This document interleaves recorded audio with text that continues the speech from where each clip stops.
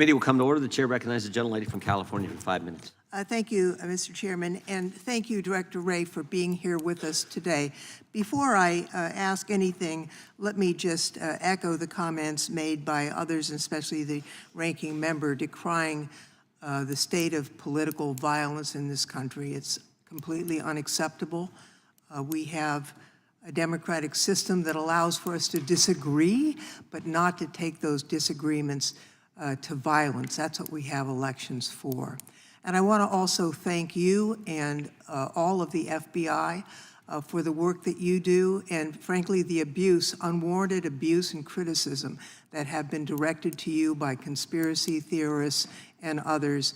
It doesn't make your hard job any easier, and I want you to know that many of us notice that and appreciate the work that you and your team are doing. Let me just ask a couple of quick questions. First, many of us are interested in the motives of the shooter here.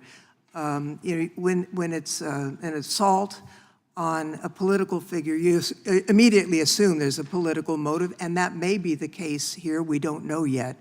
But I was interested in what you're seeing on his phone.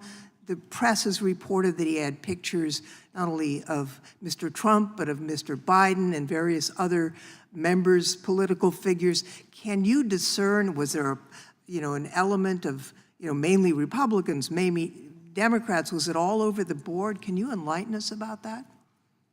Well, this is a place where it's particularly important for me to reiterate the caveat that I've included before, because in this instance in particular, we have a lot of legal process out for additional accounts and things like that that the shooter is associated with. So we're hoping to learn more, and we're still exploiting a number of the digital devices. Right.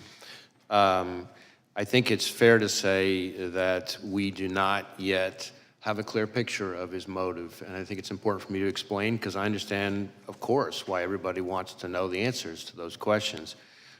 Often in an investigation, from interviewing people that the subject was in close contact with, looking at the individual's social media accounts, messages, often things, physical evidence in the person's residence. You might see a manifesto, things like that. We're not seeing that yet, but we are digging in hard because this is one of the central questions for us. What I can say is that the shooter appears to have done a lot of searches of public figures in general, but so far we're seeing kind of news articles and things like that, and so the images that have been reported about, really what we're talking about there are when you do a news search of an article, the image appears in the cache, as opposed to like a search for that specific individual. But again, I really want to be clear that that's a place that we're doing a lot of work right now, and so more to come on that. Well, I thank you for that clarification. We're interested also in the role of access to weapons when it comes to this terrible crime. The shooter used a semi-automatic rifle, really a weapon of war, that sadly has also been used in mass shootings around the country, including in my own district. It seems to me that the assault weapons ban that was once in place has to be a part of the national answer to curbing the epidemic of gun violence in America. I wonder if you could, with your help, Director Wray, understand a few aspects of the investigation. It's my understanding that the Bureau of Alcohol, Tobacco, Firearms, and Explosives, ATF, was quickly able to trace the gun's purchaser, using records from an out-of-business gun store, records that the government is required to correct. Some of my colleagues on the other side of the aisle have suggested that collection should stop. There have been efforts to digitize it, which have been resisted. Can you tell us about how the origin of this gun purchase was discovered and the technology used? I guess what I can say is we located a number of firearms associated with the shooter and his family. I think it was a total of, 14 in the house. The weapon that he used for the attempted assassination was an AR-style rifle that was purchased legally, that he, is my understanding, acquired, I think bought actually from his father, who was the one who originally bought it, again, legally. Thank you, Mr. Chairman. My time has expired, so I yield back. Gentlelady yields back. Gentleman from California is recognized. Thank you. Director, I'll try to ask questions that are answerable too. I think that's been done pretty well on both sides. You do the advanced threat assessment and deliver that information as to the general threat and then specifics as to protected people to the Secret Service. Is that correct? Well, sort of. The Secret Service does a threat assessment, but they're doing that based on intelligence that they receive from a number of sources, including, of course, the FBI. So we share, whenever we have threat information related to a particular individual or a protectee, then we share it with the Secret Service at a number of levels. So you're a participant, but ultimately the responsibility for threat assessment as to these individuals belongs to the Secret Service. Well, again, the threat assessment for the individual belongs to the Secret Service, but we are an important part of that because we share threat information, if we have any. They get threat information from a variety of sources. So, and you get them from that same variety of sources. They've got no sources that are excluded from the FBI, do they? Well, I don't know. I'm not aware of any that are excluded from the FBI, but they may receive information that comes directly to them that didn't come to us. Sure. Okay. Director, do you believe that former President Trump was a high-risk threat under your assessment? Well, I believe that former President Trump, really, frankly, like any president or former president, is a very high-profile figure and attracts a lot of, unfortunately, of the kind of threats we've been talking about. It's fair to say, not on a scale of 1 to 1,000,000 with little nuances, but on a scale of 1 to 10, President Trump's risk was very similar to a current president, very similar to, because he was the presumptive nominee and leading in the polls and so on, that he was a high risk by any standard. Is that correct? Certainly, there's a reason why he has so much protection around him. Okay.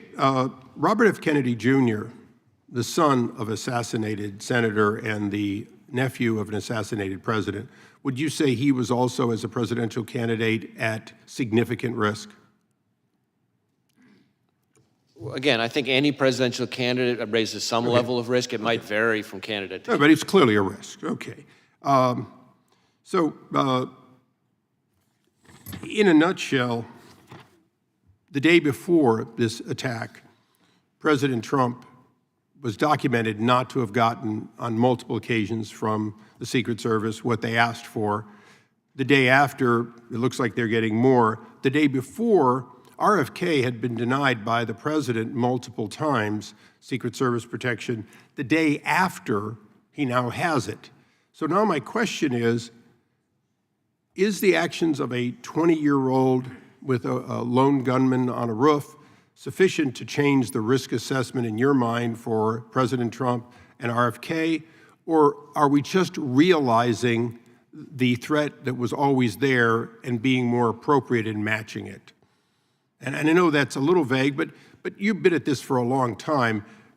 Hindsight is 20/20. Now that we have hindsight, is it fair to say that giving Robert F. Kennedy Jr. security, upping the security, including drones, overhead support for the president, former president, these are all things that in hindsight should have been done the day before? Well, let me try to answer your question this way. Of course, as I said, the assessments of the level of security to be provided to individual protectees. No, I understand it's a Secret Service decision. But what I would say to you is that, and I've been saying for quite some time, including in front of committees of this Congress, that we are in an elevated threat environment, and we have been for some time. And that comes from a variety of quarters. It is, quite frankly, a dangerous time to be a prominent public official. And in regards to that, the other side has spent a lot of time talking about what people on the right have said. But there was an attempted assassination on a Supreme Court justice.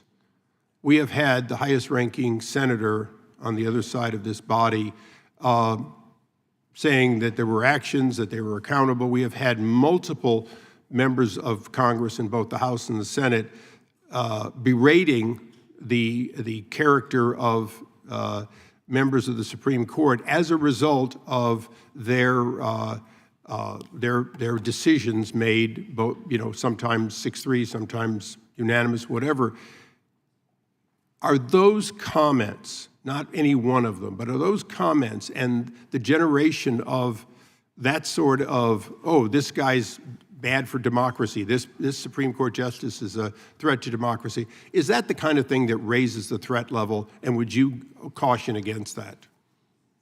Well, I do believe that we've seen an increase in threats of violence, which again, that's the FBI's lane, not rhetoric, no matter how despicable or heated it is, but violence and threats of violence. We have seen an uptick in threats towards judges, among other prominent public officials, including, as you say, a case that we helped investigate involving a threat to a sitting Supreme Court justice. An attempt. An attempt. Yeah, thank correct. you. Right. I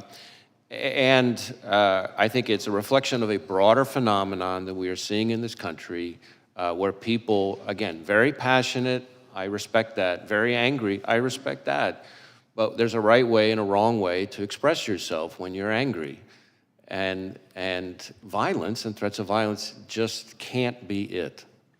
And that's where we fit in. It's not my role as FBI director to call out particular people's rhetoric.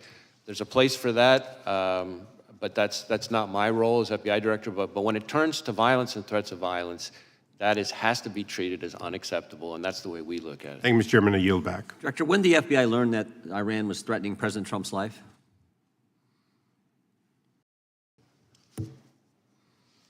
So I want to be a little bit careful here, not to talk about specific classified information, but we have been for quite some time, and I'll stick with what's in the open record. We, for some time, and I in particular for some time, have been calling out the efforts by the Iranian government to attempt to retaliate for the killing of Soleimani by going after current or former prominent U.S. officials, and we've even had an indictment against it. And I think that we need to recognize the brazenness of the Iranian regime, including right here in the United States.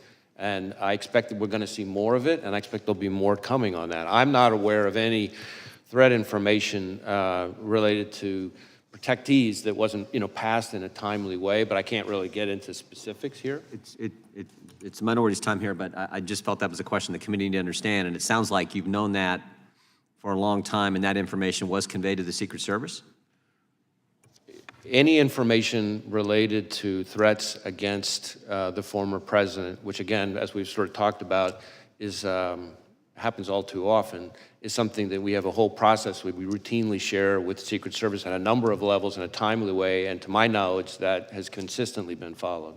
Gentleman from Georgia is recognized. Thank you, Mr. Chairman. Thank you for being here, Director Wray.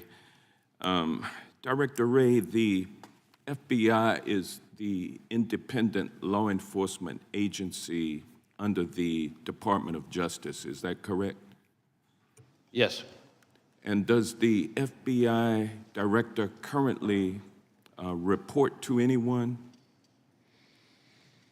Well, you mean in a chain of command Yes. reporting structure kind of Yes. thing? Yeah, so the FBI is part of the Justice Department. On the org chart, you would see that the FBI director, and this has been true for decades, reports to the Deputy Attorney General, who reports to the Attorney General. Obviously, reports in a communication sense, I report to any number of people. As opposed to a micromanagement reporting system. Correct. And you would take issue, would you not, with any proposal that would change or alter that chain of command and place you or place a FBI director in the position of reporting directly to the president? Would you not? You would oppose that? I don't think that would be a wise reporting structure. I think the structure that we've had for decades now makes sense. I think there's a difference between independence in a sort of organizational structure perspective and independence in terms of the way you do the work. Obviously, the reporting FBI, directly- the FBI is part of the Justice Department. Well, reporting directly to the president would eliminate your independence, would it not? I don't think it would help. Yeah. And you're familiar with Project 2025, are you not?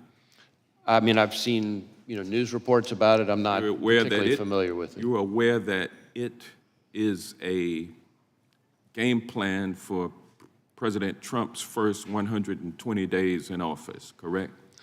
I'm really not familiar with the details. Again, I've seen reporting about it. It is, and what he proposes to do is to force the FBI director to appoint, report directly to him. That's what he wants to do within the first 120 days. He also wants to eliminate the position of FBI General Counsel. That is also set forth in Project 2025. How would you recommend that?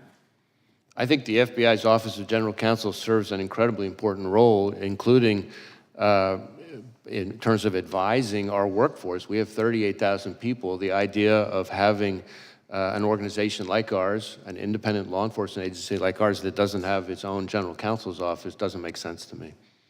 Well, it would seem like any proposal that would force the director to report to the president, and then there would be no legal counsel for the director of the FBI. That seems like it's an attempt to neuter the FBI and render it accountable only to the president. Isn't that correct? Well, let me put it this way. I recognize that the FBI director, this FBI director and every FBI director before me serves at the pleasure of the president. And that's part of our system. I was appointed by President Trump. I respect that. I think that's a part of our structure. But independence in terms of how we do our work is what matters to me. And we need to be able to do our work in a way that is free from political interference. Well, you wouldn't be able to do that by reporting everything you do to the president and getting his authority and approval before you take action, correct? I don't think that would be a wise approach. And then there's even a proposal to replace many of those 38,000 dedicated civil servants who work for the FBI, replace them with a MAGA group that has pledged its allegiance to Donald Trump. What danger would that bring to the FBI if that were to happen? Well, again, I haven't read or reviewed this thing that you're assuming referring to. what I say is but, true.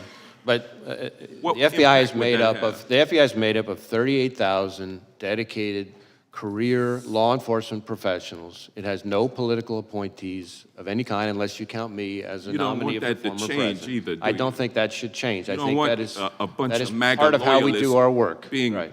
being the employees of the FBI. We're coming up on 116 it would- years of the FBI, and that's the way it has been for It 116 would years. be for a reason. crazy to take 38,000 MAGA loyalists and put them at the FBI. That's frightening. That's what Project 2025 proposes, and I'm glad to know that you are not with that program, and with that I yield back. Gentleman yields back. Gentleman from Florida is recognized. Was the shooter on the FBI's radar in any way prior to the assassination attempt? We did not have any information about the shooter. He was not in our holdings before the shooting. No communication in any chat rooms, no CIs or confidential human sources have any interaction with No, we've run a thorough search for the subject through all of our holdings, and he was not in them anywhere. Were there any FBI agents or informants present at the Trump rally in Butler? Not to my knowledge.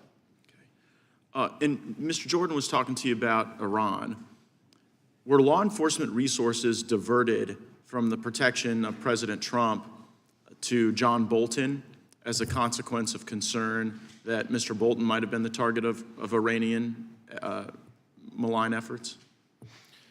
That's really a Secret Service decision. I don't know the answer to that. That's really something they would know better. What I can tell you is that there are a number of individuals. You mentioned one who we've brought a case a specific criminal case for the Iranians targeting for assassination, but how the Are you Secret gonna get that Service answer allocates- to us, whether or not resources were diverted from Trump to Bolton? Is that just gonna be part of your review? I think that's going to be part of the reviews by the Inspector General. The Inspector and General for after- DHS, right?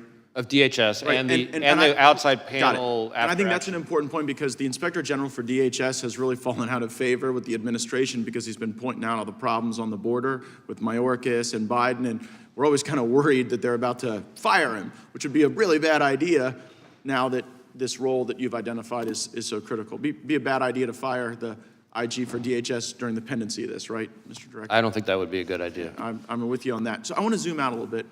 How often do you brief President Biden? You mean on this No, just specific generally. case? No, in your role as FBI director.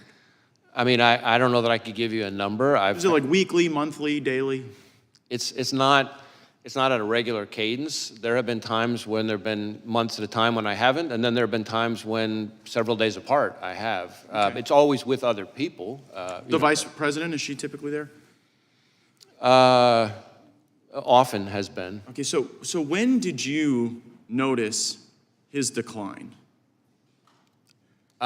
In my interactions, in my role, all my interactions with the current president have been completely professional. Right, but I mean the cognitive decline. I'm not saying he treated you unprofessionally, just maybe not picking things up as quickly as he used to. Again, I don't meet with him very often, but what you're describing is not something that I've observed during my interactions with him. I mean, we've had it observed so often that the ranking member and Mr. Schiff on this committee have said that he could no longer continue as a candidate. And so, since you're the FBI director, I was just sort of wondering, like, who's running the country? Like if something bad happened, you'd have to go brief President Biden about it right now? God forbid? And on any number of occasions, I have briefed the president, and as I said, those briefings have all been uneventful and unremarkable. Oh, I could imagine them being uneventful. But in the work where the vice president's also present, like you say, there's like more than half the time there's these briefings, she's there too? I don't know if I'd said more than half the time. Certainly, there have been times where she's been present. There have been other times where she hasn't. I take you at your word when you say this is the most complicated threat environment you've ever observed over a long career in law enforcement. And I'm just kind of wondering, with this assassination attempt, with the invasion at our border, with all the Hamas that have been let in that you've talked about and briefed about, like, is Biden up to it? And if he's not up to it, and you're a guy who's been regularly briefing him, like, who's been in on this conspiracy to hide the real Joe Biden from all of us for years? It never occurred to you that this guy wasn't up to it in all these briefings you did? As I said, my briefings with the president have all been completely fine. Were they I between briefed, 10 a.m. and he's 4 asked p.m.? questions. There hasn't been anything of note in the area that you're talking about. Yeah, did you ever have to brief him before 10 a.m. or after 4 p.m.? We hear those are as good hours. I certainly, times that I have briefed have included outside those hours. Right, okay. I just, I think the American people want to know how we got to this point with someone who's so diminished his own party has basically put him out to pasture. And since you had close proximity and the vice president had close proximity, I'm just kind of wondering if you were being straight with all of us about how things were going with him. I guess we'll have to figure that out. You can count on me to be straight with you, sir. We'll see. Gentleman yields back. Gentleman from Tennessee is recognized. Thank you. Firstly, I'd like to recognize, unfortunately, the fact that our colleague and my colleagues, side by side, mate for many, many years in this committee, Sheila Jackson Lee, is no longer with us. She was a great member and a force for America, and her loss is felt and is great. Secondly, I'd like to say to the FBI director that there were some remarks made when you were introduced, preemptory remarks, saying that people don't have great faith in the FBI and et cetera, et cetera, et cetera. I have great faith in the FBI, and I think most of us on this side of the aisle do. And we appreciate your work and appreciate your being here. Some on the other side of the aisle have cast aspersions upon the FBI and upon law enforcement. And if they don't want to support law enforcement, that's their business. But I support law enforcement, and the FBI is the top rank of law enforcement in our country. So I thank you and all of your people that work with you. Secondly, there's been some questions about the FBI maybe being weaponized. Did President Biden ever ask you to get involved in the case in Orlando, Florida, where Kevin McCarthy says that Mr. Gates is investigated for some sexual involvement with a 17-year-old girl? Did the president or anybody in the Democratic Party, as Mr. McCarthy has suggested, weaponized you and tried to get you involved in that case? No, sir. Good, thank you. Just wanted to make sure of that. Butler, Pennsylvania, I read something about a ladder. He used a ladder to get up on that roof, and that the ladder was found somewhere a distance away. Is that true? So we do know that he purchased a ladder. I think, if I recall correctly, it was about a 5-foot tall type of ladder. But importantly, we did not find the ladder at the scene. So it's not clear that he used the ladder to get on top of the roof. So you don't think we're the ladder... still digging into all that, things related to the ladder and his access to the roof. But he did buy a ladder, but the ladder was not found at the scene. Ladder didn't have any feet on it. It didn't walk off. Oh, yeah, right. Thank you, sir. There have been a lot of threats against public officials. We've seen Mr. Scalise terribly shot, and we saw Gabby Gifford shot, and other Congress people, and many of us have had death threats. And the FBI has, I think, been made aware of those to help protect us, and I appreciate that greatly. But we've also had election officials and poll workers threatened. What is the FBI doing in consultation with other law enforcement to ensure every eligible voter can safely and confidently cast a ballot this year? So when it comes to threats to election workers in particular, we participate in the election threats task force that DOJ set up. We also, and there have been quite a number already of arrests and convictions under that task force. We have got a number of investigations underway that involve all kinds of threats to election workers, ranging from online threats to, there was even some mailings that included fentanyl. So there's been a number of types of threats to election workers. And these are, after all, people who are putting in their own time for the good of the country to try to help us have a functioning democracy. And so the idea that they would be targeted with violence is just outrageous. We are sharing information with election officials about things to be on the lookout for. We have election crime coordinators in all 50 states. You'll be prepared for Election Day with additional, FBI will be looking out for. Yes. Thank you, thank you. Jeffrey Epstein, been in the news a lot lately about involvement with certain people high in politics involved. Did the FBI conduct the raid on his townhouse in New York when he was incarcerated in New York? There was a raid on his East Side townhouse. Well, I don't know about a raid. I know we executed a number of searches in the course of our fairly extensive investigation related to Mr. Epstein. Can you tell me if, during that search, if you came across and have within the possession of the FBI tapes of him with other individuals that he might have taken in, people in compromising positions? Yeah, I don't know that there's anything I can share related to that. I can see if there's information we could provide and maybe get back to you on it. If there were tapes of people in prominent positions, friends of his he posed for pictures with, possibly in compromising positions, it would be, the public, I think, has a right to see those. Well, I mean, how we handle evidence recovered in a criminal investigation has all kinds of rules that apply to it. I recognize the intense public interest in the subject, but we'd have to follow our rules. But I'm happy, like I said, I'm happy to follow up with my team on it. Thank you, sir, and I appreciate your service, and thank you for being here today. The gentleman yield the last 5. The chair now recognizes the gentleman from Arizona. Thank you, Mr. Chairman, and thank you, Director Wray, for being here. How many shots did the shooter fire? Well, we know that he fired at least 8 because we recovered 8 cartridges on the roof. Okay, and are all the cartridges and the unspent bullets, have they been, you know how many there are? You've accounted for all of those? We yeah. We believe we have. Again, there was lots of work still ongoing, but yes, we believe we have accounted. And did the recovered shells, the cartridges, match the shooter's rifle? My recollection is yes. Okay. And you conducted analysis that confirms that? Well, we work with ATF, but yes, so some of the work has been divided up. But.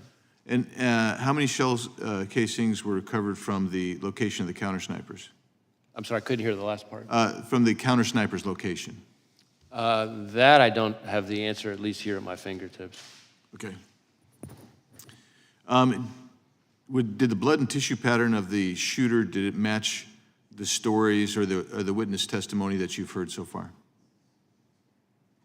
Can you, well, I'm not sure I'm following the question. Well, I assume you've interviewed the counter snipers, or you have that evidence, and other witnesses describing the kill of the shooter. And I'm wondering if the blood and tissue and brain matter is consistent with the testimony that you're receiving. In other words, is the physical... In terms of the manner of death? Exactly. Is the Yeah. physical evidence consistent with where the shot from the counter sniper took place? Yeah, so the autopsy is being handled by, as is not unusual, the state authorities. My understanding is, thus far, I don't think it's fully complete, which is not, again, not totally unusual. But so far, nothing remarkable on that front. That's from the body itself, but from actually the scene where the shooter was found, is everything consistent with the testimony, the physical evidence at the scene? Is that consistent with the testimony you've seen, that you've heard so far? So far, yes. Again, ongoing investigation. Were you able to determine whether the shooter took the gun up with him when he climbed up to the top of the roof, or was it already placed there somewhere?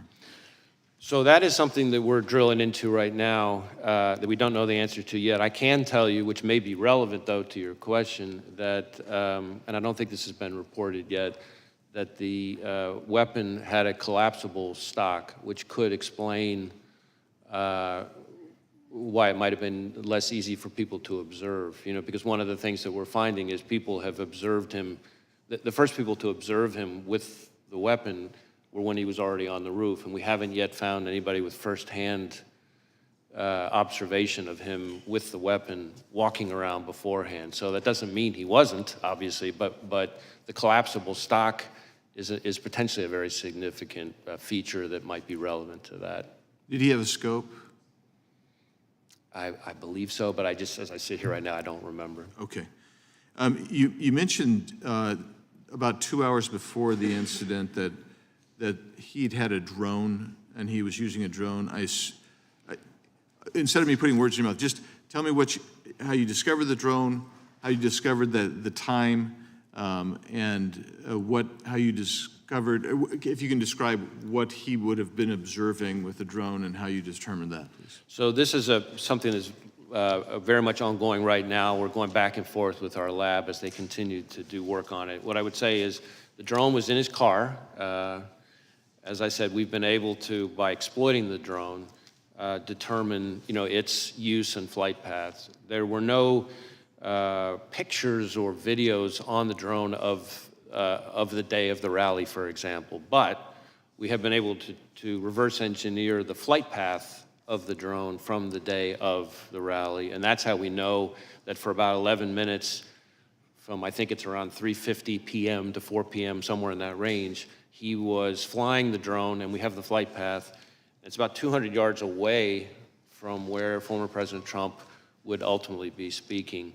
And so that would have primarily given him a vantage point. I'm trying to think how to describe this. If the former president's podium is that way, Yeah.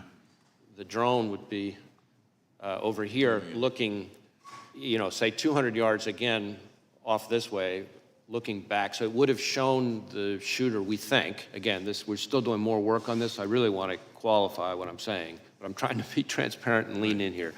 We think it would have shown him kind of what would have been behind him. But when you say behind him, behind the shooter? Correct. Like, in other words, almost like giving him a rear view mirror of the scene behind him, except again, he wasn't flying it overhead while he was later back for the assassination. But he would have had, with the drone, he would have been able to also assess kind of what, because the stage, I assume, was already set, he would have been able to assess that angle with the rooftop as well, forward and backward, I assume. Well, certainly going towards the towards the podium. Again, we're still trying to figure out exactly what he saw, because we're having to, in effect, because there's no recording of what he saw during those 11 minutes, you know, our hypothesis at this point, the experts think he would have been live streaming it. And so we're trying to, in effect, say, okay, well, if this was the flight pattern, given these capabilities of the drone, what would you have seen? What could you have seen for those 11 minutes? And again, it wasn't over the stage or the kind of the hub of the rally. It was about 200 yards away, but it looks like it would have been looking, let's say, you know, length of a football field or so, more, you know, kind of towards the podium. Great, thank you, Mr. How many separate times was the shooter on the premises? So again, with the caveat that we're continuing to do work on it, we believe that the first time he traveled to the grounds was, I think, a week before, and he spent roughly 20 minutes there. Then he went to the grounds again on the morning of the event, it appears, for about 70 minutes, I think, but again, I qualify that. I'd have to go back and look to be sure of that part. And then he came back in the afternoon, so that would be, I guess, a third time for good. But that included things like this drone activity we just talked about. Gentleman from California is recognized. Thank you, Mr. Chairman. Director, thank you for appearing. Thank you for the extraordinary job that you're doing. Please convey our thanks to the men and women at the Bureau for their incredible work. I've worked with them since I was an assistant U.S. attorney more than 30 years ago. Let me start with a threshold question I'm curious about. When I applied to be an assistant U.S. attorney, I had to go through a background check. Do candidates for the FBI have to go through background checks? Yes. Would someone with dozens of felony convictions survive a background check for the Bureau? No. So they would never be hired by the Bureau? No. Well, clearly the Bureau has, you don't have to comment on this, I know you won't, but clearly the Bureau has higher standards for their hiring than one of America's great political parties. Let me turn to the events of the tragic shooting. Have you been able to gain access to the shooter's electronic communications, social media, and with the caveats that you mentioned that the investigation is still early, have you been able to make any deductions or are there any indications of the shooter's motivation from those electronic holdings? So in terms of our ability to access it, we have been able to get into and exploit a number of electronic devices, digital devices, but not all of them yet. And then within his various accounts, we've been able to get access to some of them, but some of them we're still waiting on. Some of them we may never get access to because of the encryption issue, that it presents an increasingly vexing barrier for law enforcement, not just the FBI, but for law enforcement all over the country. But we're still drilling into that. We have some information. Some places we've been able to look, some places we will be able to look, some places we may never be able to see, no matter how good our legal process is. But that's what we're looking at right now. In terms of what we've been able to find so far, a lot of the usual repositories of information have not yielded anything notable in terms of motive or like ideology. Having said that, it does appear fairly clear that he was interested in public figures, kind of more broadly, and I think this is important, that starting somewhere around July 6th or so, he became very focused on former President Trump and this rally. And so one of the things that I can share here today that has not been shared yet is that we've just in the last couple of days found that from our review, to your point about devices, analysis of a laptop that the investigation ties to the shooter reveals that on July 6th, he did a Google search for, quote, how far away was Oswald from Kennedy? And so that's a search that obviously is significant in terms of his state of mind. That is the same day that it appears that he registered for the Butler rally. And when you say that his electronic holdings indicated an interest in different public figures, without revealing anything you're not comfortable revealing about those public figures, can you tell us anything generally about them, either the offices they hold, their political party, or was it simply people of a high profile? Well, a couple things. First,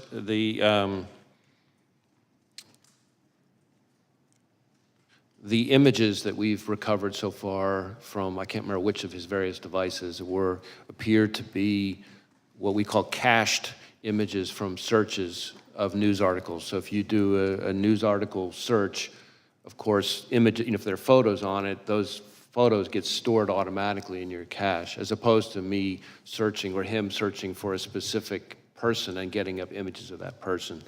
As far as the pictures that are like that, there doesn't seem to be a whole lot of rhyme or reason to it so far, other than these are all prominent public people, but they cover both parties, they cover both U.S. people and even some foreign public officials.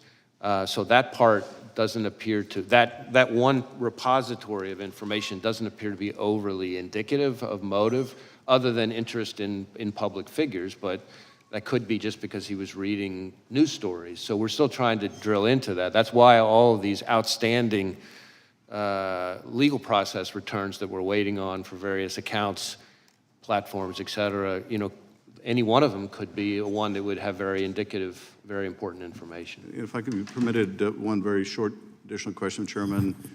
From that, any indication of any other particular target, that is someone who was not just sort of generically the subject of the searches you described, but for which there was more of an interest than others? There's the information I just described at the moment does not appear particularly indicative of targeting in its own right. But again, that dot, once we get other information, could connect in a way that might be more meaningful. But I'm sharing that piece of information with this committee and with the American public, but I think it's important that we put down a qualification. This does not appear to be some kind of target list or something like that. This is cached images from running searches of news stories.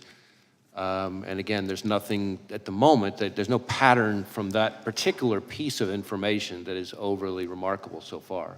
Thank you. Thank you, Chairman. Gentleman yields back. Gentleman from California is recognized. Mr. Director, you previously told us that you consider the situation on the southern border to be a massive security threat to our country. Is that still your assessment?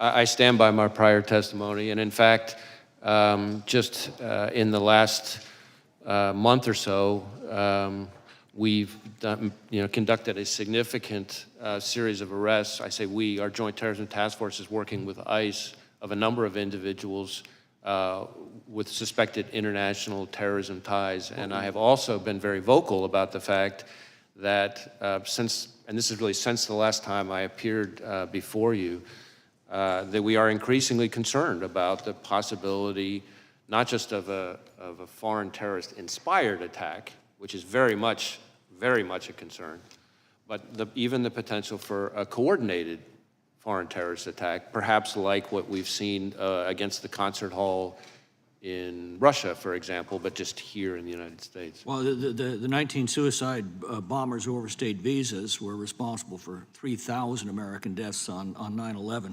What's your best estimate of the number of foreign terrorists who are now in our country? I don't know that I could give you that number. What I can tell you is we have lots of foreign terrorism-related investigations, but that doesn't mean that all of them came in, illegally or anything like that. It seems to me that the simplest act of terrorism would be for dozens of guerrillas to attack low-security, high-density venues, for example, Friday night high school football games all across the country at the same hour, with bombs and automatic weapons. That would produce thousands of casualties from coast to coast in a matter of minutes. How likely is such a scenario? Well, what you're describing would require, of course, a lot of coordination. But what I will tell you, and I think you're onto a particularly important point from my perspective, which is that unlike the 9/11 attacks, which, again, I was in FBI headquarters on the day of 9/11, and so I remember it vividly, and I've spent plenty of time in the period after that in my prior positions engaged with the families and the victims. But what we're seeing more and more with the foreign terrorist threat, and frankly, also the domestic terrorism threat, is a focus on kind of like what you're talking about, well, what I would call soft targets, which is really for the American people's benefit, just intelligence community speak for where everyday people live their everyday lives. What terrorist groups have now infiltrated our country that you're tracking?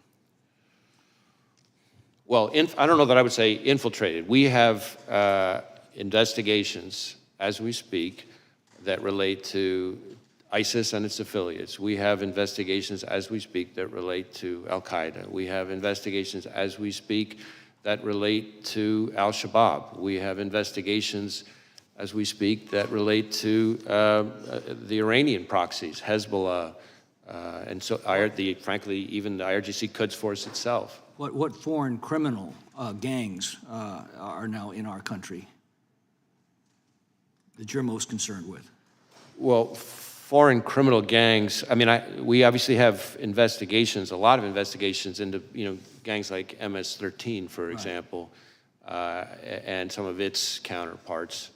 Although I think if you were to talk to most chiefs and sheriffs like I'm doing every week, we shouldn't underestimate how prevalent neighborhood gangs are, really. It's a lot of the gang violence that... Well, I'm concerned about those that we've allowed in through the southern border and what threat they are now posing. Do you believe that the vetting performed at the southwest border is adequate to ensure that aliens with terrorist or criminal gang ties are not being released into the United States? Well, it's not really for me to speak to the vetting. What I would tell you is that... you have to deal with it once they're released into the United States. And one of the concerns that I have, which I touched on briefly in my opening, is there's been a lot of focus on the number of known or suspected terrorists encountered at the border, and that number has increased over the last 5 or 6 years, and that should be of concern. But frankly, to me, the bigger concern is individuals who weren't either weren't on the watch list at the time they came in because there wasn't information known yet that ties them to terrorism, and it's only after they get in that some new piece of information develops somewhere overseas, and now we know. That's a bigger concern. We've been warned that they basically vet against a blank sheet of paper. If they don't have a record in this country, Border Patrol probably doesn't have any record. They're released into the country, and you find out later of the dangers. Or if they use fake documents and there aren't biometrics to connect them. Sometimes there are people who come in who, because of the nature of the threat information that puts somebody on the watch list, there wasn't, fingerprints from the person at the time, because not every piece of intelligence comes with fingerprints. So then the guy comes in using a fake ID, and of course, there's no reason to connect them. And of course, the 2 million gotaways you know absolutely nothing about. Exactly. Well, I don't know about absolutely nothing, because we may come across them in other things. I mean, one of the key parts of our collective defense here is that we work with 800,000 sworn law enforcement across the country, and we train them on the right questions to ask and things like that, so that we can build in additional eyes and ears if they, do a traffic stop or whatever happens to be. We run a greater chance of leveraging all that to pick up people who may have slipped through the cracks. Gentleman yields back. The gentleman from California is recognized. Director, we're about 100 days until the election. Russia has attacked our democracy in past elections. Are they seeking to do it in this one? We assess that the Russian government continues to want to influence and in various ways interfere with our democracy, with our electoral process. In fact, just in the last few weeks, we announced a significant disruption of a generative AI-enhanced social media, bot farm, essentially, of the Russians that was designed to be an influence operation, and some of the fake fictitious profiles of those bots purported to be U.S. persons. So they're still at it. We've seen that in election cycle after election cycle. Do the Russians have a preferred candidate? I'm not sure that I could speak to that here, but certainly what I would tell you is it's not just the Russians, and I think that's important for people to know too. There's a lot of attention to the Russians, as there should be, but we also know, you may recall that in 2020, Director Ratcliffe and I announced an effort by the Iranians to try to interfere, and more recently, we've had indictments related to China. 34 Chinese MPS officers creating fictitious personas, posting false information online, full of narratives designed to sow divisiveness, discord, undermine us. And I'm talking about narratives that they were pushing, again, purporting to be Americans, but actually Chinese MPS officers.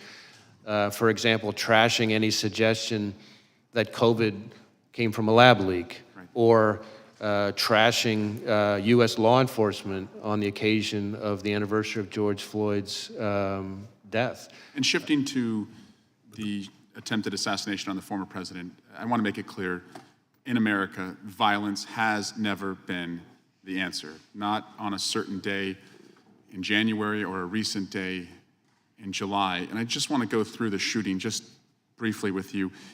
How many armed officers were within the perimeter, just ballpark figure?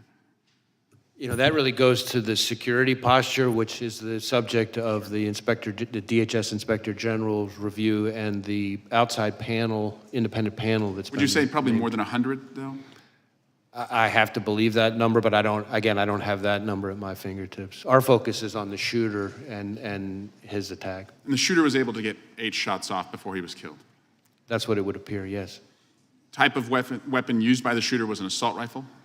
Was an AR-style rifle. So that means one trigger pull, one round, is that right? Essentially. Do you like to shoot? Do I? Yeah.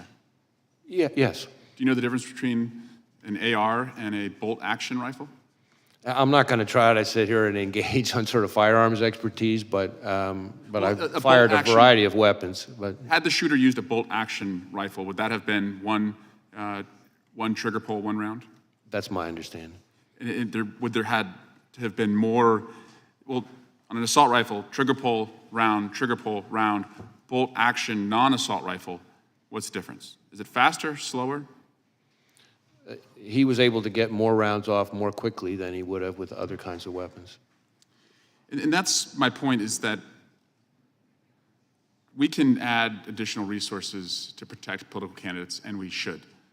The people who went to that rally deserved to be protected from gun violence, just like the students at Parkland deserve to be protected from gun violence, just like the babies at Sandy Hook deserve to be protected from gun violence.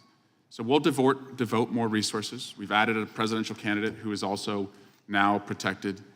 But if we're being honest with ourselves, we have armed this country to the teeth. And we have allowed the most dangerous people to have access to the most dangerous weapons. And I say that as a parent of a 7-year-old and a 5-year-old and a 2-year-old, the 2 oldest who have done multiple mass shooter drills in their classrooms. I say that as a brother to 2 police officers who walk a very violent beat. And I say that as an elected official who believes that my colleagues deserve to be as safe as I deserve to be when we are at political rallies. And so we really need to step back and think, if we allow these weapons to be in our country, can we truly protect our elected officials, and can we truly protect, most importantly, our children and the next generation? I yield back. Gentleman yields back. It is good to have Mr. Massey back with us today. Some of us had a chance to go to Kentucky over the last few weeks and visit with Thomas and his family and hear all kinds of wonderful stories about Rhonda. Amazing, amazing lady, gentle spirit, and we're glad to have Mr. Massey back with us. And the next 5 minutes belong to you, Congressman. Thank you, Chairman. Director Wray, how many counter snipers were present at the rally that day, and which of the counter snipers took the shot that took out the would-be assassin? I don't have the number of counter snipers. I know it was the Secret Service counter sniper who took the shot that eliminated the shooter. And we've conducted a number of interviews, including of him. So was it one of the two that we see in the videos on top of the roof, or was it a different location that shot? I'm afraid I don't have that at my fingertips here. Okay. You mentioned that the would-be assassin bought a 5-foot ladder. You have credit card evidence of that. But it looks like on the scene there was a larger ladder that he might have used. Do you know which ladder he used to get to the roof? And do you have possession of that 5-foot ladder and the other ladder? And do you know how the taller ladder got to the scene? So this whole business about the ladder is something we're drilling into more. We do have possession of the 5-foot ladder that he purchased close in time to his attempted assassination. That we've traced the purchase of that ladder from a receipt, a bloodied receipt that he had on him at the time his body was recovered on the roof. We do not yet know for sure how exactly he got up on the roof. We're looking at, various forensic pieces to try to kind of piece that together. So more to come on that. Do you know where the 5-foot ladder was found or retrieved? Was it near the roof, or was it still in his vehicle? Neither. I don't have it in front of me, but I know that it was not. I know that it was not on scene, and I know that it was not in his vehicle. But we can circle back to you and get to that. Is there any evidence at all that he may have been in contact with somebody else before this occurred that may have had any prior knowledge or may have helped him plan this event? Well, needless to say, that is a question that we're intensely focused on, because that would obviously be incredibly meaningful. So far, underline, so far, we have not found any evidence of any accomplices or co-conspirators, foreign or domestic. And you're using geolocation data to see if his cell phone was near another cell phone, I presume? Right, we're doing lots of different kinds of cellular analysis, geolocation stuff, looking at his accounts. He, from everything we've seen, which is consistent with what we've learned in interviews, a lot of people describe him as a loner. That does kind of fit with what we're seeing in his devices. His list of contacts, for example, is very short, compared to what you would normally see from most people. So it doesn't appear to be a whole lot of interaction between him, face-to-face or digital with a lot of people. Okay, thank you. That doesn't mean there's not any, and that's why we're drilling into. We're trying to talk to anybody who's had any engagement with him whatsoever, digital, in person, classmates, coworkers, Right. et cetera. Appreciate that. And now I want to talk about another possible assassination attempt. And I'll start by showing a video of President Biden. And this is from recently. This is in the last month, if we can play that. Gallows erected to hang the Vice President, Mike Pence. I think it's fair to say it's one of the darkest days in the history of America. Okay, and he's referring to January 6th. Were there gallows erected to hang Mike Pence, as the president says here? I'm not aware of any physical gallows. I can't remember whether, from a demonstration perspective, there may not have been some kind of replica or symbol of something like that. That's my impression. Can we show, can you raise that up so you can see it? It looks like there was some kind of prop that was built. The construction doesn't look like it lends itself to actually hanging somebody. It's more of a prop, I think, as you suggested, that was erected on January 6th. But if the president were correct, that these gallows were erected to hang Mike Pence, that would be a very serious allegation, wouldn't it? I would take it very seriously, yes. Has anybody been arrested, or do you have any leads in conjunction with the erection of this gallows? We had a picture here on the screen, if you can show it again. It was just up there. There's an individual here who's seen near these gallows. Has he been arrested? Have you identified this person? I don't know that I could speak to this specific person or the the gallows that are pictured on the image, you know, we have had, I think, 850 people who have pled guilty to federal crimes related to January 6th, and I think, you know, another 180, I think it is, convicted at trials. So I can't be sure. And some of them merely for going into the Capitol, but here the president suggests that individual intended to hang Vice President Pence, which seems like kind of a wild claim myself, given the construction of those gallows. But if we are to take him seriously, or even if we aren't, let me just finish by saying this. If you have no leads or you're not sure if anybody who erected those gallows was arrested or is being investigated, you know, were there any confidential human sources involved from the FBI or any other agency in the erection of that prop, those gallows? I'm not aware of anything like that. All right, thank you, I yield back. Gentleman yields back. Gentlelady from Washington is recognized. Thank you, Mr. Chairman. Welcome, Director Wray. Political violence of any kind is dangerous, unlawful, and totally unacceptable. Just as we all watched and then unequivocally condemned the attempted assassination attempt on our former president, I wish that we could all come together to unequivocally condemn the act of political violence on January 6th, instead of defending props that were used, that were harmful, dangerous props of gallows, attempting to show what people wanted to do to Vice President Pence.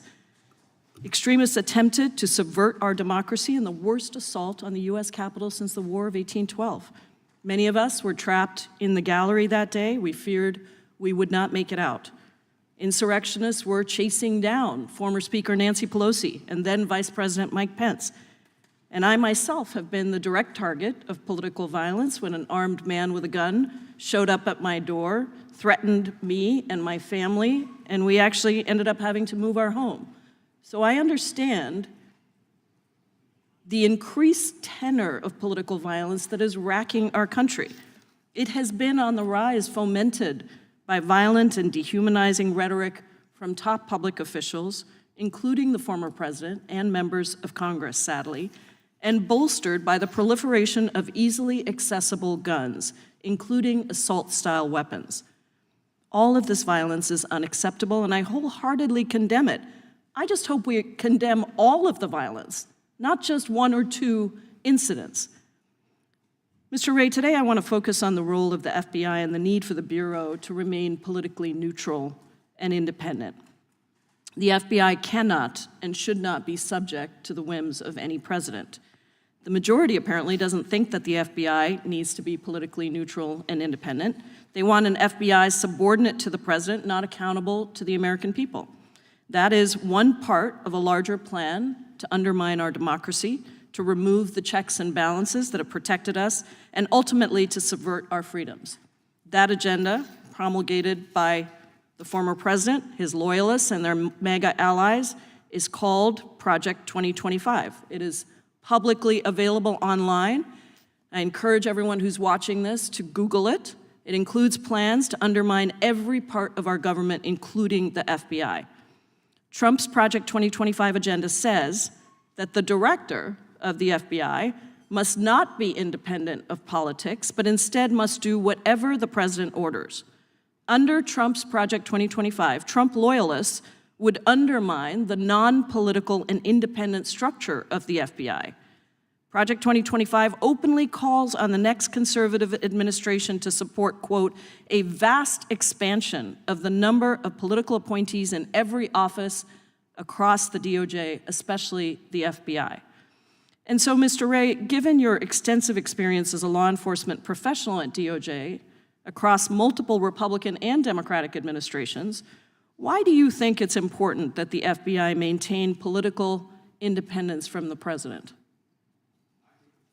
I think the FBI is and needs to stay independent, and that means protecting the American people without fear or favor, upholding the Constitution and the rule of law, and it means following the facts wherever they lead, no matter who likes it. And I add that last part because the essence of independence and objectivity is not that an investigation is going to always yield the result you want. Our independence and objectivity can't only be respected when you like the outcome. That's the very essence of objectivity. Sometimes you're going to like the result, sometimes you're not going to like the result. And that applies to everyone, including us. Any number of times we're disappointed and frustrated by the results of our investigations.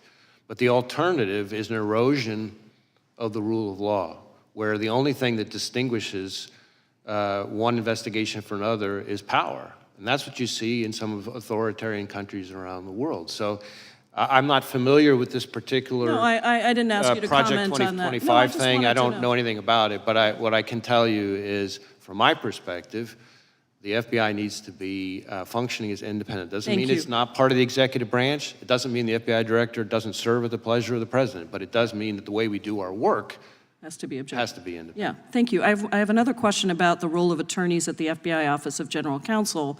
How do we protect that work? I'm sorry, could you repeat the question? The role, what role do the attorneys at the FBI Office of General Counsel play in ensuring that the Bureau respects the constitutional rights of American citizens? How do we protect that work? So in my experience, the lawyers in the Office of General Counsel play an incredibly important role in ensuring that our agents have their questions about how to comply with the law and conducting their work answered, and ensuring that we conduct our work in the right way, which means scrupulously adhering to the laws and the rules that apply to us. I just wanted to say before I yield, Mr. Chairman, that the Project 2025 also eliminates the FBI's Office of General Counsel in-house lawyers who are responsible for that role. I appreciate your indulgence, and I yield back. Gentlelady yields back. Gentleman from Wisconsin's recognized. Yeah, thank you, Mr. Chairman. I think it was when you were here December of last year, Mr. Ray, that you said blinking lights were going off in regards to the southern border and what is happening down there. Has the border situation improved in terms of your assessment with the security of Americans since you were last here in December? Well, I guess a couple things, and I appreciate the question. So first, the blinking lights comment that I made refers more broadly to the threat environment that I'm seeing as FBI director across a wide range of threats. Contributing to that in a variety of ways are the threats that emanate from the border. So it's not a comment just on the border issues, it's the threat environment that we face more broadly, in my experience in law enforcement.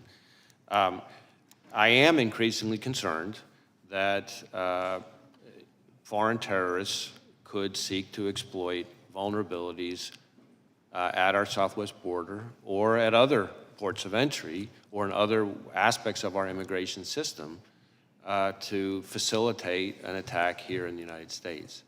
I think that is something we have to be concerned about. And there's been a lot of focus on numbers of this, numbers of that, and I understand that. But as I think was referenced in an earlier question, it doesn't take very many foreign terrorists to be a real problem. We had 19 hijackers responsible for the 9/11 attacks. And we just, not that long ago, had a case, some of the members of the committee will remember, where we charged an individual for trying to smuggle individuals in to assassinate former President Bush. Are you concerned that the Border Patrol chief, former Border Patrol chief Rodney Scott, said that he was concerned about very, very minuscule data that they were receiving? So there's all this, we are told that illegal aliens are vetted against databases, but oftentimes they're doing biometrics as they come into this country, but not looking behind it in their home countries. Does that concern you when there's not a review done in the home country? Well, we certainly need as much help as we can get from the countries of origin of these people. And when I say origin, not just where they come from originally, but countries they've come through. And the biometric enrollment piece is, of course, an important one. We have situations where even if... Are we doing a thorough enough job of reviewing them, their actions, and their lives in their home countries before they came here? Well, I mean, we need more help from our foreign partners. There's no question about that. And I think that's an important part of it. How about our domestic partners, like the CIA and others that are supposed to protect us?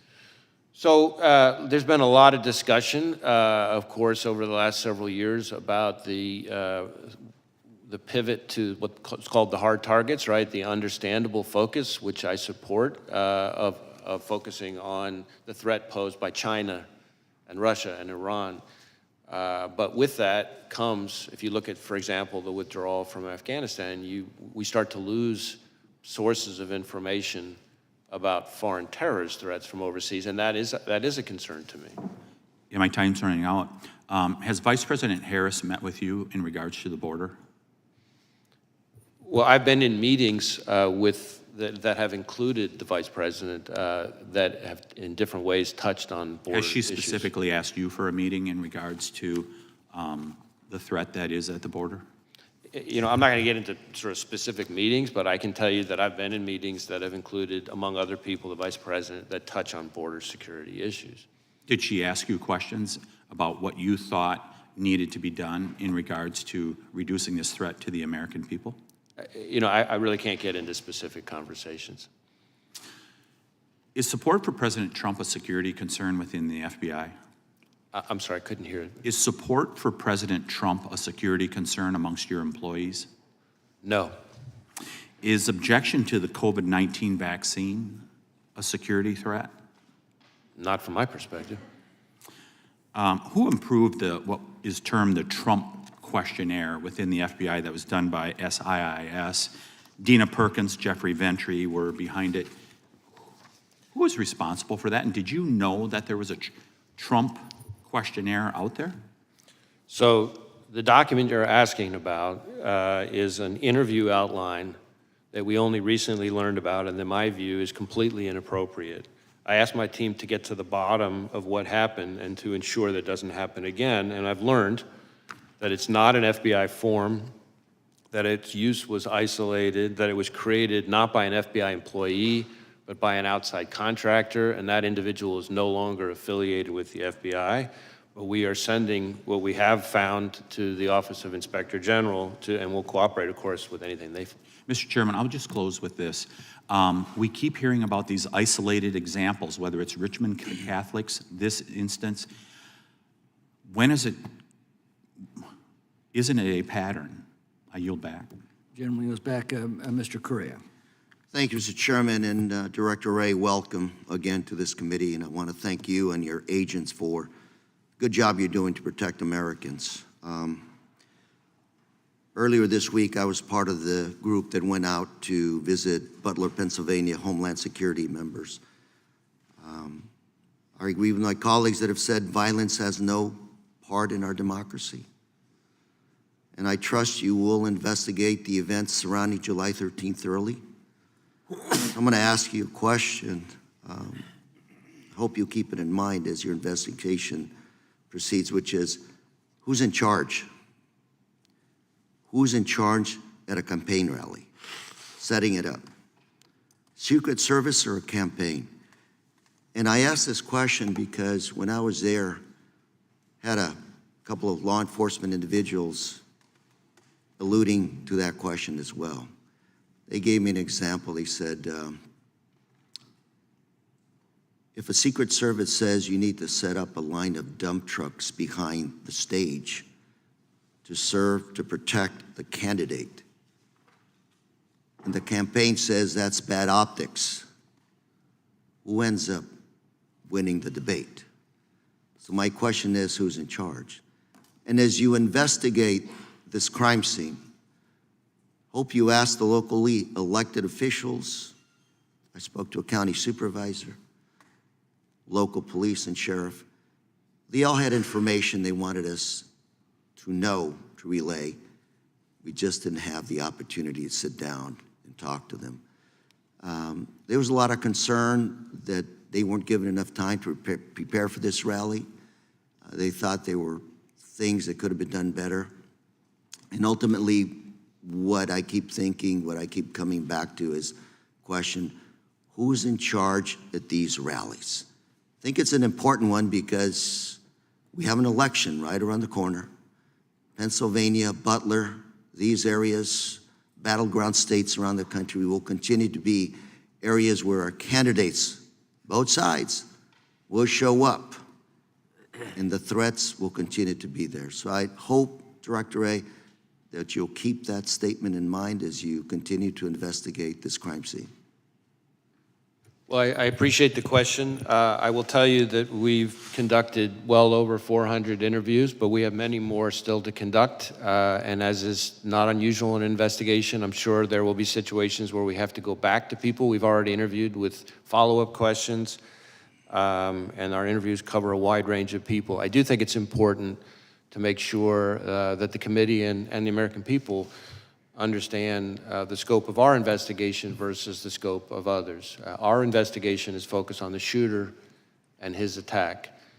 There is, of course, and I understand completely why, there are two separate reviews, one by the DHS Inspector General and the other by this outside independent panel that's been announced, that are focused on the security posture, the adequacy of the security posture at the rally, Secret Service decision-making and actions and things like that. And so I certainly understand why there are all those questions, but those are in scope of those two other reviews, and of course, whatever Congress chooses to do. Our investigation, though, because of our interviews of people who are on the scene, will relate to that in some ways, and we're going to share whatever we learn that's relevant with those other reviews. Director Ray, my last minute that I have, I'm going to flip quickly to your good job resources.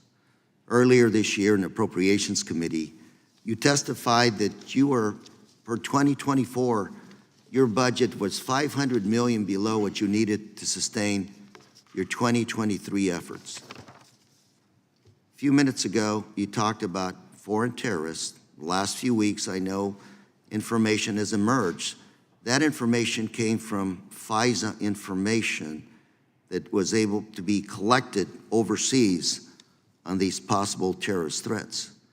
What we have here today is a domestic terrorist, what looks to be a lone wolf.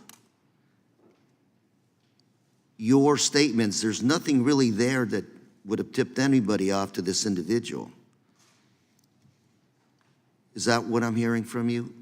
Well, I don't know that I'd go quite that far because we're still investigating a lot related to the shooter. It does appear so far that we're seeing less in his... My 6 seconds, I would just say, I would ask that you let us know what resources you need to protect the American public and our candidates in our democratic system. I appreciate the question. I would just say this.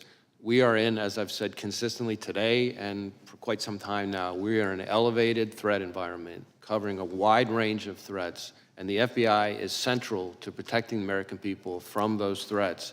And state and local law enforcement, who depend on us every day, rely on us for all sorts of services, databases, forensic support, training. I could go on and on and on. And a lot of those departments, unlike the FBI, have had a hard time recruiting. And so this is not a time to pull back on our funding because we're going to leave our brothers and sisters in state and local law enforcement twisting in the wind, and then by extension, the American people we're all collectively sworn to protect. Thank you, and Mr. Chair, I yield. Gentleman yields back. Gentleman from Texas recognized. Thank you, Chairman. Thank you, Director Ray, for being here. When did you last speak with President Biden?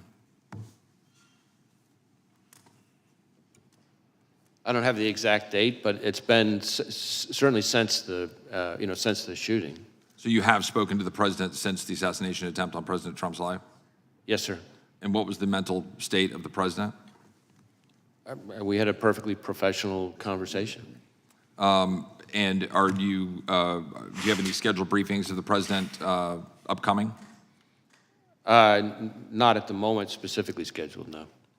In 2016 and 2015, top FBI officials infamously texted about, quote, their insurance policy to make sure Trump was never elected or inaugurated as president. Have any FBI agents texted, emailed, or expressed disappointment that Trump survived the assassination attempt or otherwise editorialized about the assassination attempt? I don't know about any agents. There have been at least 2 instances, I think, or 1 instance of an individual who posted something that I consider outrageous and totally inappropriate and unacceptable. And that individual has been referred to our inspection division, which is the arm, our sort of internal affairs investigatory arm that does the disciplinary process. Okay. Will you report back to this committee any other incidents? I'll do my best to share information with the committee. You testified earlier that the FBI maintains high standards irrespective of so-called diversity efforts.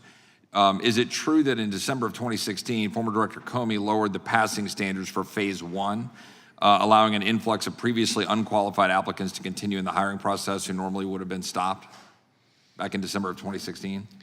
Yeah, I can't speak to Director Comey's but were the changes. standards? I can tell you that at least since I've been director, changes that we have made to. Well, we're standing on a specific question. Were standards changed? Phase 1, this is a specific part of the process. Were they changed in 2016? Well, I don't recall if they were changed in 2016. Obviously, I started, as your question presupposes, after that. What I can tell you is, since that time, we have made changes to various phases of the process, but none of them, this is important, none of them lowered the standards. In fact, if anything, they actually increased. Are you familiar with reporting that we have, and we've asked questions to you about this, I'm not sure the result of the questions, that to more, quote, easily accommodate a large pool of available applicants, FBI special agent hiring standards have been relaxed and requirements measurably lowered. This according to a group of former agents who have testified about this and written a report and submitted it to Congress. In addition, specifically, minority, people with 20-year careers, one in particular, a minority served for more than 20 years, wrote in this report and submitted it to Congress saying that these standards were in fact lowered and that in fact if you were hiring, you were moved off of hiring if you put quality above these kinds of DEI requirements. Do you reject this report? And do you have comments on this report? I haven't read. You're aware of the report? I'm aware of the report. I know that I've read every detail of it, but I can tell you that the claim that we have lowered our standards to be less selective and less competitive is not accurate. So do you believe these former agents are lying to Congress when they submit a report to Congress stipulating and suggesting otherwise? Or are you saying that they are lying? I'm saying they're mistaken. Okay, but they're affirmatively on the record. They're telling us and submitting a report to Congress saying that those facts are directly in contradicting what you're testifying here today. So I just want to be clear so we know we're saying that they are submitting evidence to our record to the contrary that you say is untruthful. I encounter all the time when I travel around the country and have conversations with our agents, and one of the things I try to do is have meetings with some of the longer serving agents without executive management. That's okay. My only question is and my point here's the implication is it's untruthful. So but I need to move on. I got 1 minute left. Are you familiar with the case of Paulette Harlow? She's a 75-year-old elderly woman from Massachusetts with a debilitating medical condition. She was prosecuted for violating the FACE Act and sentenced to 2 years in prison. She has to go to Texas in 2 weeks. She was praying at an abortion clinic in Washington, D.C. The FBI interrogated and investigated her. Do you think it is appropriate for a 75-year-old woman who is praying at a clinic in D.C. to be put in prison for 2 years for that activity? Just a simple question. Do you think that's appropriate? I'm not familiar with the specific case. You're not familiar with that case. It's been significantly in the headlines, but you don't know how to comment on that case, that it's appropriate for a 75-year-old woman to be put in prison for 2 years for praying at a clinic. Again, since I'm not familiar with the case, I don't want to start weighing in because I don't know all the facts. But what I can tell you is that when it comes to FACE Act enforcement and abortion-related violent extremism, I think one of the things that gets lost, and I appreciate the opportunity to clarify it, is that really since the Dobbs decision, actually, more of our abortion-related violent extremism investigations have focused on violence against pro-life facilities, as opposed to the other way around. And we've had a number of investigations. We're using FACE Act resources and our JTTFs. We're still waiting on responses on letters that we've sent indicating the data to the contrary, that there's been significant amount of efforts in targeting of people who are pro-lifers who go to clinics and that they've been prosecuted, like this case, a 75-year-old woman who is now going to jail in Texas for 2 years because she was praying at a clinic in Washington, D.C. And we've submitted questions on that, and I'd appreciate a response on it. I yield back. Gentleman yields back. Gentlelady from Pennsylvania is recognized. Thank you so much, and thank you, Director Wray, for being here and for the work that your team does, as well as for sharing the information that you've been able to today. You just got a couple questions about that seem to imply that there was some problem with the FBI's diversity efforts, and certainly the 1950s version of the FBI was singularly Caucasian male agents, et cetera. Is the FBI a better force for having a diverse range of employees and agents? I think diversity makes us better, but like everything else, it has to be done the right way. I think we can have a more diverse workforce and do it without lowering our standards, and that's, in my view, what we've done. And you haven't lowered standards at the FBI. We have not. I repeatedly come across people who are confused about different parts of that, and I appreciate the opportunity to set that straight. Thank you. Yeah, I think we're all concerned here as we've seen the rollout of this Project 2025 that purports to try to eliminate any reference to diversity efforts across the entire federal government. So it is sort of a top-of-mind concern as it's threatening to become reality. So what I did want to talk about today is something some of my colleagues have mentioned, which is the normalization of threats and violence against public servants at all levels, whether it's election workers or school officials, elected officials and their families, judges, federal law enforcement agents, and others. To be clear, I think it's very clear that the majority of Americans wholeheartedly condemn any sort of political violence and understand that it's not legitimate discourse and that it has no place in our civic life. But words do matter, and they have consequences, particularly when uttered by people in positions of leadership. So that's why I remain very concerned by the willingness of some members of Congress to repeat disinformation and conspiracy theories that undermine trust in our public institutions, which serve all Americans. And when elected officials embrace overheated or fact-free rhetoric, it becomes dangerous. I have been heartened, as many national leaders have unequivocally condemned calls to violence, and I would urge all members of this body to do so and continue to do so, regardless of the party affiliation of the perpetrators or the targets of such threats. You and our other national security officials have repeatedly warned us that foreign actors are actively working to spread disinformation, to influence our elections and discredit our public institutions, and we shouldn't be aiding and abetting them. So to live in a country that we aspire to, where our most valued democratic processes like free and fair elections can be carried out unimpeded, and people can run for office, serve their communities, and exercise their right to vote without fear of violence, we've had some concerns about violence around our elections. In 2020, the endorsement and promulgation of falsehoods about the election results by the former president and his campaign led to threats and attacks against election officials and poll workers in Pennsylvania. And those falsehoods also wasted millions of taxpayer dollars on frivolous lawsuits and extraordinary security costs. So as we're again approaching November, we want to ensure that those who implement and defend our elections, our neighbors and our nonpartisan civil servants, can do that important work free from conspiracy theories and threats. So we know our local law enforcement across Pennsylvania are preparing for some disruption and threats because while Pennsylvania may be a battleground state in the upcoming election, that battle should obviously be a war of words over policy and the vision we're charting for our country's future, not an actual civil war. So how is the FBI working with state and local law enforcement to prevent and respond to election-related violence, particularly against election workers? So in a variety of ways, we're partnering with state and local law enforcement. Obviously, the physical security in the first instance, in most of the respects you're talking about, is in the ordinary course, the responsibility of state and local law enforcement. But we play an important role in a number of ways. So we share, threat bulletins, information like that about things to be on the lookout for, things we're seeing. If we ever have specific threat information, then we work to get it to the right people. We have election crime coordinators, which we've had for decades in all 56 field offices who have existing relationship with not just state and local law enforcement, but election officials, especially focused on security and threat-related issues. And then, of course, we're participating in the Election Threats Task Force that DOJ set up, which is focused on threats of violence or actual violence against election workers specifically. And we've had a number of arrests and even some convictions already on that. Okay. Thank you for your input. I yield back. Gentlelady yields back, Director. It's my intention to go approximately another half an hour.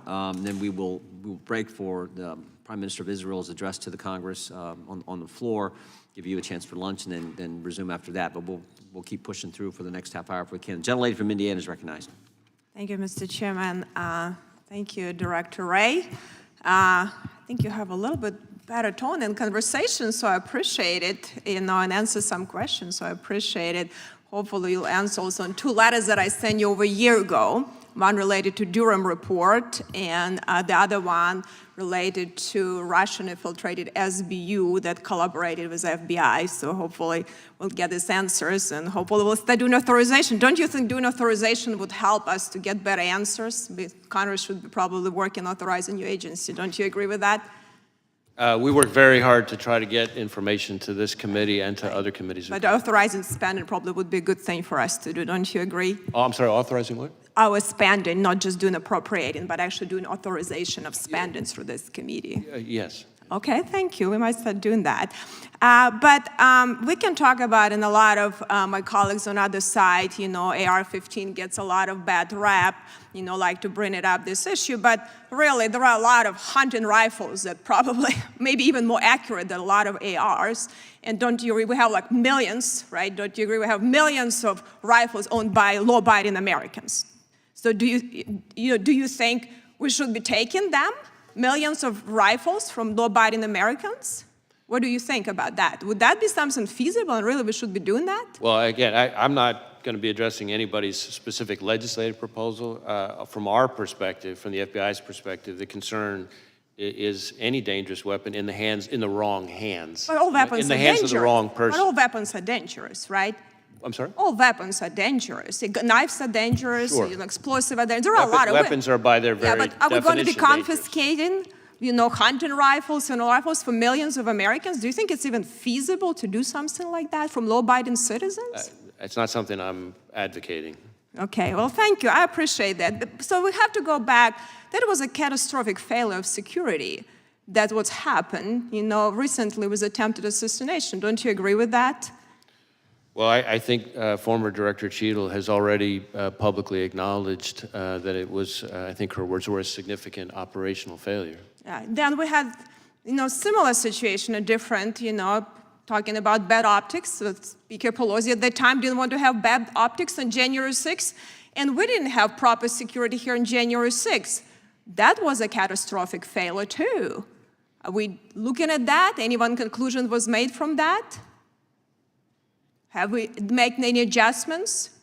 Because I know a lot of people, got hurt now just being here. With a lot of cases bringing up the Department of Justice, and a lot of them were really just law-abiding Americans that really just upset with the government, and they have a reason to do it. So I think we need to think about it before we prosecute, or instead of actually, looking how we can deal with real criminals and how we can have a proper security when we have events with so many people there. So did you have confidential human sources? I think you never answered that question on January 6th in the Capitol. Did you have some?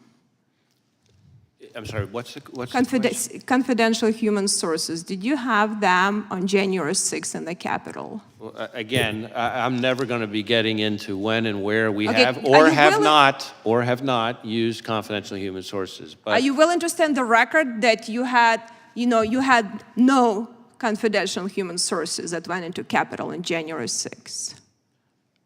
as I've said consistently, I'm not going to get into where we have or have not used confidential human sources. I can tell you that if you are asking if the violence at the Capitol on January 6th was part of some operation orchestrated by FBI sources or agents, the answer is no. No, I didn't ask you that. I asked you, so did you investigate any confidential human sources? Did you do any investigation and looking at that? So you're not answering if you had any or not. So if you had potentially, did you do anything you needed to make sure to investigate that none of your sources did anything wrong? If they did wrong, they were prosecuted the same way, like you're trying to prosecute a lot of people that really, even in Supreme Court rule recently, that some unconstitutional charges. Let me just add that there have now been, I think, 180 individuals who've gone to trial, in addition to the 850 Well, who've pled guilty. Right, but I think the problem is you put these charges, let me- a lot of people would feel guilty. finish? But let me say just quickly, because I only have 10 seconds, really. So I hope you will take seriously what you're doing. You know, related to the border security is also a crisis. You know, your vice president was a lead-in on that. She initiated meetings with you to lead, like weekly or monthly meeting where she actually get briefings from you as a leading border czar that had that function. Have you had that? Has she initiated any meetings on a regular basis with you?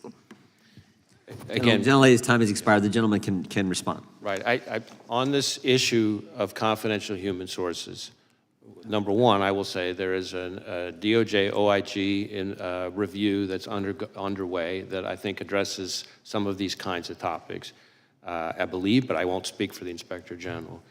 Second, as to this suggestion, which I've heard all too many times, that somehow January 6th was orchestrated by FBI agents or sources, I will note that in addition to my prior comments, that there have now been 850-ish individuals who've pled guilty, another 180 who've gone to trial. They've all had access to defense counsel, discovery, all the things the Constitution and the rules provide them. It's been in front of something like 15 different judges, I think dozens of juries, and not one has given credence to this notion. And in fact, I don't think any of them have even really seriously tried to raise it.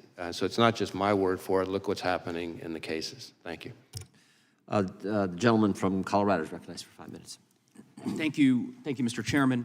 Thank you, Director Wray, for being here, for your testimony today, for the work that you do each and every day, and that your frontline agents across the country do each and every day to protect Americans, to keep our country safe. Also grateful for the work that you're doing in investigating the horrific events of July 13th and the attempted assassination of former President Trump, which everyone must and has condemned. I would first just ask, do you believe that the FBI has the adequate resources to ultimately ensure that your agency gets to the bottom of it and fully investigates this terrible crime? Well, we are devoting massive amounts of resources to this specific investigation.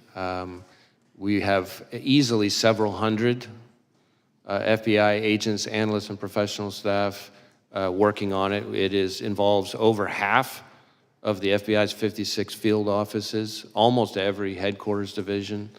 We even have some of our overseas offices working on it. You might say, well, why is that? Well, because some of the companies that involve accounts or purchases or communications or what have you that the shooter used are foreign companies, so we have to get evidence from overseas from those companies. I've talked about our lab a little bit earlier today.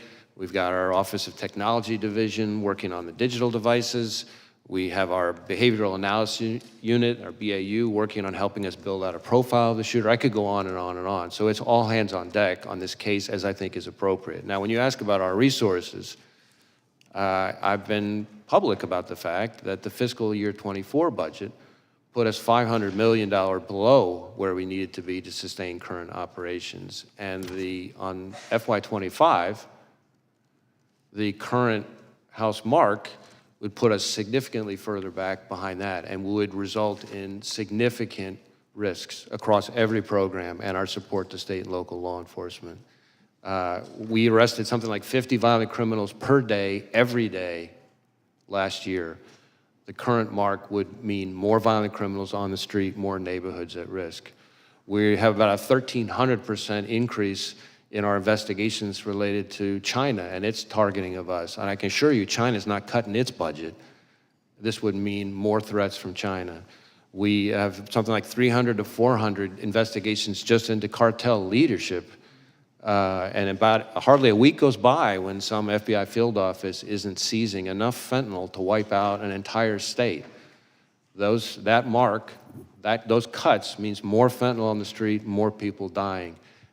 So the people who suffer the most are state and local law enforcement and the American people we're sworn to protect. And so And let me look just forward to say, working with Congress, but we really need to be smart about what we're doing, and I think that would be a step in the wrong direction given the threat environment that we face. And I couldn't agree with you more, Director Wray, and of course we've talked about this during previous hearings in which you've testified, and to be clear, that I think the budget that House Republicans have proposed, which is about a $325 million cut to the FBI, would do precisely what you've described and have deleterious impacts for public safety across our country, and House Democrats are certainly working to prevent those cuts from taking place. You've talked at great length about the events of July 13. There's justifiably a lot of public interest in the investigation, which we understand is ongoing.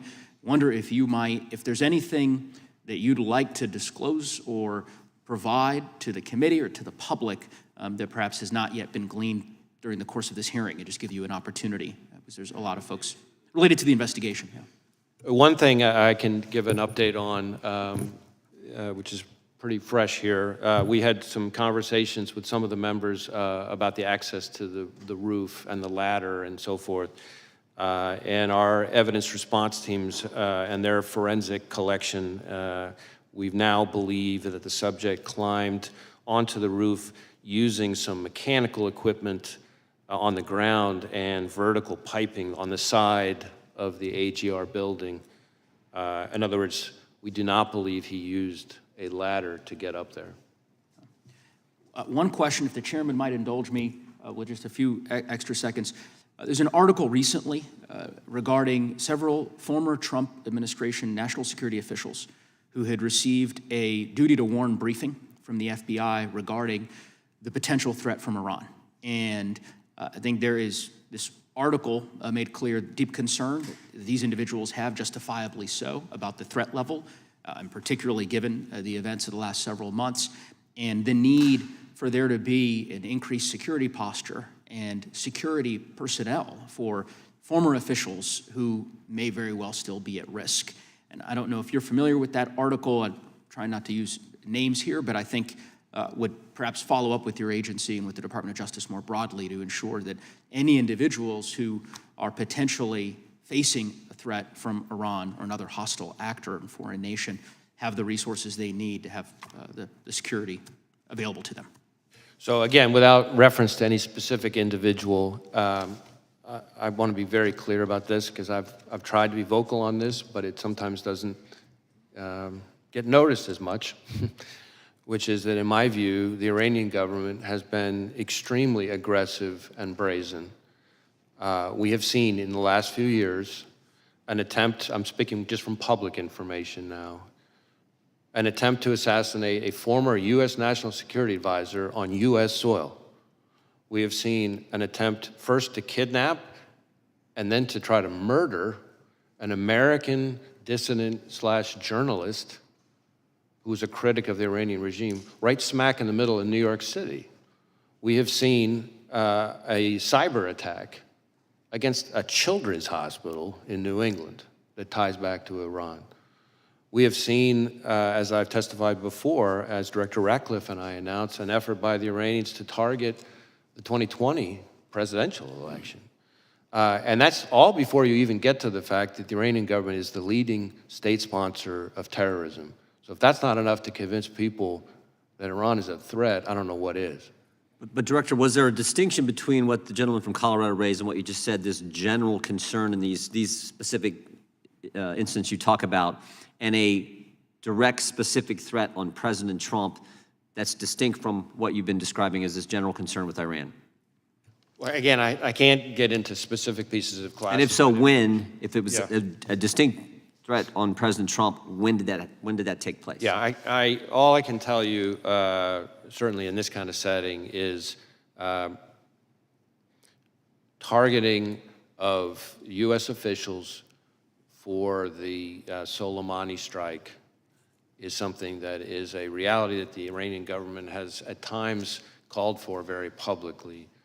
And whenever there is reporting, let me try to answer your question this way, whenever there is reporting about any of those protectees, we share the information in a variety of ways, working with the intelligence community, working with whoever is the protective service with responsibility for that individual, and we do it in a timely way using the duty to warn process that was just referred to. And to my knowledge, everything along those lines that's relevant was shared in a timely way with the relevant people. Thank you. The gentleman from Wisconsin is recognized. Director Ray, thanks for being here. Where were you when you heard that President Trump was shot, and then what were like your immediate actions, response to that as director?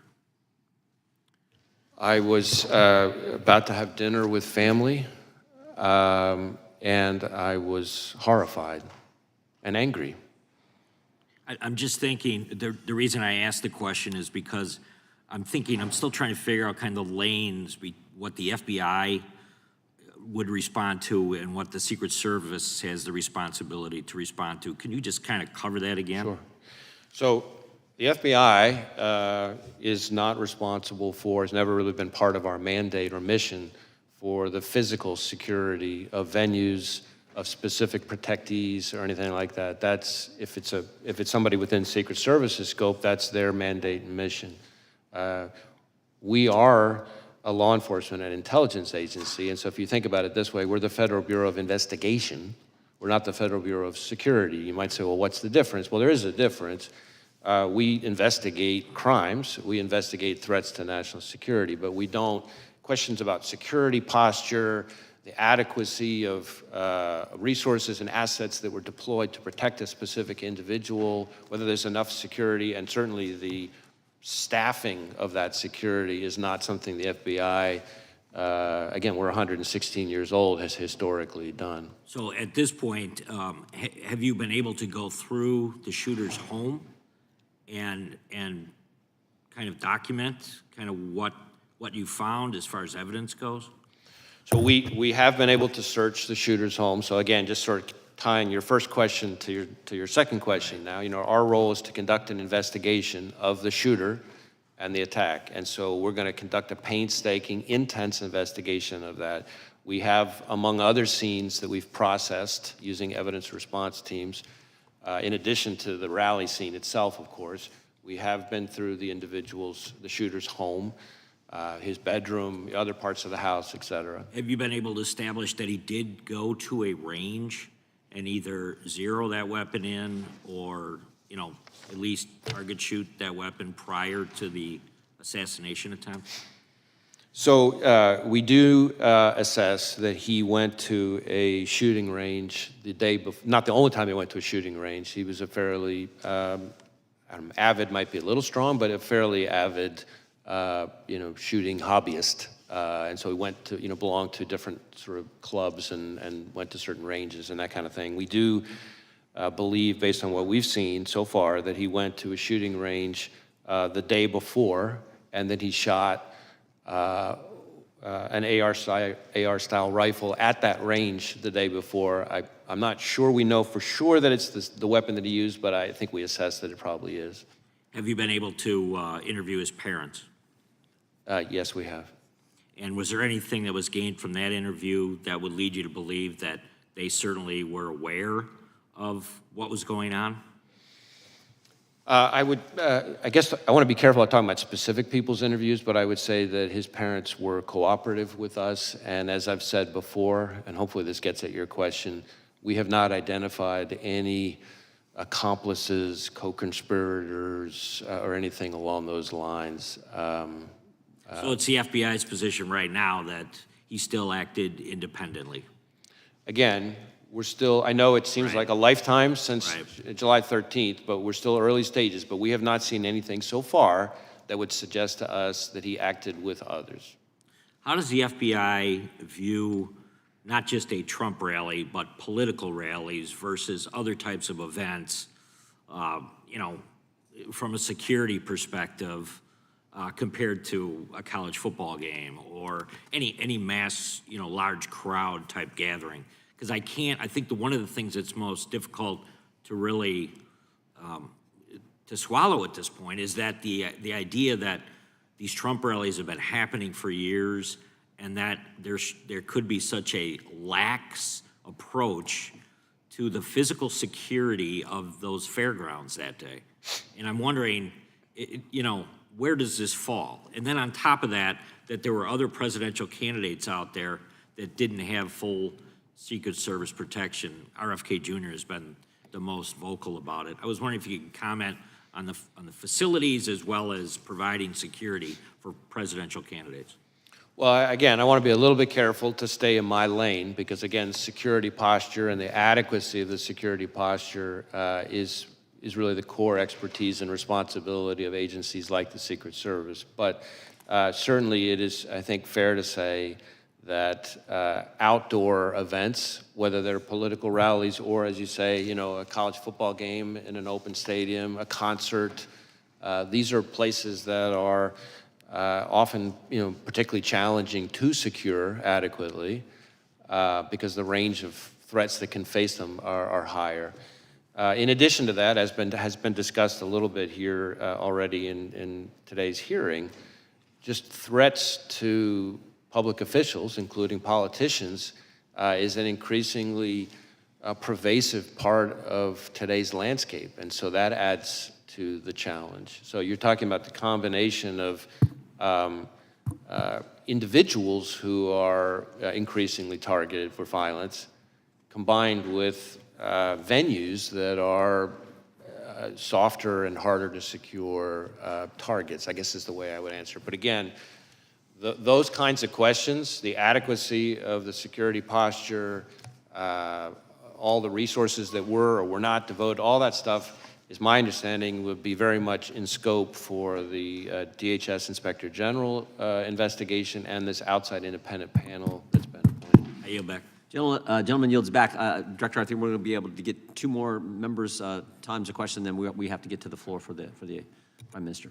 Gentlelady from Georgia is recognized. Thank you, Chair Johnson, and thank you so much, Director Wray, for your transparency and your testimony today. First, I want to say my friend, my mentor, Congresswoman Sheila Jackson Lee, was known by many as the voice of reason here in Congress. And she was my friend before I even came to Congress. And in my freshman year, she kind of took me under her wing and she kind of showed me the ropes. And she was a force to be reckoned with. And I can say that she will never, ever be replaced. And she was a trailblazer, and I know that she will sorely be missed here in Congress. Director Wray, I only have one question for you today, but before we get to that point, I'd just like to reiterate today that political violence is never acceptable. Regardless of how different our political values and views are, attempted assassinations are a stain to the very democratic ideals of this nation. We have endured riots on Capitol Hill on January 6th, where a literal noose was erected on Capitol grounds, intended for then Vice President Pence and Speaker Emeritus Nancy Pelosi. Political violence against election workers, that has been expressed today. An attack on Paul Pelosi, Nancy Pelosi's husband. Threats against the FBI agents, as you have expressed, and prosecutors, and threats to the staff who serve the public every single day. Congressman Connolly's staff was targeted and attacked last year. And now we have the attempted assassination of a former president of the United States. All of this within just the last 3 years. This violence simply needs to end. The assassination attempt on Donald Trump was, by the grace of God, a failure. The weapon the 20-year-old man was able to obtain, an AR-15, generally has a shooting range up to 600 yards and shot Mr. Trump from almost 150 yards away. This weapon has the ability to kill multiple people in seconds. And sadly, Corey Compouture lost his life because of this man and because of this gun. Mr. Compouture's family will never be the same. Trust me, I understand that more than anyone else in this room. Is the near loss of a former president enough for this Congress to finally take action? Because there are 206 of us that are already standing in the wings, ready to take immediate action to ban assault weapons today. We need only 12 more of our colleagues to join us in courage and move the legislation to save lives of so many of the people that we are elected to serve by removing assault weapons from the hands of people who simply should not have them in their possession. We are crippling our democracy, and we are ripping apart our fellow Americans until we do.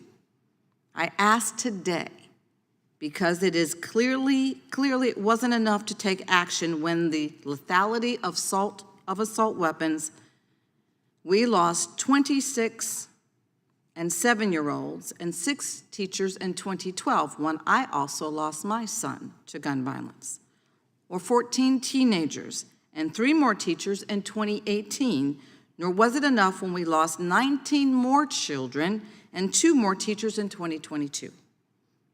Well, is it enough now? Now that a former president, the very president that many of you in this room are hoping will be reelected, almost lost his life because this Congress has failed to reinstate an assault weapons ban. A ban that, by the way, Republicans joined with Democrats to pass 30 years ago. Well, fine. If y'all don't like assault weapons ban, we can bring another bill that I have introduced to a vote, the Go Safe Act. This bill focuses on the components of the semi-automatic firearms and regulates their infrastructure, sale, and transfer. This, again, is not the time for thoughts and prayers. This is a time for action. Director Wray, just one question I have for you.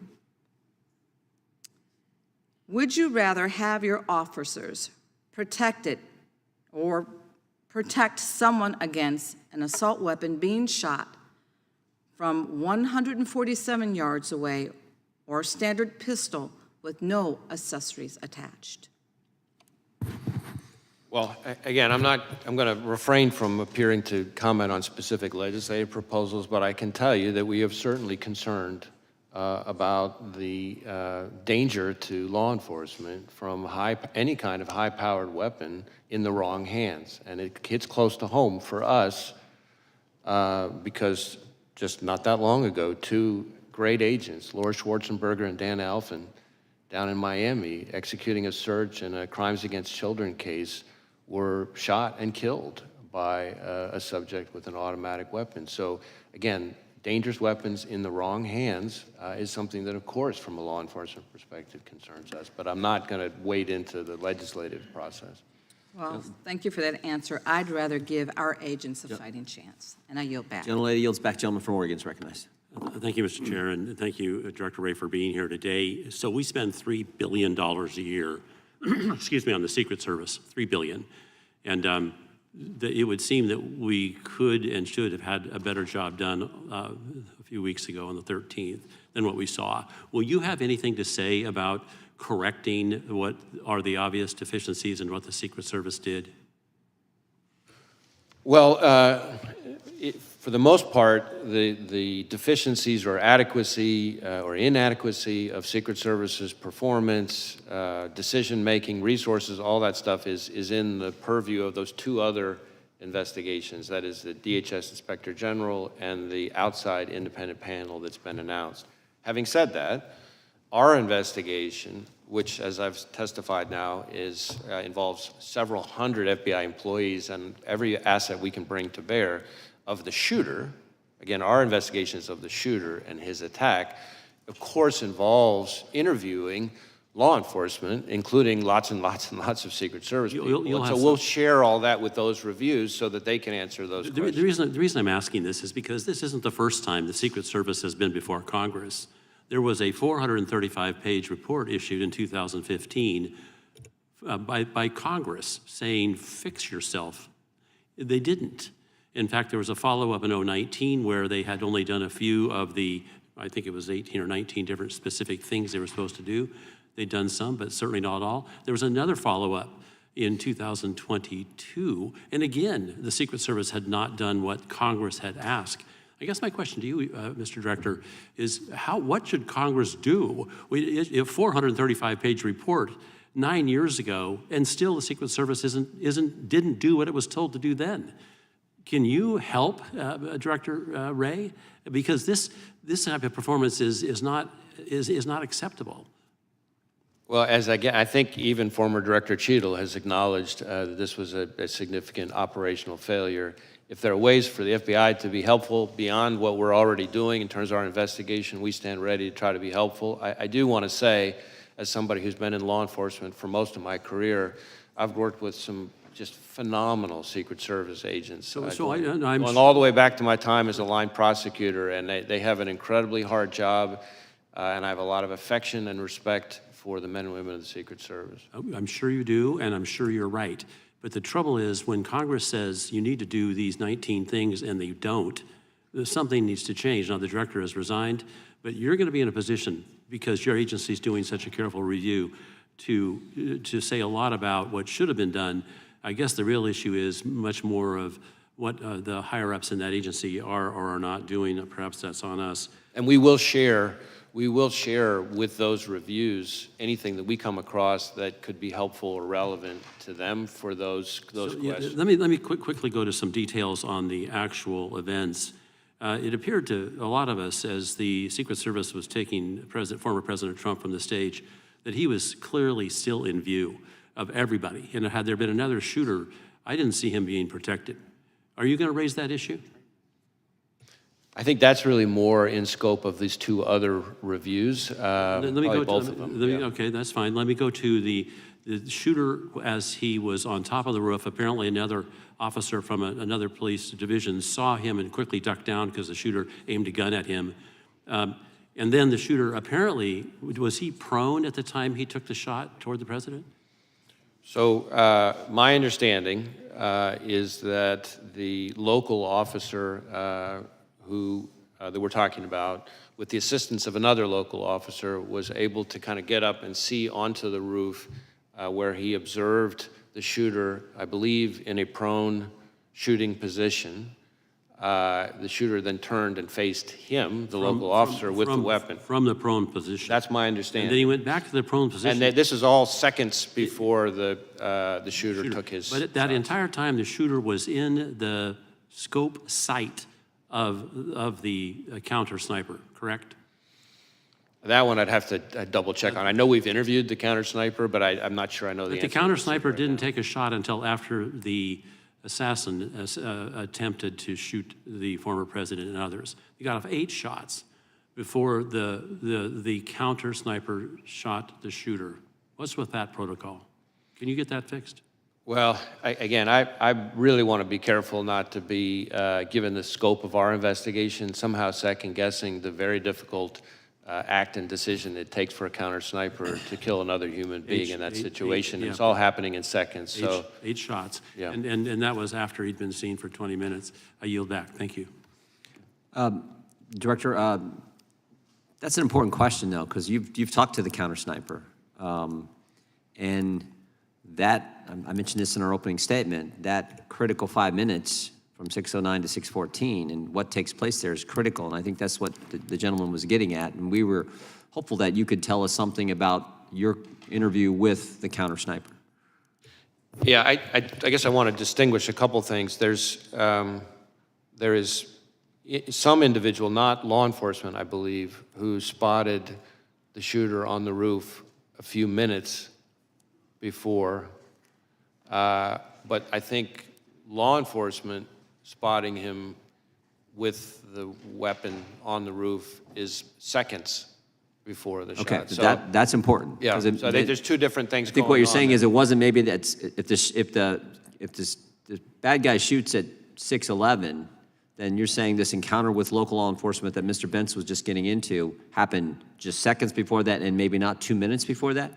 That's my understanding. That, in other words, that there's different things here. There's an individual, at least one individual I can think of, not law enforcement, member of the public, who observed him on the roof. Not clear whether or not the individual saw a weapon or not, but saw him in a way that was concerning. That is some number of, not many, but like just a handful of minutes. I think separate from that, as far as law enforcement goes, in terms of a weapon, this local officer that we just talked about observed the individual, again, literally just seconds before the shooter took his shots. Separate and apart from all of that, roughly, I think, maybe a little less than or around an hour before the shooting, there were local law enforcement officers who observed the shooter, not up on the roof, not with a weapon, but with a, I believe, a rangefinder, kind of like you would use if you were playing golf or something, in a way that was odd and suspicious. So that started happening with local law enforcement beforehand. But in terms of shooter, meaning with the weapon, law enforcement, my understanding is that the first time that happened was this local officer climbing up on the roof seconds before the Again, shooting. we want that timeline. I think the committee wants that timeline and communications that were taking place in that short period of time. Again, as I've said with everything else, I really want to be careful. I'm leaning in, trying to share as much as I can here. Facts are evolving, things may change, but we are working on a timeline, among other things. Committee will stand in recess until after the Prime Minister's remarks conclude.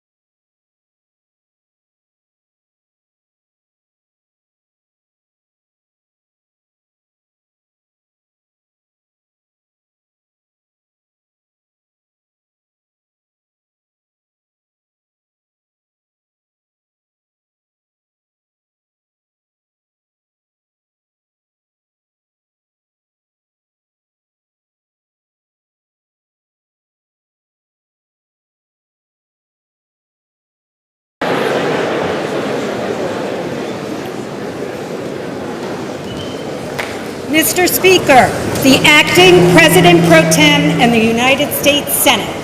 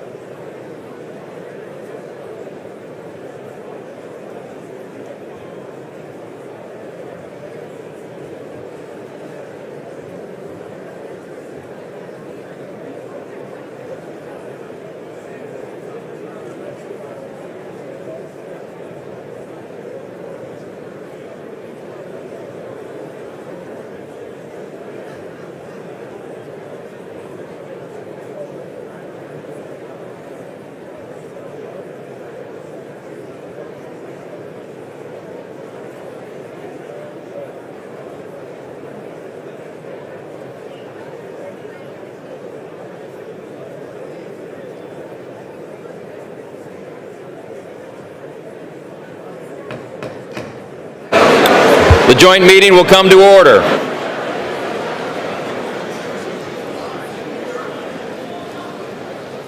The chair appoints as members of the committee on the part of the House to escort His Excellency Benjamin Netanyahu, Prime Minister of the State of Israel, into the chamber. The gentleman from Louisiana, Mr. Scalise. The gentleman from Minnesota, Mr. Emmer. The gentlewoman from New York, Ms. Stefanik. The gentleman from Pennsylvania, Mr. Reschenthaler. The gentleman from Alabama, Mr. Palmer. The gentleman from Utah, Mr. Moore. The gentlewoman from Michigan, Mrs. McLean. The gentleman from Texas, Mr. McCall. The gentleman from New York, Mr. Jeffries. The gentlewoman from Massachusetts, Ms. Clark. The gentleman from California, Mr. Aguilar. The gentleman from California, Mr. Liu. The gentlewoman from Florida, Ms. Wasserman Schultz. The gentleman from California, Mr. Sherman. The gentleman from Illinois, Mr. Schneider. And the gentleman from New Jersey, Mr. Gottheimer. The acting president pro temp of the Senate, at the direction of that body, appoints the following senators as members of the committee on the part of the Senate to escort His Excellency Benjamin Netanyahu, Prime Minister of Israel, into the House chamber. The senator from West Virginia, Mr. Manchin. The senator from Arizona, Ms. Sinema. The senator from Pennsylvania, Mr. Fetterman. The senator from Kentucky, Mr. McConnell. The senator from South Dakota, Mr. Thune. The senator from Wyoming, Mr. Barrasso. The senator from West Virginia, Mrs. Capito. The senator from Iowa, Ms. Ernst. The senator from Montana, Mr. Daines. The senator from Iowa, Mr. Grassley. The senator from Idaho, Mr. Risch. All members of the escort committee will exit the chamber through the lobby doors.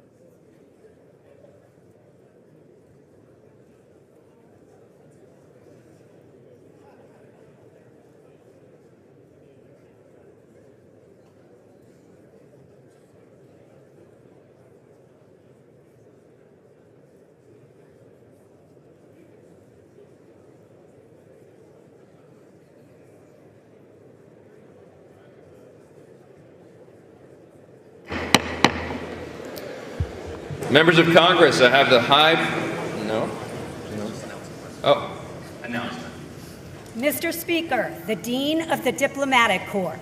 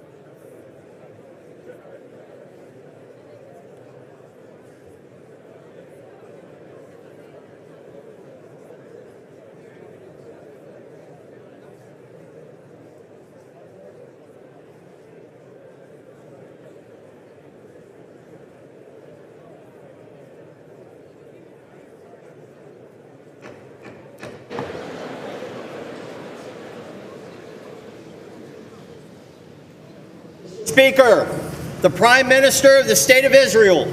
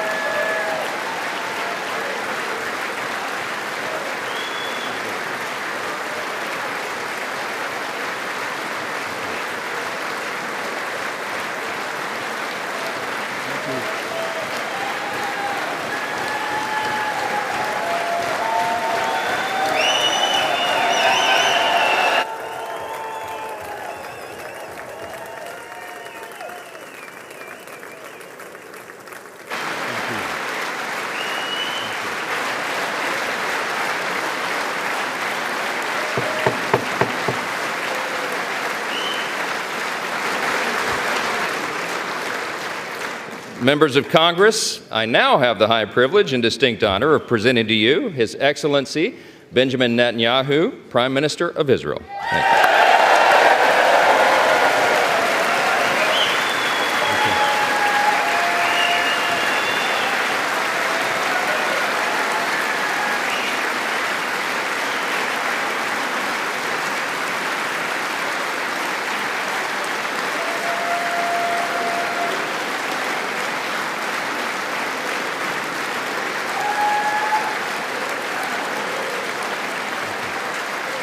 Thank you.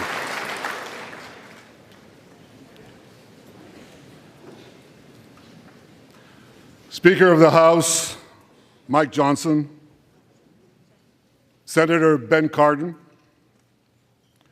Minority Leader Hakeem Jeffries, Senate Majority Leader Chuck Schumer, Senate Minority Leader Mitch McConnell, Senators, members of Congress, distinguished guests. Mr. Speaker, I want to thank you for giving me the profound honor of addressing this great citadel of democracy for the fourth time.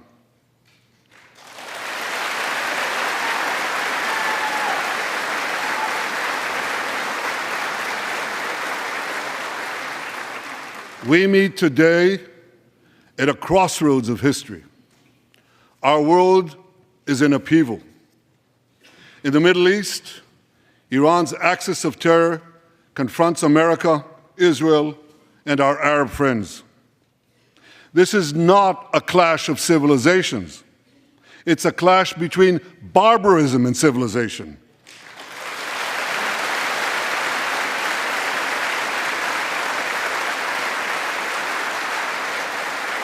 It's a clash between those who glorify death and those who sanctify life.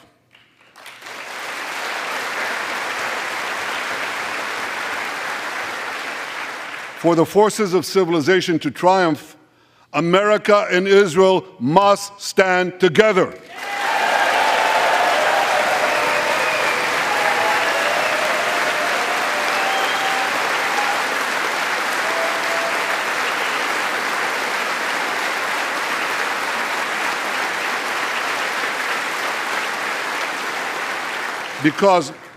Because when we stand together, something very simple happens. We win, they lose.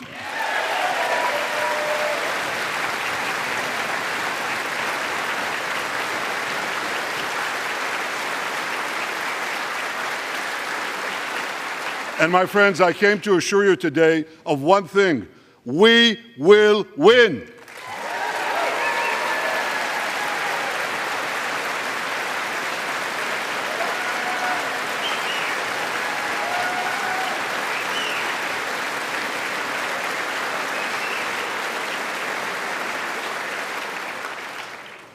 Ladies and gentlemen, like December 7th, 1941, and September 11th, 2001, October 7th is a day that will forever live in infamy. It was the Jewish holiday of Simchat Torah. It began as a perfect day, not a cloud in the sky. Thousands of young Israelis were celebrating at an outdoor music festival. And suddenly, at 6:29 a.m., as children were still sleeping soundly in their beds in the towns and kibbutzim next to Gaza, suddenly heaven turned into hell. 3,000 Hamas terrorists stormed into Israel. They butchered 1,200 people from 41 countries, including 39 Americans. Proportionately, compared to our population size, that's like 20 9/11s in one day. And these monsters, they raped women, they beheaded men, they burnt babies alive, they killed parents in front of their children, and children in front of their parents. They dragged 255 people, both living and dead, into the dark dungeons of Gaza. Israel has already brought home 135 of these hostages, including 7 who were freed in daring rescue operations.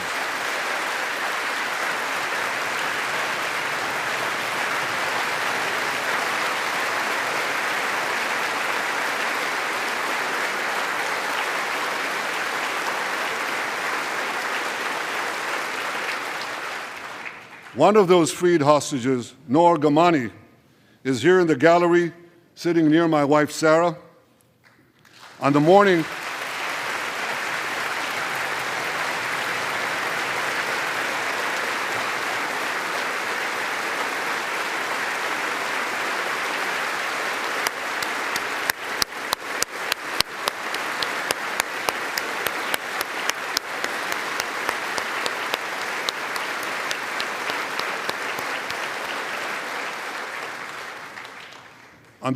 of October 7th, the entire world saw Noah's look of desperation as she was violently abducted to Gaza on the back of a motorcycle. I met Noah's mother, Leora, a few months ago. She was dying of cancer. She said to me, "Prime Minister, I have one final wish. I wish to hug my daughter Noah one last time before I die." 2 months ago, I authorized a breathtaking commando rescue operation. Our special forces, including a heroic officer named Arnon Zmora, who fell in this battle, rescued Noah and 3 other hostages.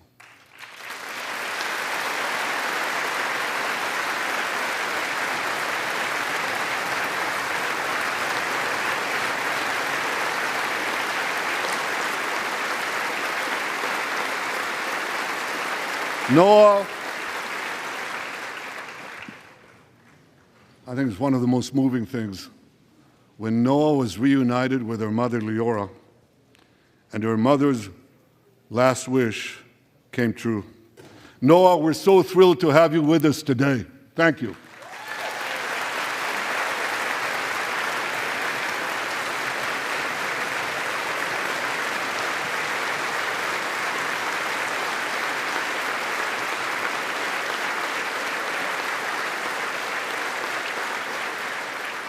Many hostage families are also here with us today, including Eliyahu Bibas. Eliyahu Bibas is the grandfather of those 2 beautiful red-headed boys, the Bibas boys, toddlers. And they were taken hostage with their mother and Eliyahu's son. The entire family was taken hostage. 2 beautiful red-haired children taken hostage. What monsters. And with us also is Iris Chaim, whose son, Yotam, bravely escaped Hamas captivity with 2 other Israelis, and tragically they were killed making their way back to our lines. We have with us also the families of American hostages. They're here.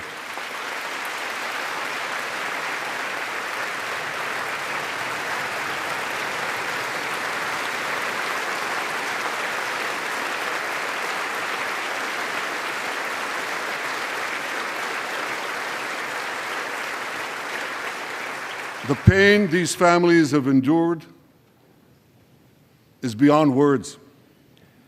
I met with them again yesterday, and I promised them this: I will not rest until all their loved ones are home, all of them.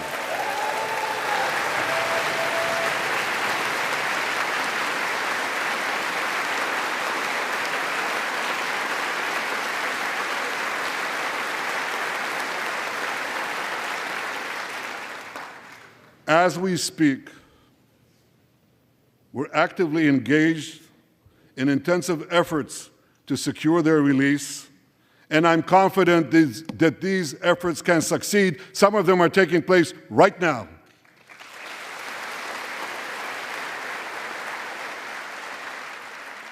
I want to thank President Biden for his tireless efforts on behalf of the hostages and for his efforts to the hostage families as well.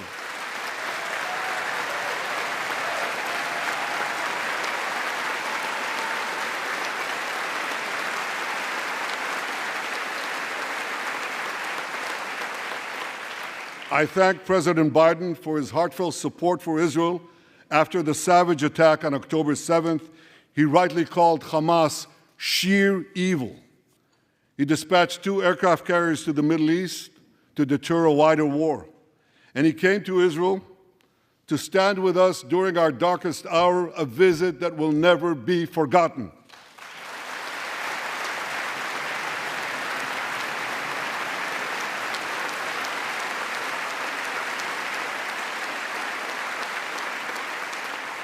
President Biden and I have known each other for over 40 years.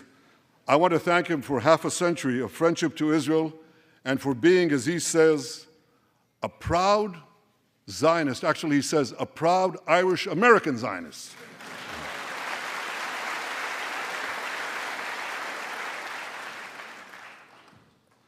My friends, for more than 9 months, Israel's soldiers have shown boundless courage.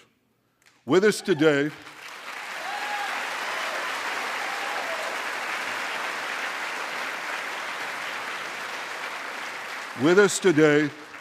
is Lieutenant Avichai Reuven.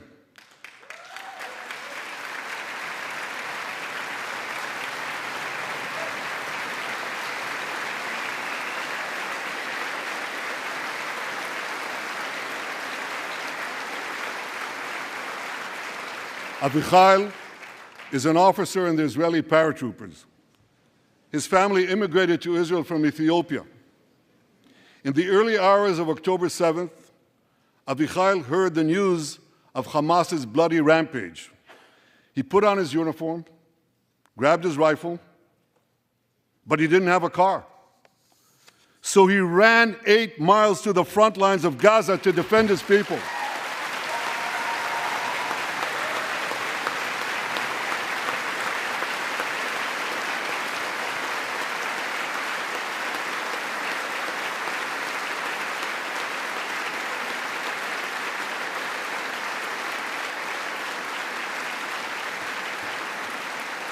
You heard that right.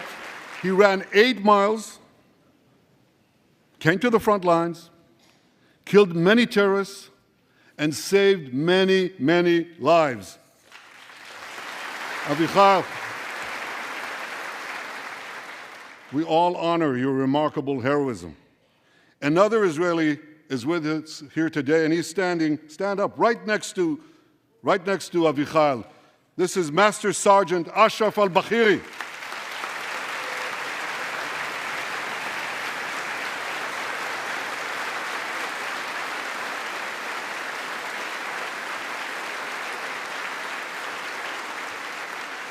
Ashraf is a Bedouin soldier from the Israeli Muslim community of Raat. On October 7th, Ashraf too killed many terrorists. First, he defended his comrades in the military base, and he then rushed to defend the neighboring communities, including the devastated community of Kibbutz Be'eri. Like Ashraf,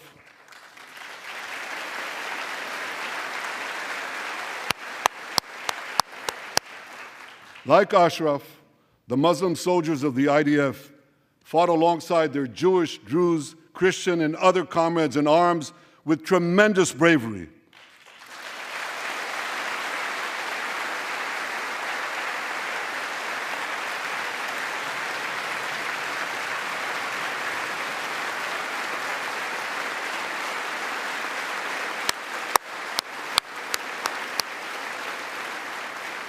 A third hero, Lieutenant Asa Sofer, is also here with us.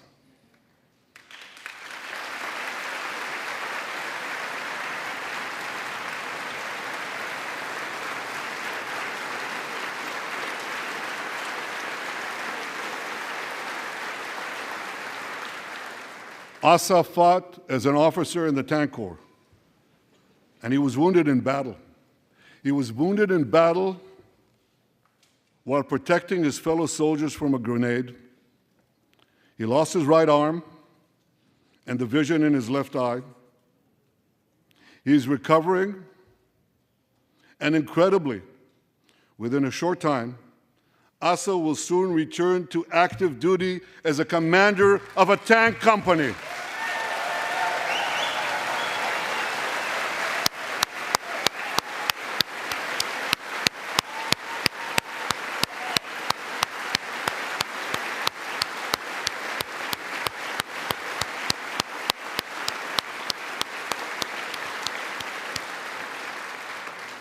I just learned there is a fourth hero here, Lieutenant Jonathan Ben Chamo, who lost a leg in Gaza and continued to fight.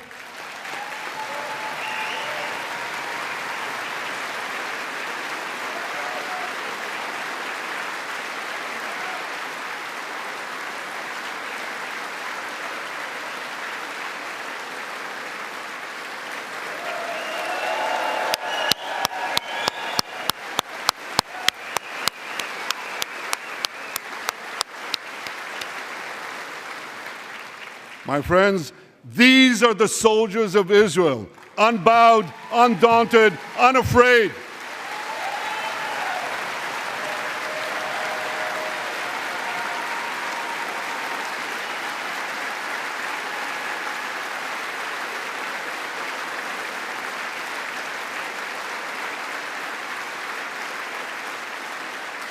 As the Bible says, Am kelavi yakum. They shall rise like lions. They have risen like lions. The lions of Judah, the lions of Israel.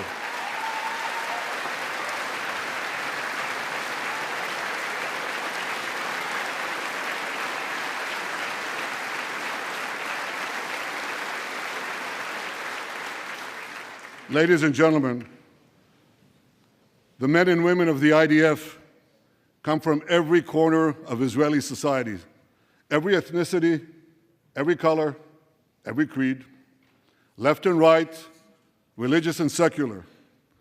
All are imbued with the indomitable spirit of the Maccabees, the legendary Jewish warriors of antiquity. With us today is Yechiel Leiter, the father of one of those Maccabees. Yechiel's father escaped the Holocaust and found refuge in America. As a young man, Yechiel moved to Israel and raised a family of 8 children. He named his eldest son, Moshe, after his late father. Moshe became an exemplary officer in one of our elite commando units. He served with distinction for 2 decades while raising 6 beautiful children of his own. On October 7th, Moshe volunteered to return to combat. 4 weeks later, he was killed when a booby-trapped mine exploded in a tunnel shaft right next to a mosque. At his son's funeral, Yechiel said this: "If the state of Israel had not been established after the Holocaust, the image engraved in our collective memory would have been the photograph of that helpless Jewish boy in the Warsaw Ghetto holding his hands up in the air with Nazi rifles pointed at him. But because of the birth of Israel," Yechiel continued, "because of the courage of soldiers like my son Moshe, the Jewish people are no longer helpless in the face of our enemies."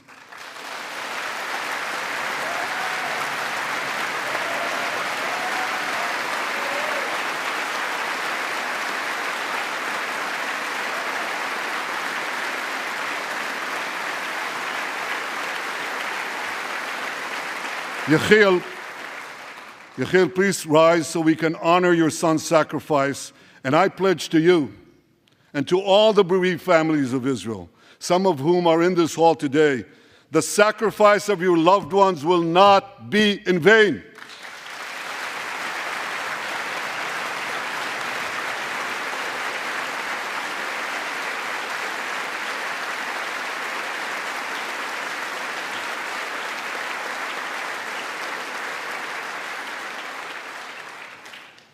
It will not be in vain because for Israel, never again must never be an empty promise.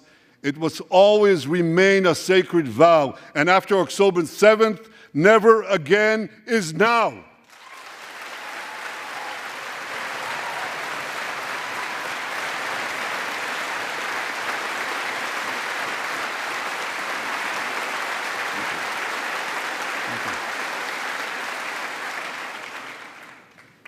My friends, defeating our brutal enemies requires both courage and clarity. Clarity begins by knowing the difference between good and evil. Yet incredibly, many anti-Israel protesters, many choose to stand with evil. They stand with Hamas. They stand with rapists and murderers. They stand with people who came into the kibbutzim, into a home. The parents hid the children, the 2 babies, in the attic, in a secret attic. They murdered the families, the parents. They find the secret latch to the hidden attic, and then they murder the babies. These protesters stand with them. They should be ashamed of themselves.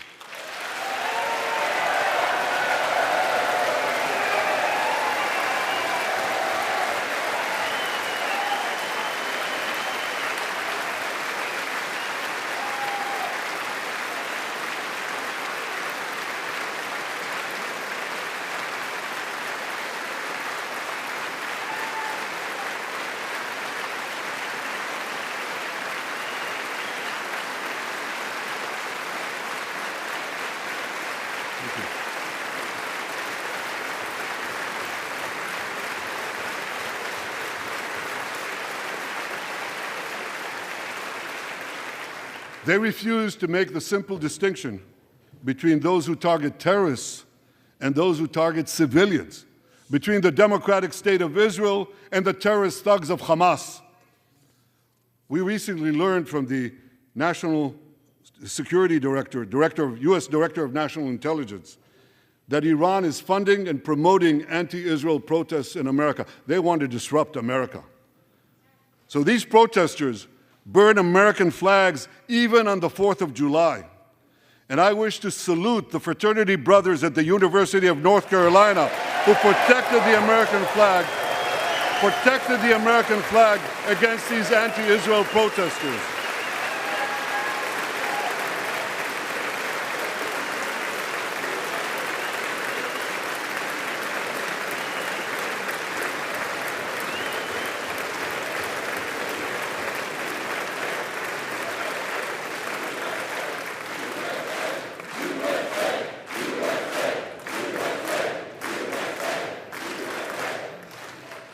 For all we know, Iran is funding the anti-Israel protests that are going on right now outside this building. Not that many, but they're there, and throughout the city. Well, I have a message for these protesters. When the tyrants of Tehran, who hang gays from cranes and murder women for not covering their hair, are praising, promoting, and funding you, you have officially become Iran's useful idiots.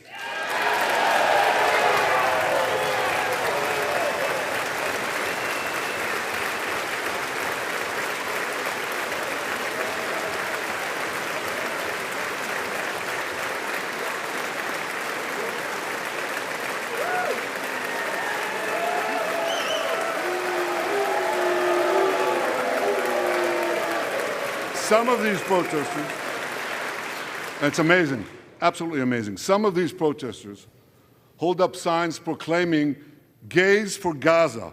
They might as well hold up signs saying chickens for KFC.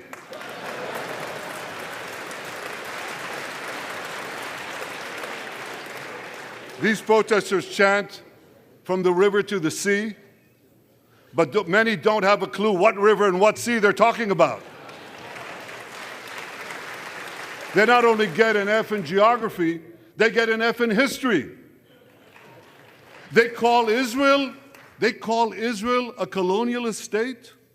Don't they know that the land of Israel is where Abraham, Isaac, and Jacob prayed, where Isaiah and Jeremiah preached, and where David and Solomon ruled?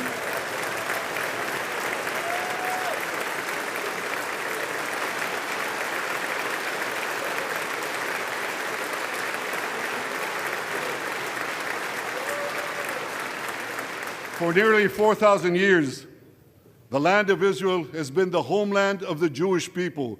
It's always been our home. It will always be our home.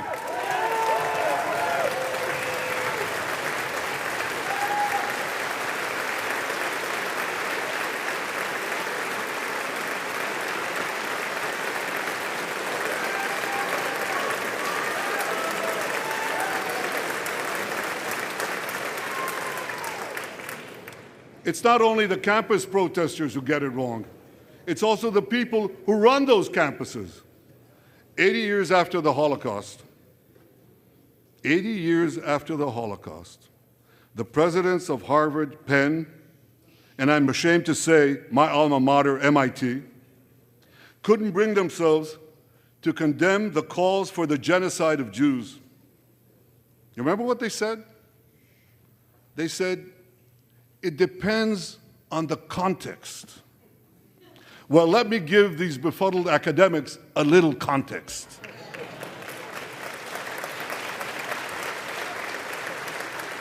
Anti-Semitism is the world's oldest hatred. For centuries, the massacre of Jews was always preceded by wild accusations. We were accused of everything from poisoning wells to spreading plagues, to using the blood of slaughtered children to bake Passover matzahs. These preposterous anti-Semitic lies led to persecution, mass murder, and ultimately to history's worst genocide, the Holocaust. Now, just as malicious lies were leveled for centuries at the Jewish people, malicious lies are now being leveled at the Jewish state. No, don't applaud. Listen. The outrageous slanders that paint Israel as racist and genocidal are meant to delegitimize Israel, to demonize the Jewish state, and to demonize Jews everywhere. And no wonder we've witnessed an appalling rise of anti-Semitism in America and around the world. My friends, whenever and wherever we see the scourge of anti-Semitism, we must unequivocally condemn it and resolutely fight it, without exception.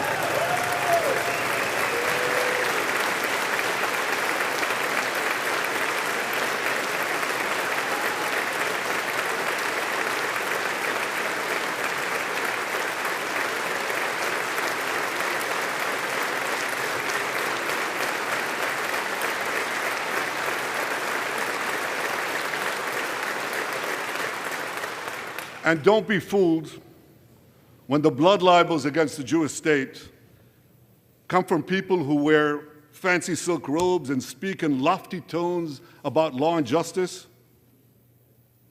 Here's a case in point.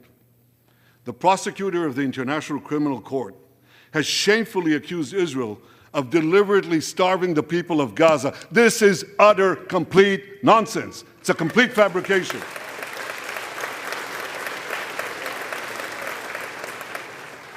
Israel has enabled more than 40,000 aid trucks to enter Gaza. That's 500,000 tons of food, and that's more than 3,000 calories for every man, woman, and child in Gaza. If there are Palestinians in Gaza who aren't getting enough food, it's not because Israel is blocking it, it's because Hamas is stealing it.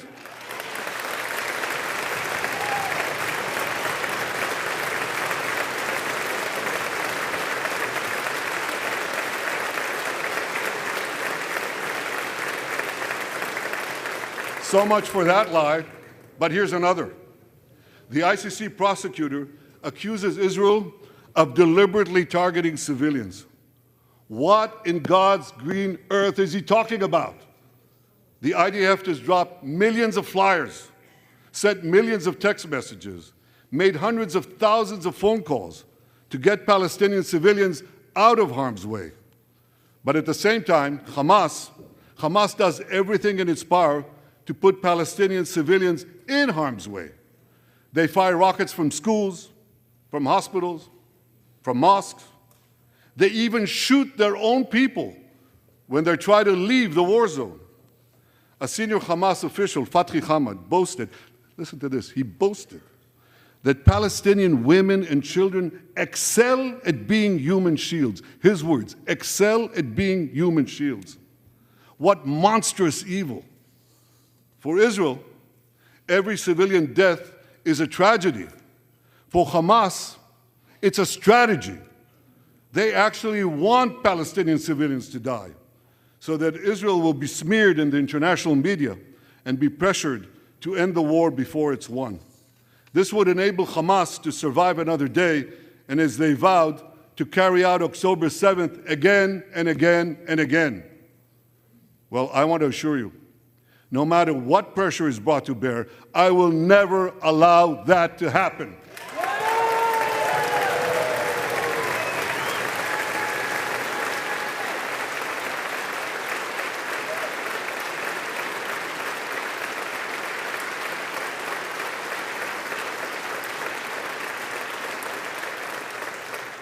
The vast majority of Americans have not fallen for this Hamas propaganda. They continue to support Israel.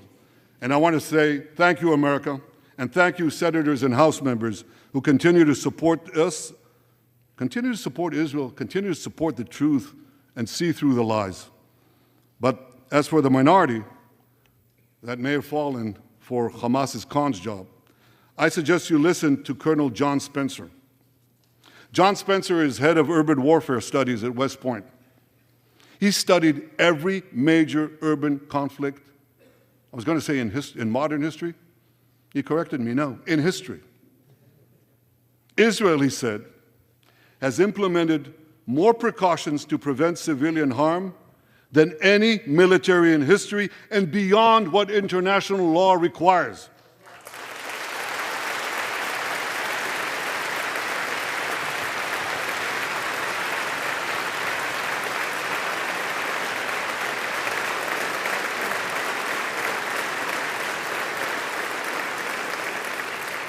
That's why, despite all the lies you've heard, the war in Gaza has one of the lowest ratios of combatants to non-combatants casualties in the history of urban warfare.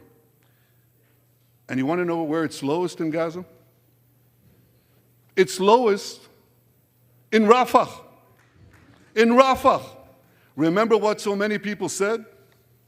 If Israel goes into Rafah, there'll be thousands, maybe even tens of thousands of civilians killed. Well, last week, I went into Rafah. I visited our troops as they finished fighting Hamas's remaining terrorist battalions. I asked the commander there, how many terrorists did you take out in Rafah? He gave me an exact number, 1,203. I asked him, how many civilians were killed? He said, Prime Minister, practically none, with the exception of a single incident where shrapnel from a bomb hit a Hamas weapons depot and unintentionally killed 24 people. The answer is practically none. You want to know why? Because Israel got the civilians out of harm's way, something people said we could never do, but we did it.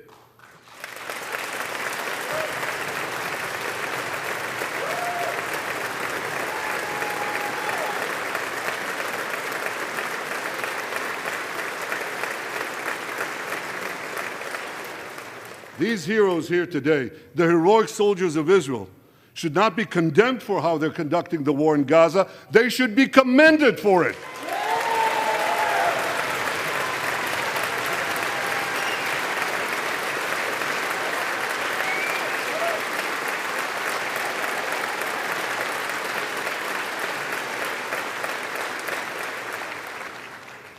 I want to thank all of you here today who forcefully opposed the false accusations of the ICC and stood up for the truth. These lies are not only libelous, they're downright dangerous. The ICC is trying to shackle Israel's hands and prevent us from defending ourselves. And if Israel's hands are tied, America is next. And I'll tell you what else is next. The ability of all democracies to fight terrorism will be imperiled. That's what's on the line. So let me assure you, the hands of the Jewish state will never be shackled. Israel will always defend itself.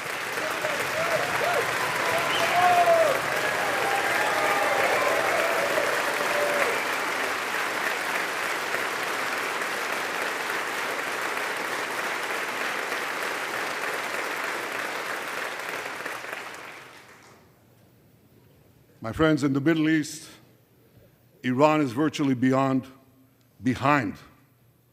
all the terrorism, all the turmoil, all the chaos, all the killing. And that should come as no surprise. When he founded the Islamic Republic, Ayatollah Khomeini pledged, "We will export our revolution to the entire world." We will export the Islamic revolution to the entire world. Now ask yourself, which country ultimately stands in the way of Iran's maniacal plans to impose radical Islam on the world? And the answer is clear. It's America, the guardian of Western civilization and the world's greatest power.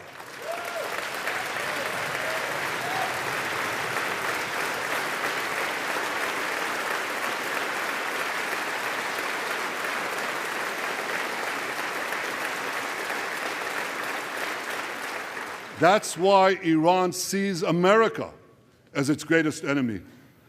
Last month, we heard a revealing comment, ostensibly about the war in Gaza, but about something else.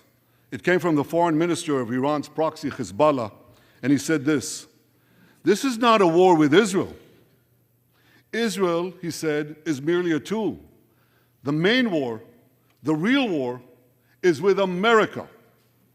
Iran's regime has been fighting America from the moment it came to power. In 1979, it stormed the American embassy. It held scores of Americans hostage for 444 days. Since then, Iran's terrorist proxies have targeted America in the Middle East and beyond. In Beirut, they killed 241 U.S. servicemen. In Africa, they bombed American embassies.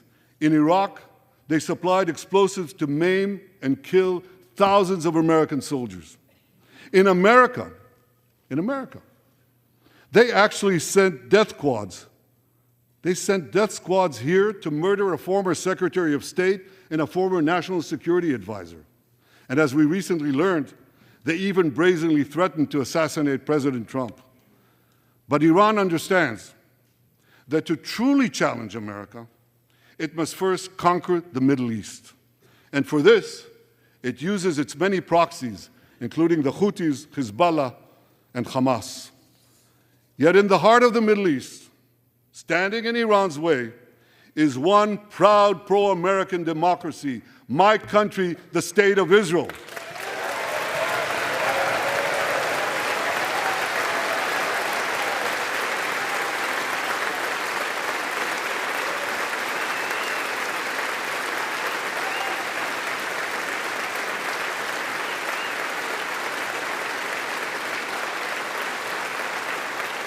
That's why the mobs in Tehran chant death to Israel before they chant death to America. For Iran, Israel is first, America is next. So when Israel fights Hamas, we're fighting Iran. When we fight Hezbollah, we're fighting Iran. When we fight the Houthis, we're fighting Iran. And when we fight Iran, we're fighting the most radical and murderous enemy of the United States of America. And one more thing.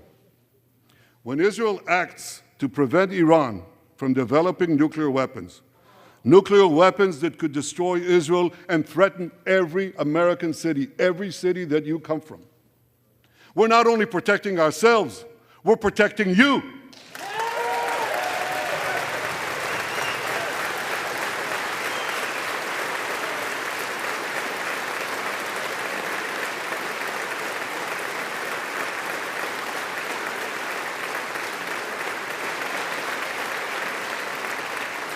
My friends, if you remember one thing from the speech, remember this. Our enemies are your enemies. Our fight is your fight. And our victory will be your victory.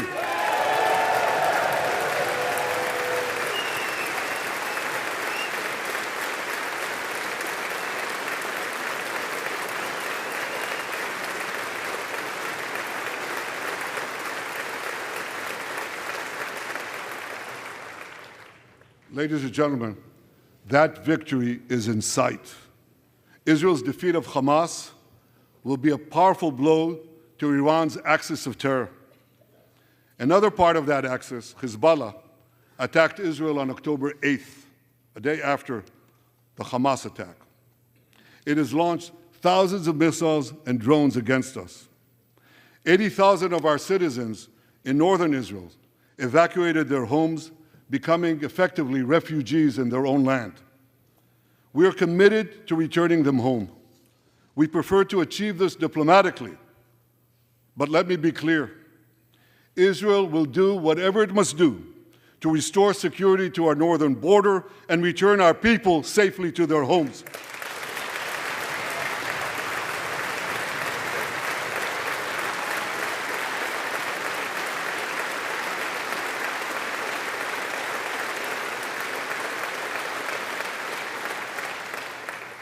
Last Friday, a third Iranian proxy, the Houthis, attacked Tel Aviv with a deadly drone. It exploded a few hundred feet from the American consulate, killing one person and injuring 9. On Saturday, I authorized a swift response to that attack. All our enemies should know this. Those who attack Israel will pay a very heavy price. And as we defend ourselves,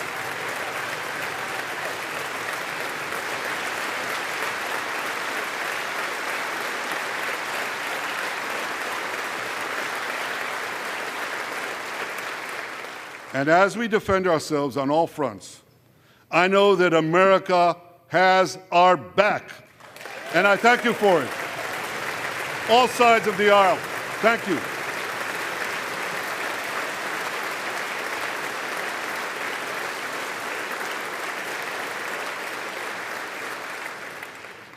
My friends, for decades, America has provided Israel with generous military assistance, and a grateful Israel has provided America with critical intelligence that saved many lives.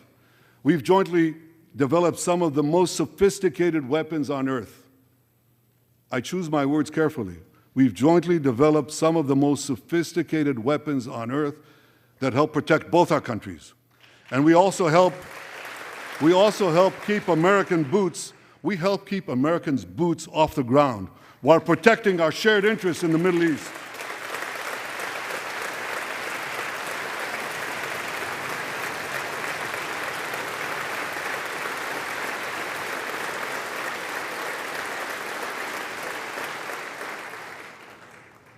I deeply appreciate America's support, including in this current war. But this is an exceptional moment. Fast-tracking U.S. military aid can dramatically expedite an end to the war in Gaza and help prevent a broader war in the Middle East. In World War II, as Britain fought on the front lines of civilization, Winston Churchill appealed to Americans with these famous words: "Give us the tools and we'll finish the job." Today, as Israel fights on the front line of civilization, I too appeal to America. Give us the tools faster and we'll finish the job faster.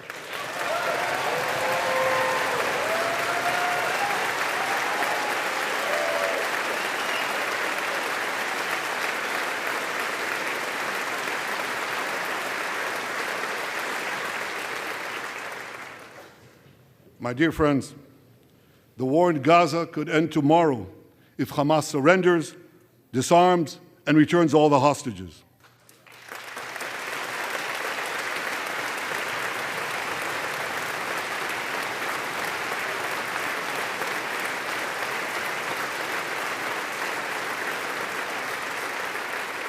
But if they don't, Israel will fight until we destroy Hamas's military capabilities, end its rule in Gaza, and bring all our hostages home.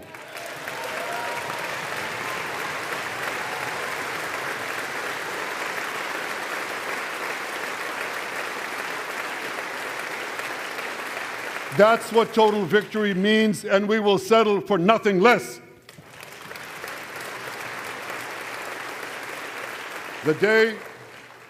The day after we defeat Hamas, a new Gaza can emerge. My vision for that day is of a demilitarized and de-radicalized Gaza.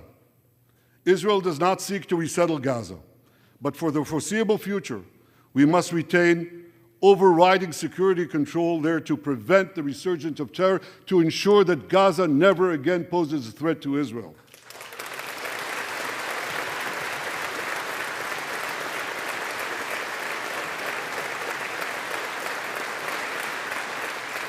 Gaza should have a civilian administration run by Palestinians who do not seek to destroy Israel. That's not too much to ask.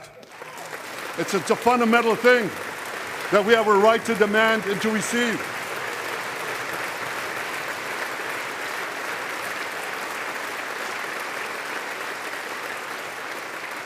A new generation of Palestinians must no longer be taught to hate Jews, but rather to live in peace with us.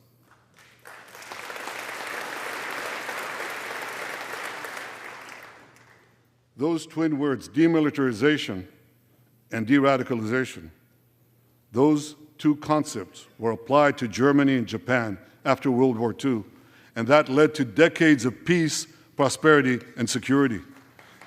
Following our victory,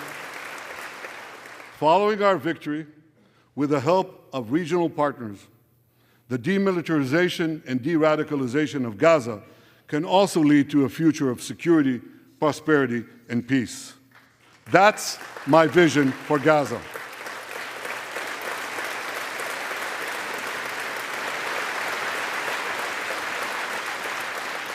Now, here's my vision for the broader Middle East. It's also shaped in part by what we saw in the aftermath of World War II. After that war, America forged a security alliance in Europe to counter the growing Soviet threat. Likewise, America and Israel today can forge a security alliance in the Middle East to counter the growing Iranian threat.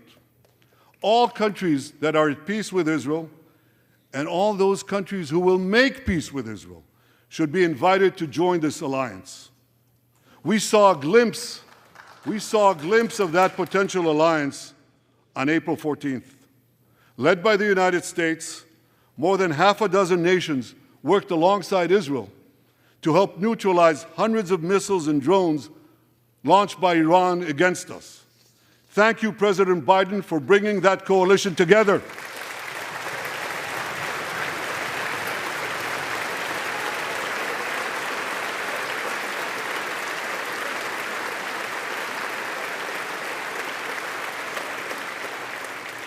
The new alliance I envision would be a natural extension of the groundbreaking Abraham Accords.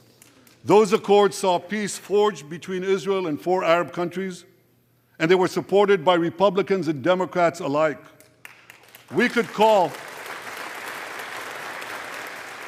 I have a name for this new alliance. I think we should call it the Abraham Alliance.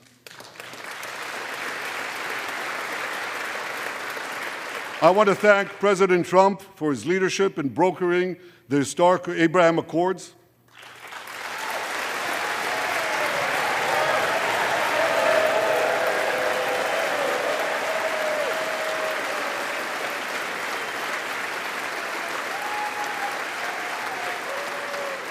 Like Americans, Israelis were relieved that President Trump emerged safe and sound from that dastardly attack on him, dastardly attack on American democracy. There is no room for political violence in democracies.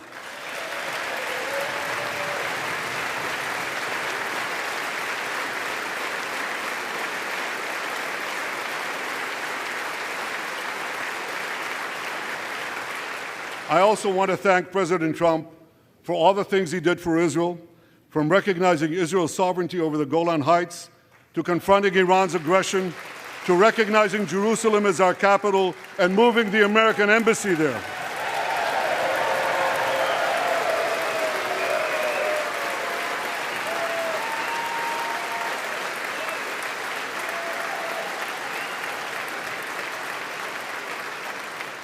That's Jerusalem, our eternal capital, never to be divided again.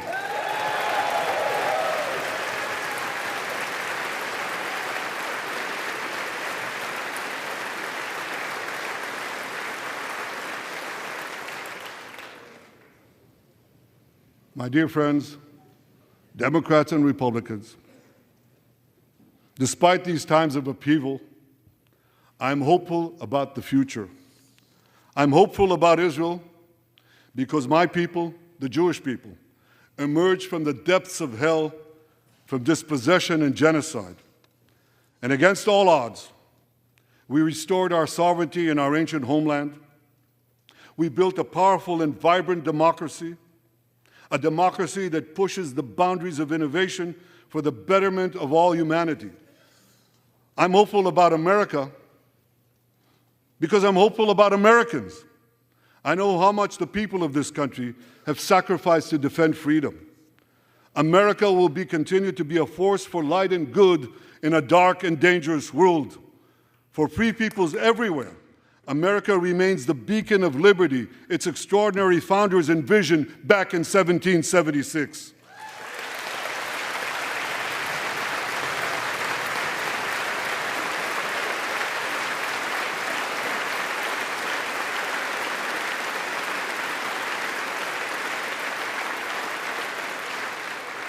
Working together, I'm confident that our two nations will vanquish the tyrants and terrorists who threaten us both. As Israel's Prime Minister, I promise you this: no matter how long it takes, no matter how difficult the road ahead, Israel will not relent, Israel will not bend. We will defend our land, we will defend our people, we will fight until we achieve victory. Victory over liberty, rather victory of liberty over tyranny, victory of life over death, victory of good over evil. That's our solemn commitment.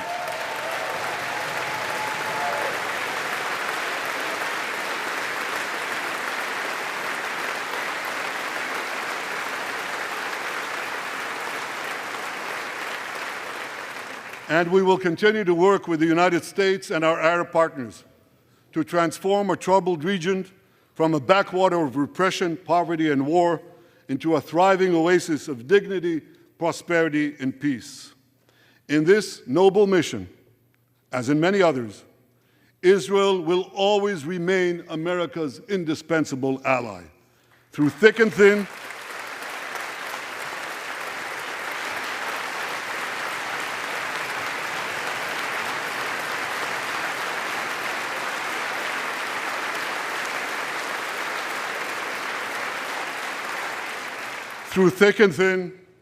in good times and in bad, Israel will always be your loyal friend and your steadfast partner. On behalf of the people of Israel, I came here today to say, thank you, America. Thank you for your support and solidarity. Thank you for standing in Israel, with Israel, in our hour of need. Together we shall defend our common civilization. Together we shall secure a brilliant future for both our nations.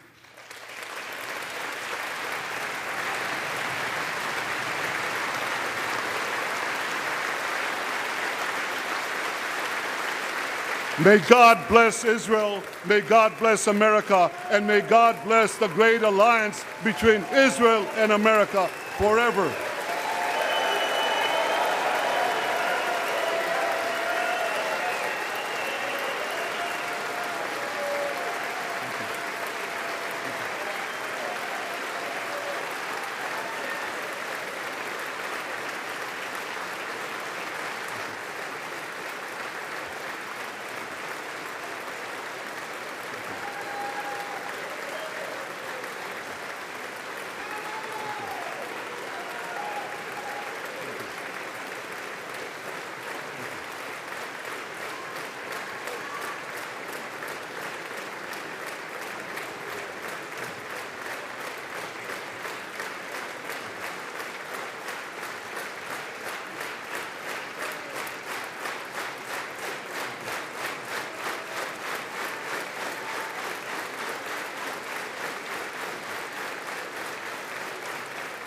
Thank you.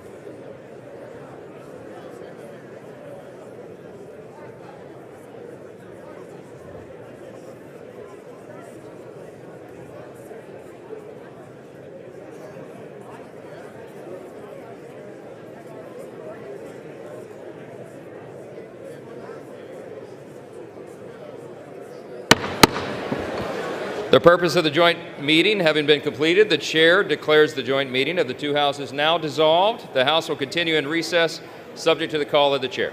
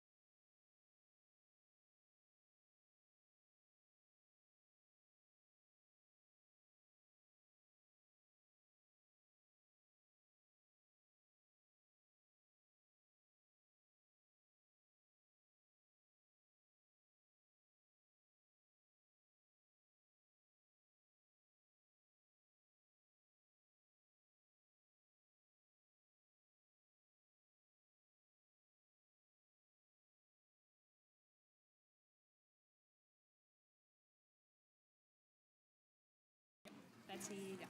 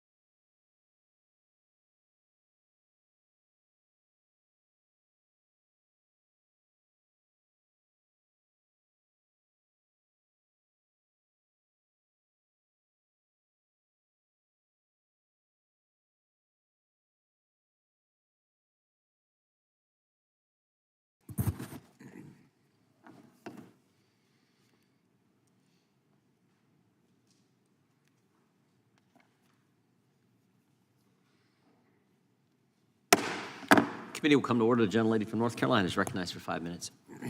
Thank you, Mr. Chairman, and thank you so much, Director Ray, for being with us yet again. As you know, we've seen a disturbing rise in domestic terrorism and far-right extremism across the United States, and we've heard from you several times about this. White supremacist and far-right extremist groups continue to outpace all types of terrorism and domestic violent extremism, according to the National Institute of Justice report from this past January. Part of this dramatic rise in extremist violence and threats stems from malign foreign actors who are actively working to sow division in American democracy. They're desperately trying to inflame extremists and deepen divides, all to support far-right agendas and candidates that will erode our democracy. The DHS threat assessment has warned we expect the 2024 election cycle will be a key event for possible violence and foreign influence targeting our election infrastructure, processes, and personnel. Microsoft has warned that the 2024 election may be the first presidential election during which multiple authoritarian actors simultaneously attempt to interfere with and influence election outcomes. National security officials and experts have warned that foreign governments, mainly Russia, China, and Iran, seek to destabilize the United States via its elections by sowing further division in the American electorate. This is happening in the current context of increased political violence in our country against a former president, election workers, judges, members of Congress and their families, and other public servants. I cannot emphasize enough that this is a national security threat. Director Ray, reports have found that these propaganda campaigns will sometimes target racial groups. Why would countries like Russia, China, Iran seek to inflame racial tensions via social media? Well, of course, it may vary from adversary to adversary, but the playbook for authoritarian regimes in today's world is to try to sow divisiveness and discord, to turn us against each other, to capitalize on existing social tensions that they perceive, and to try to, in effect, pour gasoline on the fire and intensify those conflicts that may already exist in our domestic, political scene. So rather than if you're a foreign adversary that means us no good, rather than try to come up with some completely brand new issue or theory or narrative to turn us against each other, you look for things where we're already, at the very least, quarreling with each other, if not fighting with each other, and then they try to capitalize on that and amp it up. And of course, that can then sometimes, as we've seen all too tragically, boil over or bubble over into outright violence. And so how has the FBI worked to combat this propaganda and infiltration on our social media networks? So our focus is on the foreign actor, China, Russia, Iran, and on their efforts. And so we work with the intelligence community, we work with our foreign partners, our friendly foreign partners, to try to uncover what those countries, Russia, China, Iran, are up to. And we try to share information about the hidden hand of the foreign actor where it's appropriate. We also engage in efforts to disrupt those foreign actors. The most recent example with the Russians, for example, is a Russian government-linked generative AI social media bot farm where they were posing as, among others, U.S. persons and not, in fact, U.S. persons, and trying to, again, sow various narratives. In that case, very heavily focused on, the issue they picked there was, the war in Ukraine, and again, trying to kind of get everybody turned against each other. We've also seen that, though, from China and Iran. I mentioned China before. We've had a case where we charged, I think it was 34 Chinese Ministry of Public Security, MPS officers, for much the same kind of behavior, creating false personas, pretending to be Americans, and then trying to kind of sow narratives. In that case, in the Chinese case, their narratives were trying to, for example, undermine any suggestion that COVID was the product of a lab leak, or attacking U.S. law enforcement at the anniversary of George Floyd's death, for example. And then Iran, in 2020, we saw them undertake similar kinds of efforts that were disrupted in the I think October of 2020.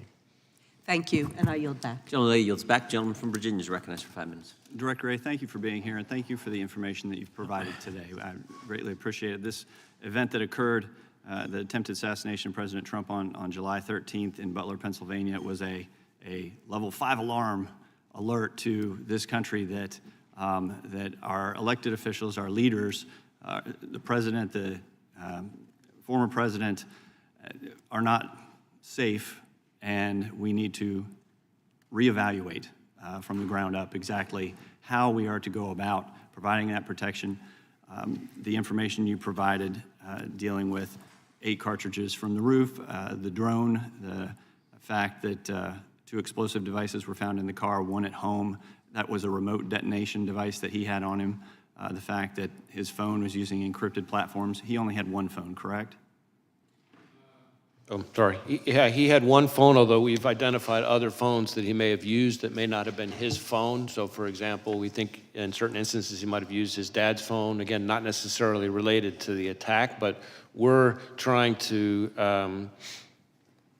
make sure that we process and exploit every device he could have used. And we keep, which is part of why I keep making this point, which I know you all are probably tired of me making about this being an ongoing investigation, because we keep identifying new pieces of equipment, new accounts, what have you. And the fact that you are in real time informing us about what you're finding as you're performing this investigation is very helpful, and clarifying the fact that he went to the range a day before and shot an AR. Now, my understanding is that the AR he used on the 13th was his father's. Is that correct?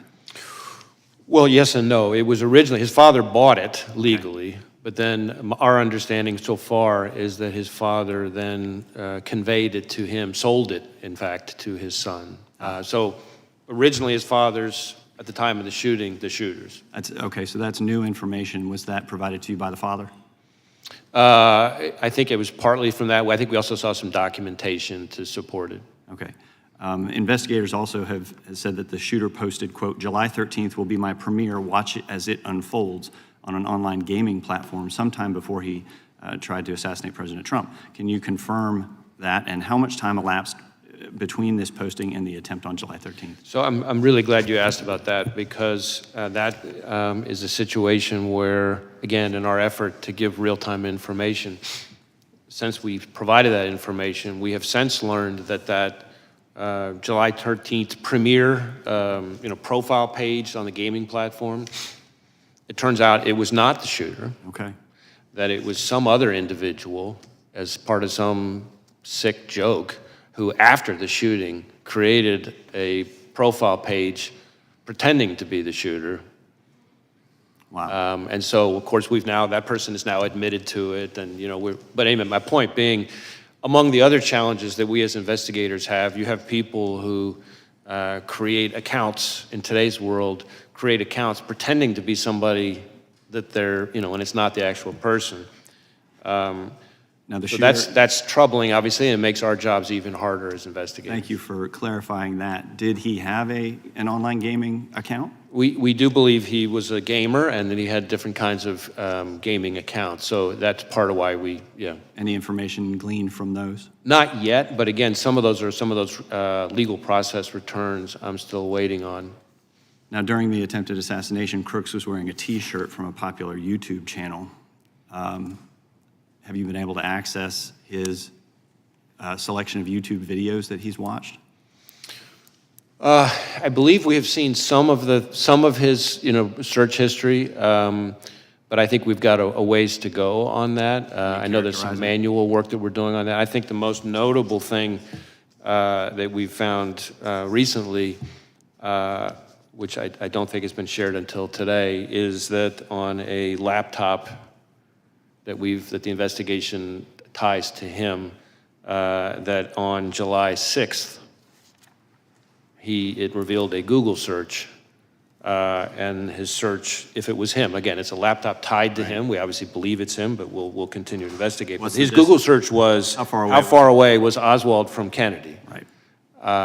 And horrifying. Yes, absolutely. Can you clarify that you have in your possession all of the video that was taken on that day at the scene?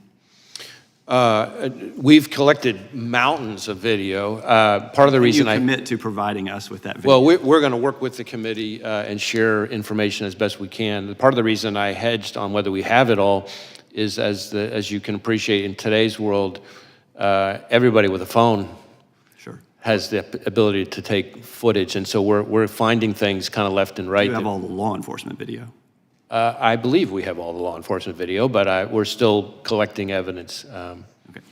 And I hope you would provide that to us and to the American people. Thank you. I yield back. Gentleman yields back. Director, just to be clear, the photo and the message on the online gaming account, I think your testimony was to Mr. Klein that was somebody else posing as the shooter. Is that right? Correct. Somebody after July 13th created this That's profile, pretending to be the shooter, and sent us down a rabbit trail, which we've now tied off. That's important information. The gentlelady from Pennsylvania is recognized.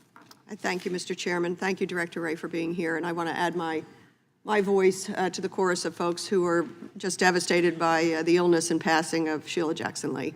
What a champion. What a role model. I always called her the hardest working member of Congress. She was everywhere on every issue. She'll be greatly missed. Director Ray, I thank you for what you said earlier, which is leaning in. This is such an extraordinary set of events.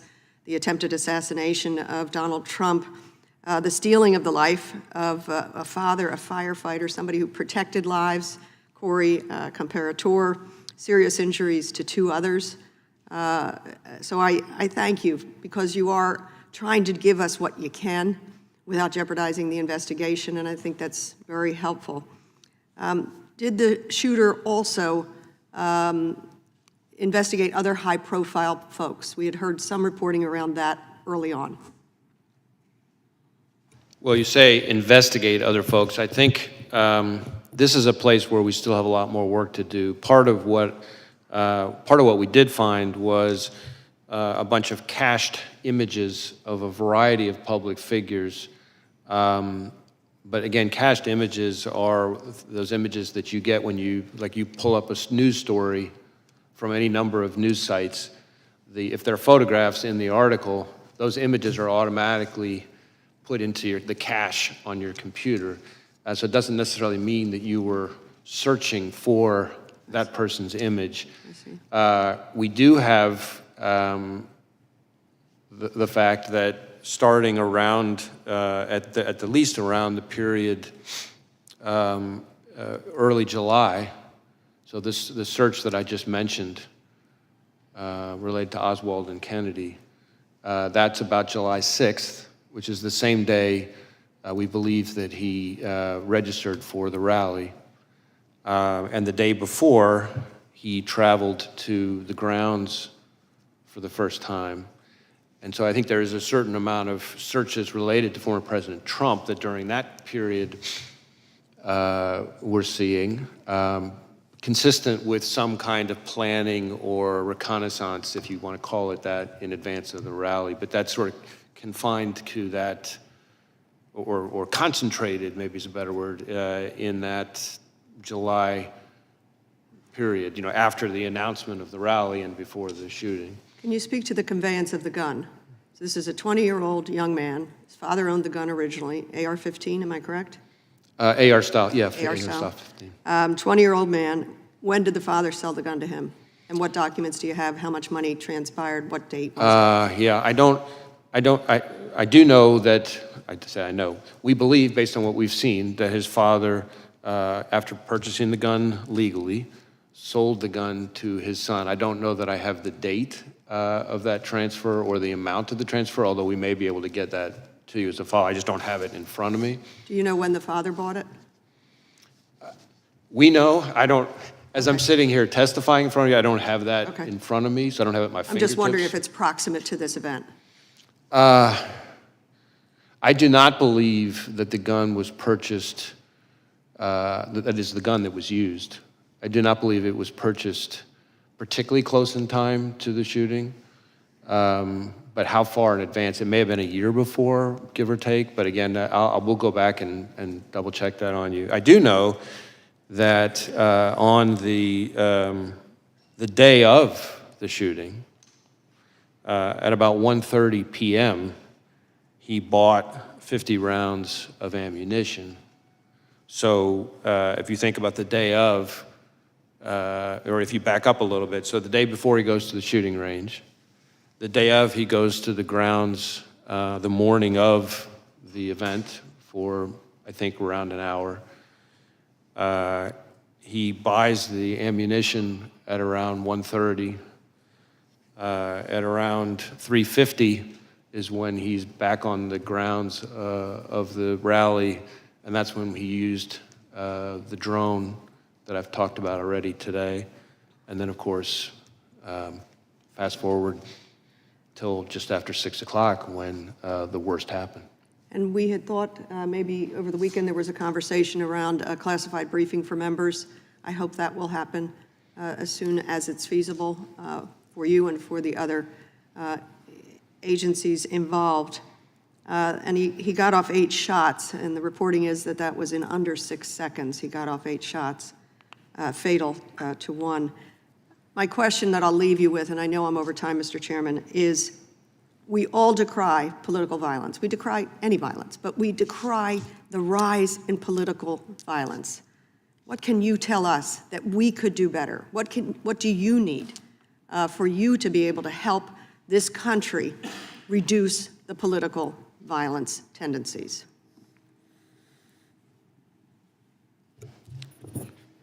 I think this is a moment where, in the most stark way possible, all of us as Americans can see how out of control political violence is in this country. And it's an opportunity for everybody to come together and to try to show that this is not the kind of thing we're going to tolerate in this country.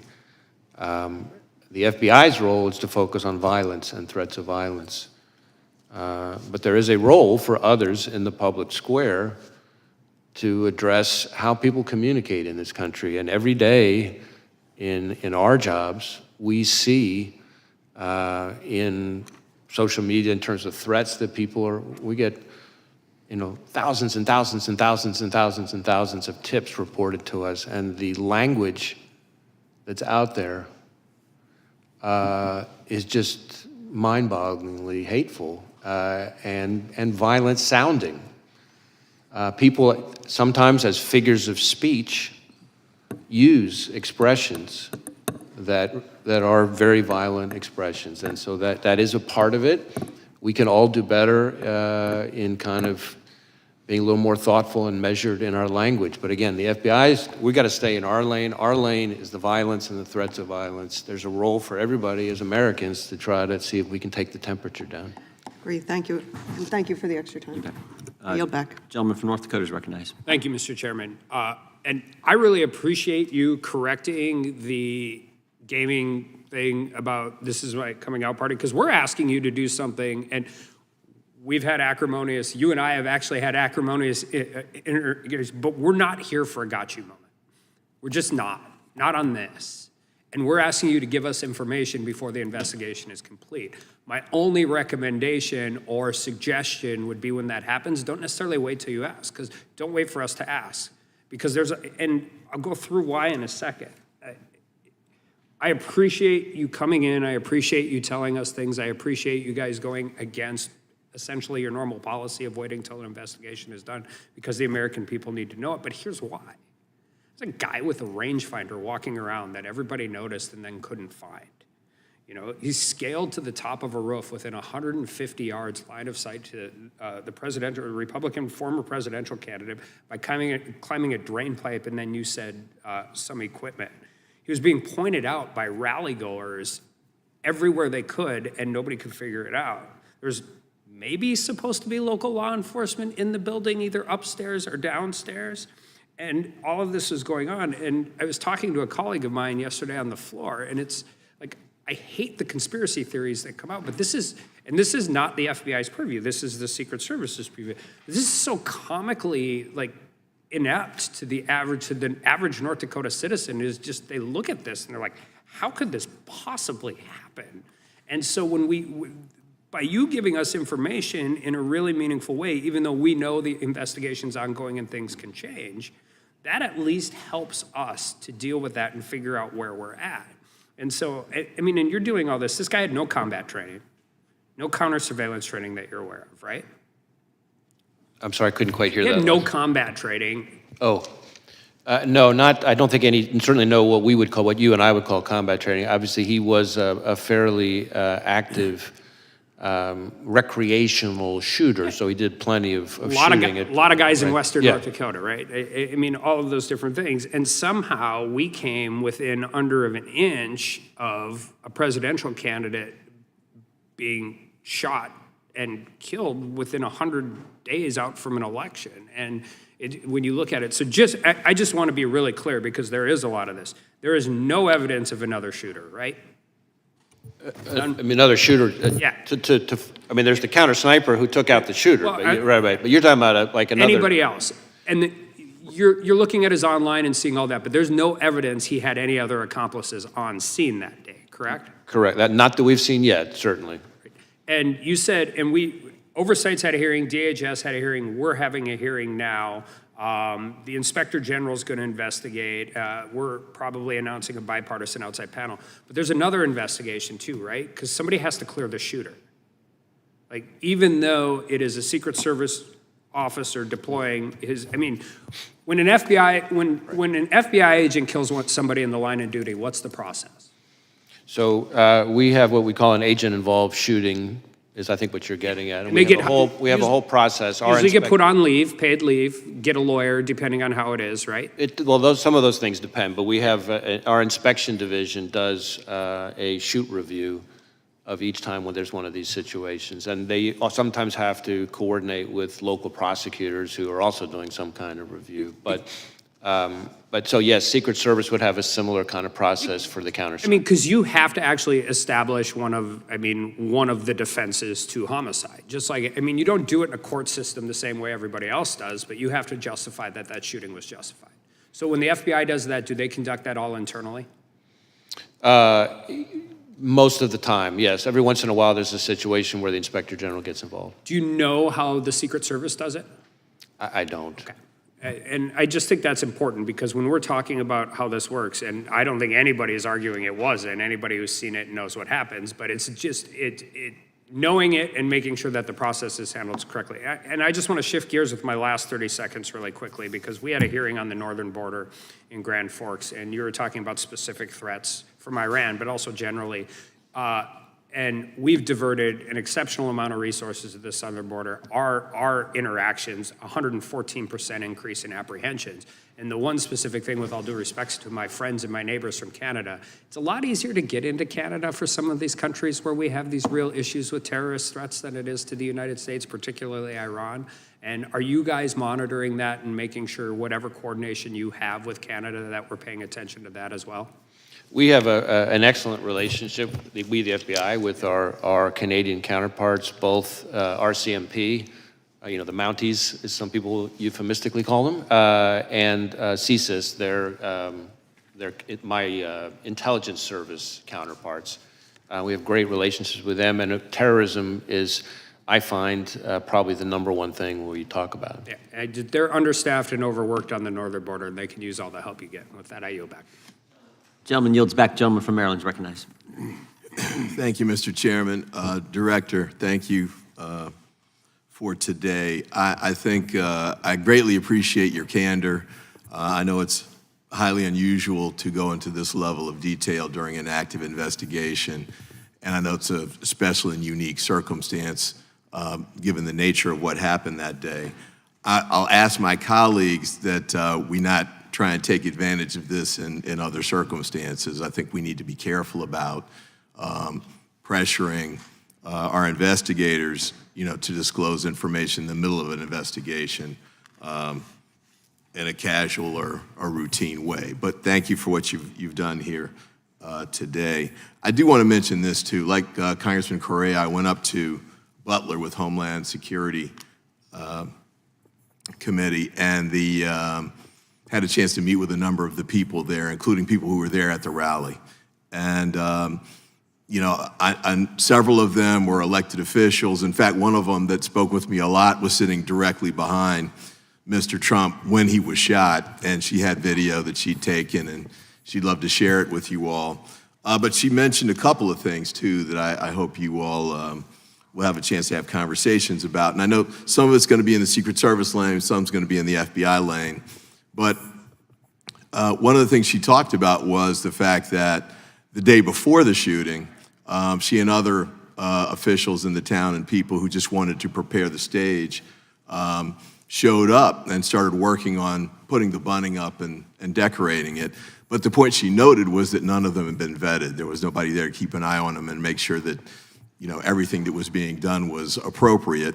And she actually sort of thought in the context of hearing that a gun was found, or a gun was perhaps hidden at the site before the shooter was able to get it and use it. I don't know those details, but those are some of the things that came up that day. She also mentioned that there was sort of the outer perimeter. So you had a perimeter around the stage that the Secret Service had set up. Beyond that, you had a field, and then you had the building where the company was, and the shooter got on the roof.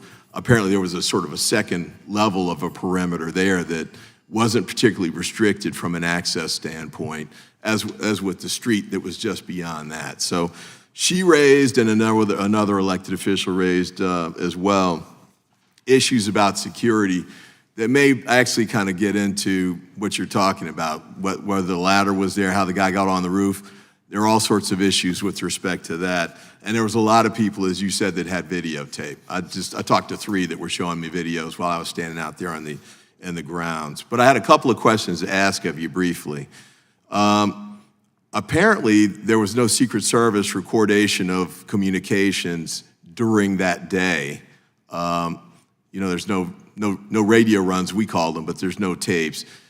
Do you know if there are any recorded conversations among law enforcement from that day? I don't know the details of that. I believe there may be some, but I don't have in front of me exactly what we've seen or heard. Okay. And then with respect to email communications, there were a lot of issues about, because my personal view, having gone to the site, was that they just shouldn't have had the rally there. It should not have been permitted. I thought there were just too many roofs. He picked one, but there was like a half dozen others that he could have picked on the other side of the field. And as Eli Crane, a congressman who was a sniper for the U.S. military, said, there was a water tower that actually would have been a better site, probably that Secret Service should have used, but could have been used as well. But had the lead up to that decision, and Congressman Correa raised this, who made this decision about how to pick the site? And apparently there was back and forth between local law enforcement, Secret Service, and the campaign. And I was kind of curious as to whether that's something that your investigation is going into or not. So I think that primarily falls within the scope of the 2 other reviews, that is the DHS Inspector General review and the outside panel, independent panel that's been announced. Certainly we are interviewing law enforcement personnel, but the security preparations, the adequacy of the security preparations. That's the other lane? That's the other lane. All right, I only got 15 seconds left. Quick question for you with probably not a quick answer, but this scenario is kind of the worst case scenario from a couple of standpoints. Got a lone wolf shooter with no red flags that we've heard of so far. Nobody should have known that this was coming. He didn't have a criminal record and that sort of thing. Easy access to an assault weapon. I had a discussion like this with a I think Congressman Roy and Congressman Bishop several months ago. What is it we can do to try and preempt those kinds of scenarios? We've got gun violence all over the country, including in my district. This is one example, but this scenario is the worst possible that I can think of from the standpoint of no intervention prevention efforts that can be put in place to try and address it. But I'm kind of curious if you have any thoughts to the contrary on that. I don't know that I have any magic solution to the problem, and I certainly don't want to be proposing legislative ideas. That's not really my role. Certainly, dangerous weapons, especially high-powered weapons, in the hands of the wrong person represent a real concern for law enforcement, including to law enforcement, sometimes as the victims, as we saw very tragically down near Miami with 2 of our agents killed. But that's probably all I can say on that. I do, while we're on the subject of firearms, Mr. Chairman, I have an answer to Congresswoman Dean's question. I might as well give it now, which is about the purchase of the firearm. I'm told that the father purchased the firearm in 2013, so quite a while ago, and then he sold it to his son in October of 2023. Thank you. Thank you, Mr. Chairman. I yield back, and thank you, Mr. Director, for your great work. I'd ask unanimous consent that we enter into the record a statement from Representative Kelly and some questions for the Bureau. Representative Kelly represents Butler. Actually, that's his hometown. So without objection, those will be entered into the record, and we'll make sure you get those, Director. The gentleman from New Jersey is recognized. Thank you, Mr. Chairman. Before I begin, and this is not directly with you, actually, I just wanted to straighten something out. I know my colleagues, the gentlemen and the gentleladies from Georgia, Washington, California, Pennsylvania, they all mentioned Project 2025. Well, I don't know how they expect you to know about that, number one. I'm pretty damn involved. I don't really know a whole lot about it. But President Trump has made it clear, and we're going to say it again, we'll say it over and over again, that there are some things he disagreed with, some things he agreed with that he wasn't that familiar with. It was from the Heritage Foundation. And that was just raw politics, to be honest with you. It was just because 2025 has some things in it that they believe are really going to offend American people, and it very well may. And so they want to pin it on the presidential candidate. He didn't author it. He didn't condone it. He didn't put his seal of approval on it. It's getting old. It really is. We do this with other things. Just like in this committee, when anything goes wrong, anything, somehow Donald Trump's name has to be brought into it, and it gets tiring. It's politics over reality. Second thing about picking the site, I was intimately involved in the Wildwood rally, the biggest rally President Trump's ever had, biggest political rally in the state of New Jersey. I had spoken to the president about it, and he wanted to do it on the beach because we had over 100,000 people.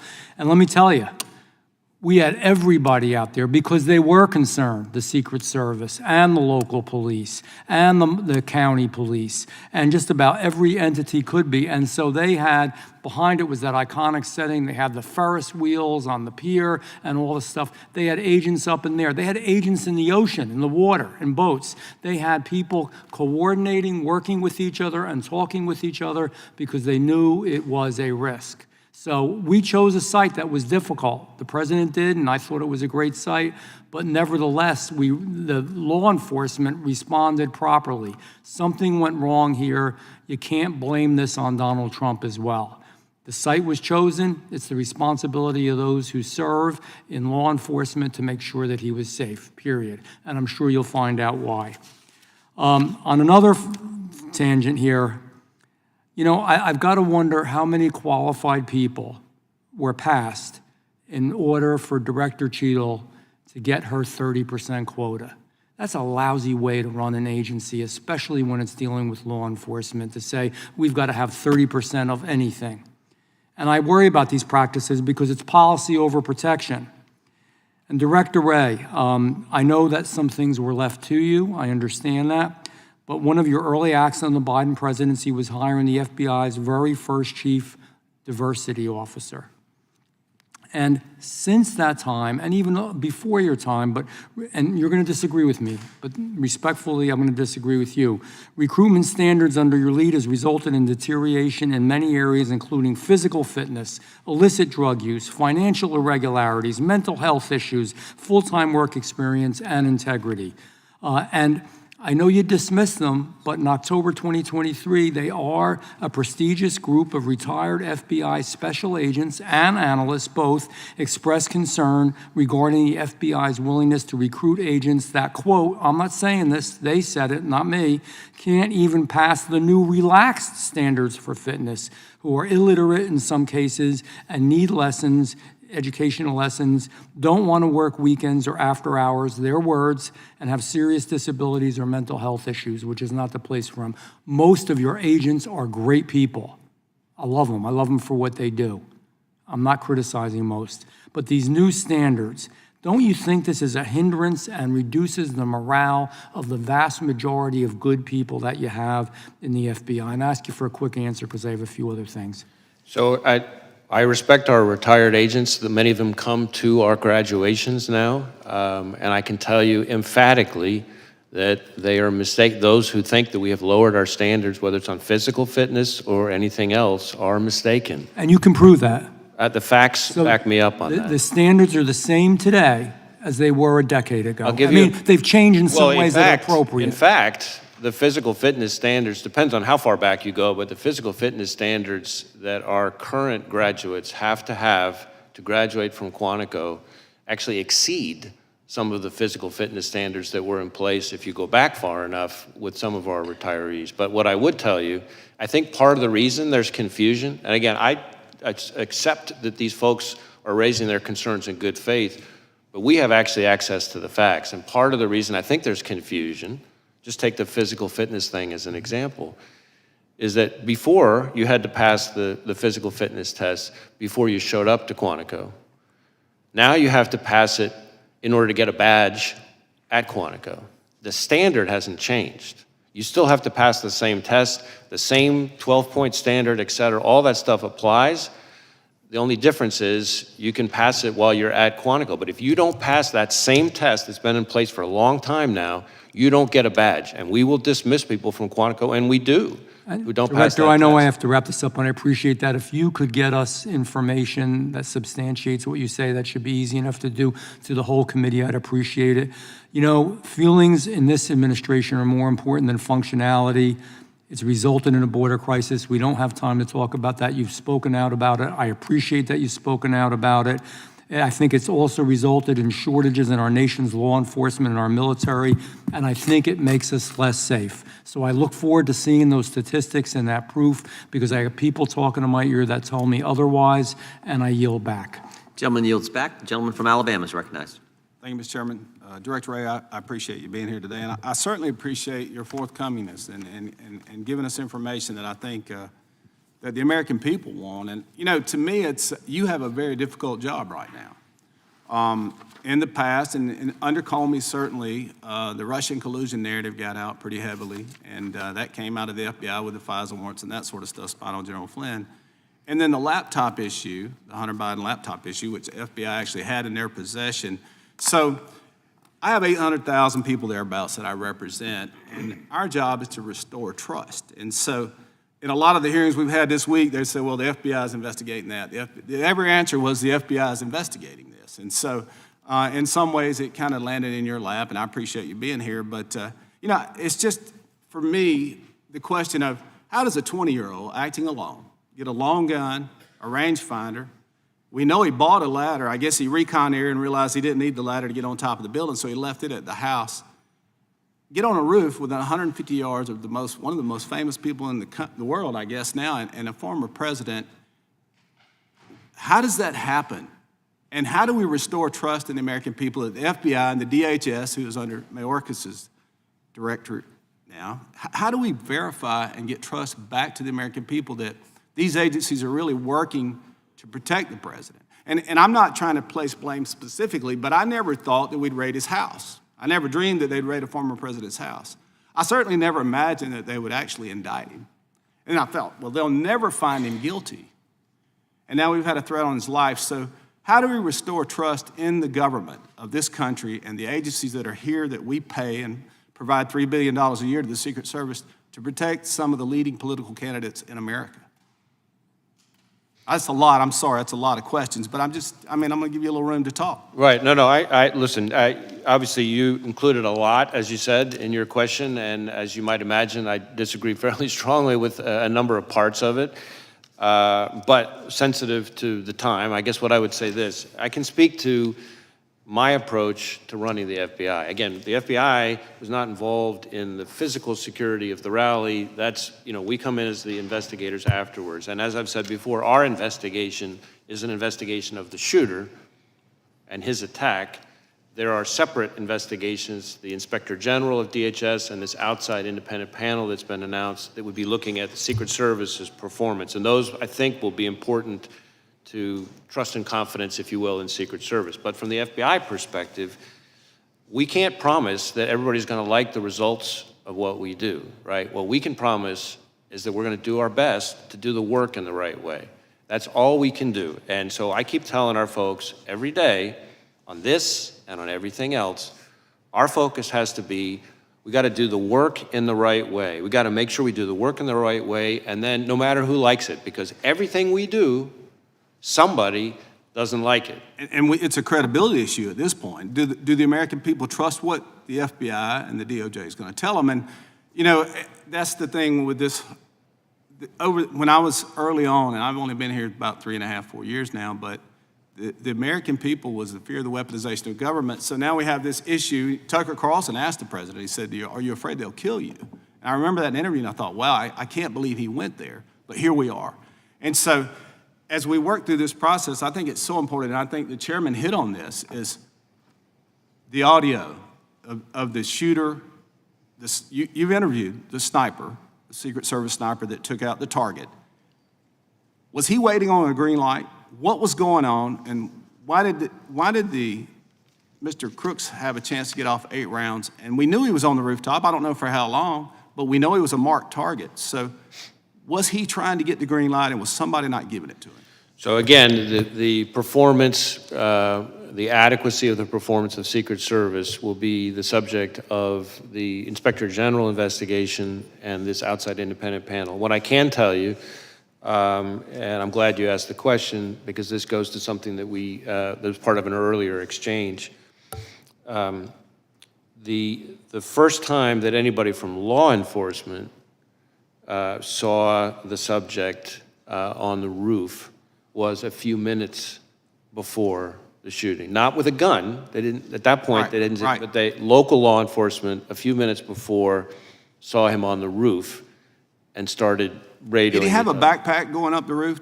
Well, we haven't found anybody yet who saw him climbing up the roof. The reason why I've talked about how we think he got on the roof is that's based on forensic, our evidence response team and forensic analysis, that we're, without getting into all the details, footprints and things like that we can, fingerprints, et cetera, that we can see how he got on. But we don't have an eyewitness at the moment who saw him climbing up. So a few minutes before the shooting, local law enforcement saw him on the roof. Again, no weapon identified at that point. A few seconds before the shooting is when the law enforcement officer that I've talked about already is the one who was assisted by another officer who saw up on the roof, saw the shooter in a prone shooting position with the gun. He turns. How long did that happen before? That was that sighting. That is the first time, to my knowledge, the first time anybody from law enforcement saw him with a weapon. That is seconds before he shot at President Trump. Thank you, Mr. Chairman. I yield back. So did the counter sniper not see the bad guy, the shooter, until after he fired a shot? You mean until after the subject fired a shot? Until after the shooter? Yeah, I don't know the answer to that. It's possible we've already determined that, but I just, as I sit here right now, I don't have that. But I can, yeah. I think that's the logical next question with where the gentleman from Alabama's question was going. The gentleman from California is recognized for 5 minutes. Director Wray, to the best of your understanding, how close did the assassin's bullet come to killing President Trump?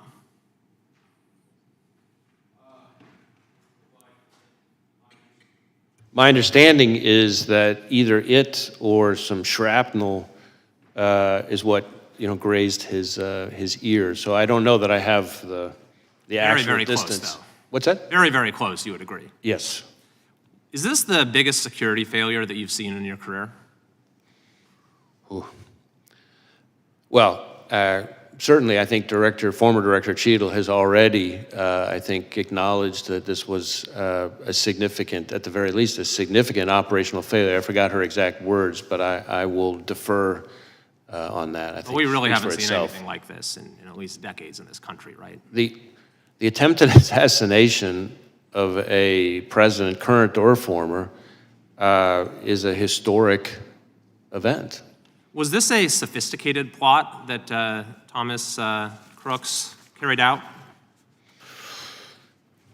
Well, I think probably depends on your definition of sophisticated, right? So on the one hand, he's a 20-year-old, seems to, from what we've seen so far, loner, without a lot of elaborate criminal history, without any criminal history or anything like that. On the other hand, he did clearly do some level of planning and recon. When did the planning start, to the best of your knowledge? What's that? When did the planning start?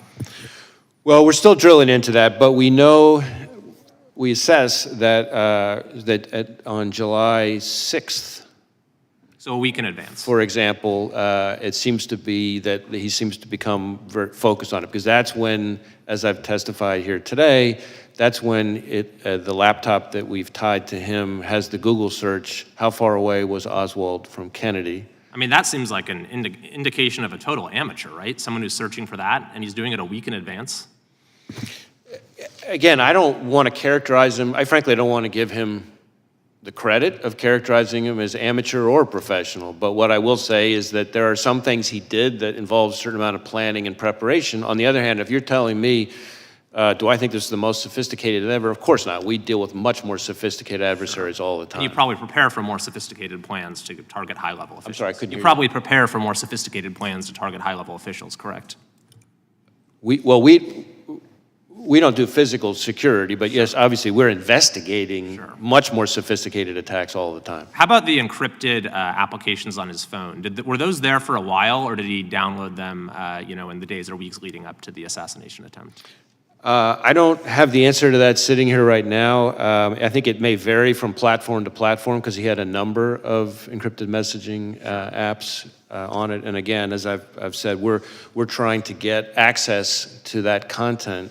And that's important. I think it's important for everybody on this committee to understand that this is a real problem for law enforcement. That these companies, let's be clear here, these companies are designing their platforms in a way to, no matter how heinous the crime, no matter how rock solid the legal process, I've run out of time, to so get I want access. to get the next question. At this moment, are you confident that high-level protectees, presidents, former presidents, are well protected?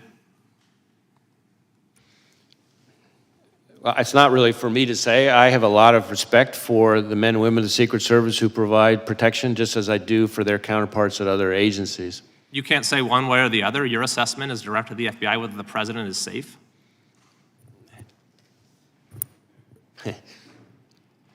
I'm not an expert on protective details and physical security. What I would tell you is that we have a very robust system for sharing threat information with those agencies, and that in my experience, the men and women of the Secret Service are professionals who are hardworking, who are literally willing to take a bullet for their protectee. You mentioned a thwarted assassination attempt against former President Bush. Are there any other thwarted assassination attempts against current or former presidents that you could discuss?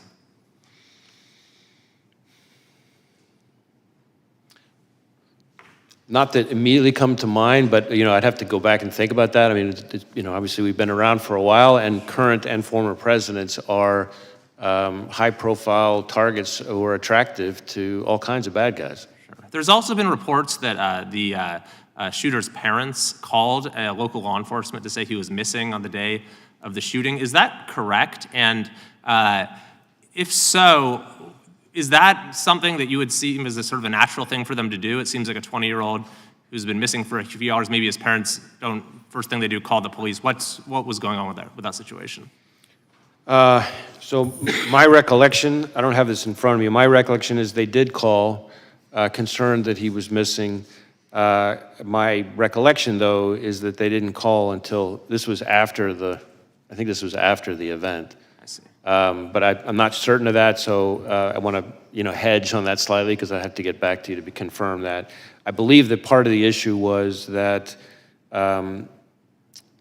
when he last saw his father, he, I think, indicated to his father that he was going to shoot at the range. And then, of course, he didn't go to the range and he didn't come back from that. And so I think that may have added to the level of concern. Thank you. I yield back. Gentleman yields back. Gentlelady from Wyoming is recognized. Thank you, Mr. Chairman. Director Wray, I'm going to go a little bit different route with my questioning. In testimony before the Senate Judiciary Committee in December of last year, you stated that the FBI is, quote, especially concerned about the possibility of Hamas supporters engaging in violence on the group's behalf, end quote, and that the threat from a, quote, terrorist organization who may exploit the attacks at Israel as a tool to mobilize their followers around the world, end quote. We've seen a lot of conduct today that I think is concerning to many people in terms of Hamas terrorists and their sympathizers. Reports have surfaced alleging that many of the groups intimidating and violating the civil rights of Jewish American students, like the Students for Justice for Palestine, received guidance and financial support from American Muslims for Palestine, and that AMP's directors allegedly have links to groups which fundraise for Hamas. Director Wray, is the Bureau aware of or investigating whether these groups violating the civil liberties of Jewish Americans are connected to or affiliated with Hamas or other terrorist organizations? So we are investigating a lot of attacks and threats against the Jewish community. I've been very vocal on how big a concern that is, and certainly that was already heightened even before October 7th, and since October 7th, it went to a whole nother level. We are actively engaged with Jewish community, both locally and nationally. When it comes to foreign terrorist organizations and their role, or foreign adversaries and their role, we are looking hard to see if we can find linkage, for example, funding or things like that.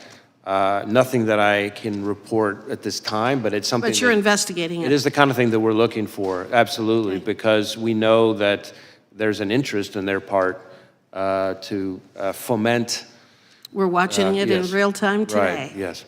There are other reports that Mayor Bitar, National Security Council Coordinator for Intelligence and Defense Policy and Deputy Assistant to the President, was an active member in Students for Justice in Palestine at Georgetown University, which is one of the groups alleged to have ties to Hamas.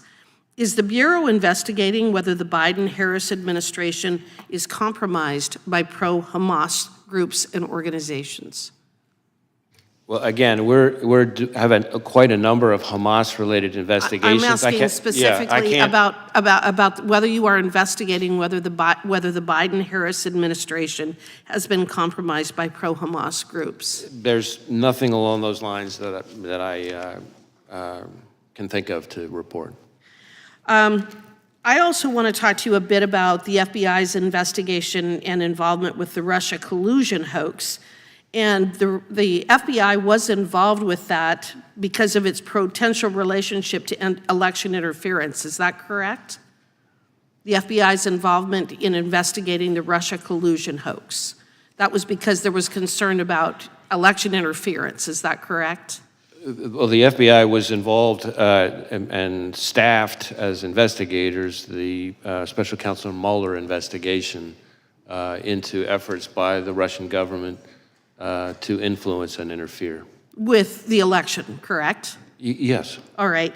So is the FBI investigating what just happened with Joe Biden being forced out of the race after winning the Democrat primary as election interference? Is the FBI investigating that right now? I'm not aware of any investigation along those lines. Okay. Director Wray, it was reported in March that the FBI's Foreign Influence Task Force resumed communication with social media companies. And an FBI spokesman has stated that, quote, in coordination with the Department of Justice, the FBI recently implemented procedures to facilitate sharing information about foreign malign influence with social media companies in a way that reinforces that private companies are free to decide on their own whether and how to take action on the information, end quote. Director Wray, what specifically is the FBI doing to reinforce that such decisions are, in fact, for the private companies to make and not the administration?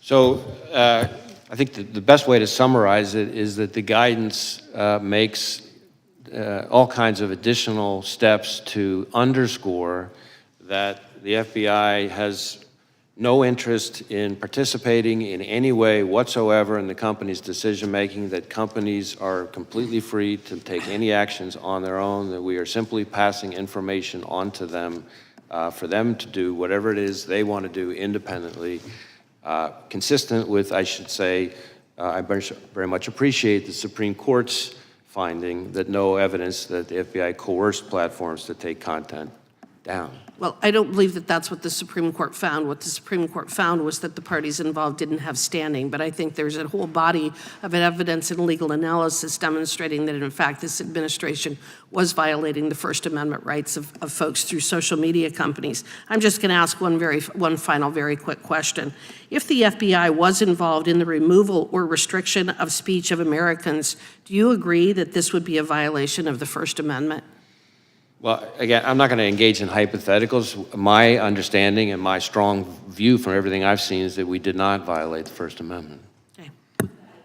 Gentlelady yields back. Gentleman from Texas is recognized. Thank you, Director. I've just got two easy questions for you. In February, Donald Trump Jr. received a letter containing a white suspicious powder that read, quote, Lee Harvey Oswald's grandson must complete his contract, end quote. The United States Secret Service and the FBI said they would investigate the matter, and 5 months later, no more information has been released. I've also visited with Mr. Trump, and he has not received any information either. Why is that? So as I sit here right now, I'm not familiar with the specific investigation, but I do know that we have had, unfortunately, quite a few investigations of threatening mailings and white powder letters and things like that. So I'm happy to drill into it and have us circle back to you and see if there's more information we can share about it. Thank you. And would you maybe circle back to the Mr. Trump, Donald Jr.? I think they'd like an update as well. Sure. Let me, again, like I said, Okay. I'm not familiar with the specifics, but I'm happy to have us look into it and get back to whoever we need to get back to. Thank you. Next question. The Pittsburgh field office now handling the assassination attempt investigation. Is that right?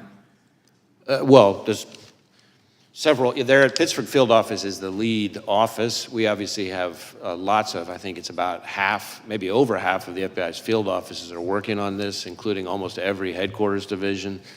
So we have lots and lots and lots, several hundreds of employees working on it. All right. But yes. Pittsburgh's the lead. Okay. This is the same office that botched the Hunter Biden laptop case. And they, in my view, and my constituents and many Americans, displayed a clear reluctance, that's a quote, reluctance to really do any tasking, quote, effectively failing to investigate, according to the U.S. attorney on the case. My question is, how can we trust this office, and why does it keep reappearing in critical election-related investigations, or is that just dumb luck?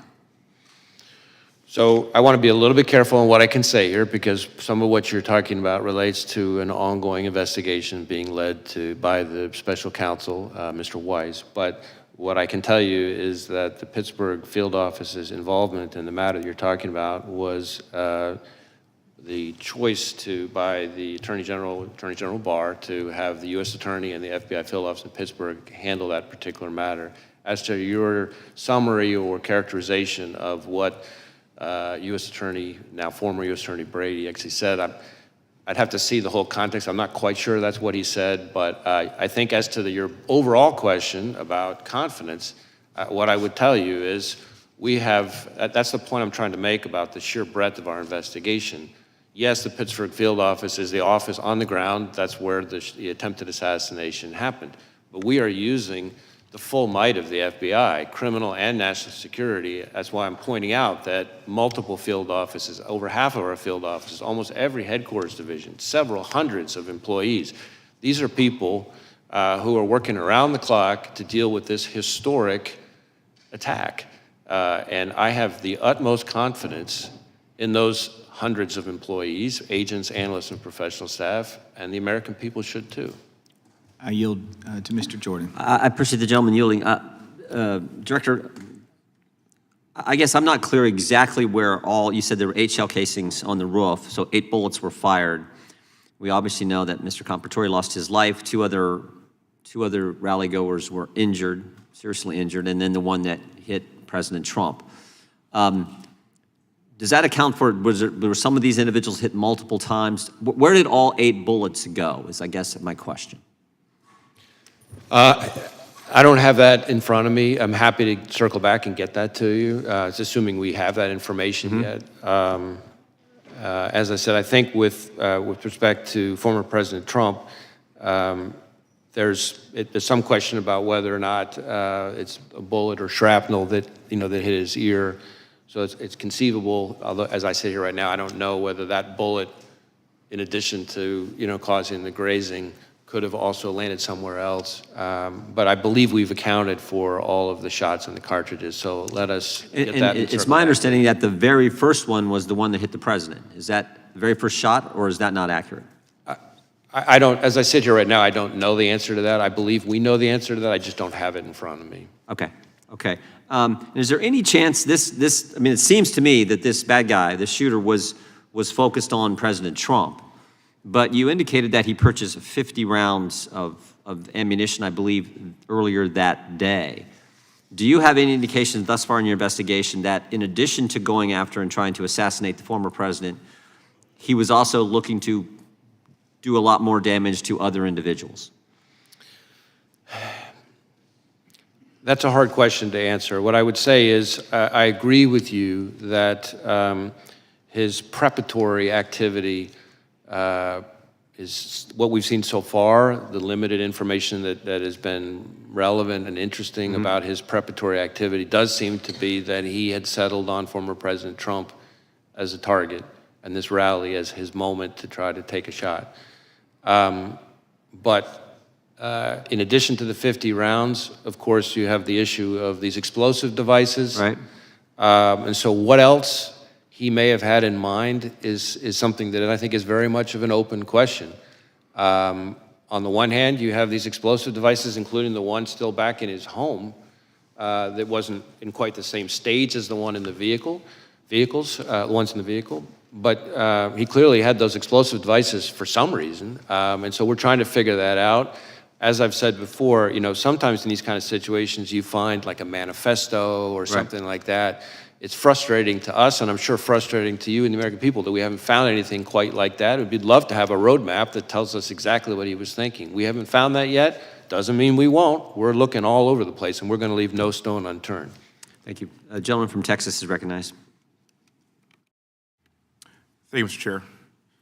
Thank you, Director, for being here today. I know it's been a very long day, busy day on Capitol Hill, and also I want to apologize in advance if there's any repetitive questions from me. But I have to ask, given that our sitting president resigned from the campaign on Sunday and the Secret Service Director resigned yesterday, you don't plan on resigning anytime soon, do you, sir? No, sir. Good to go.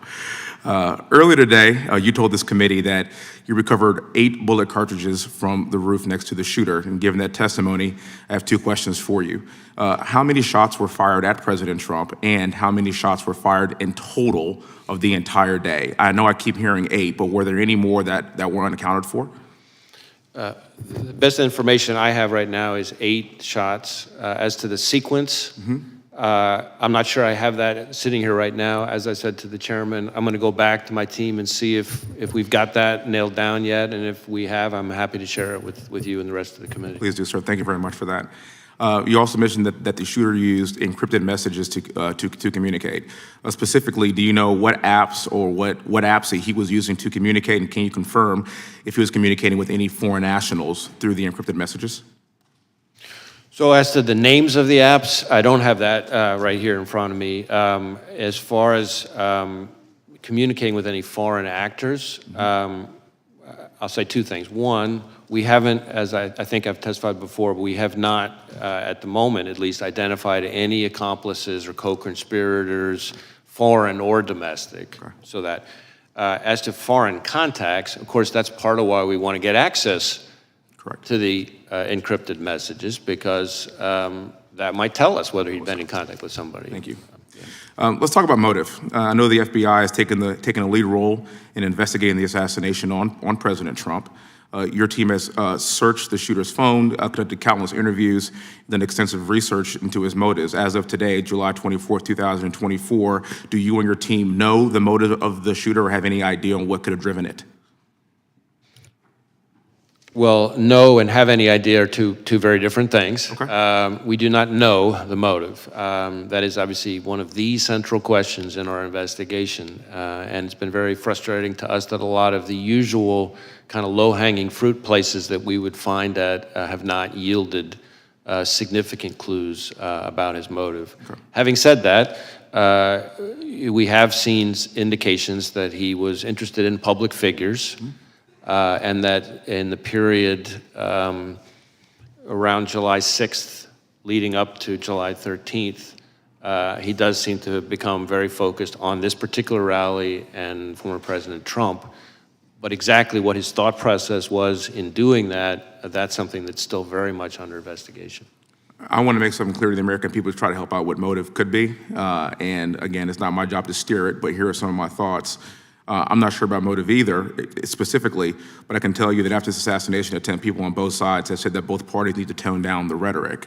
But recently, just on Monday, in fact, President Biden called into the Harris campaign event and said that President Trump was a threat to democracy. Just take a look behind me at these photos.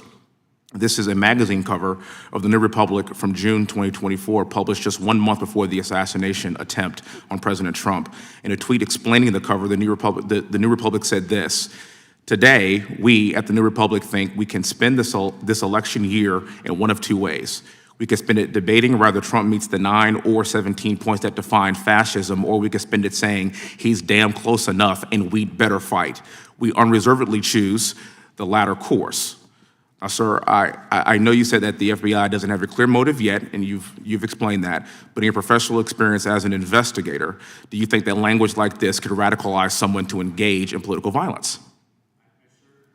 I certainly understand the point of the question. What I would tell you is that, respectfully, I don't think it's appropriate for me as FBI director to be characterizing or engaging in public commentary on specific people's rhetoric.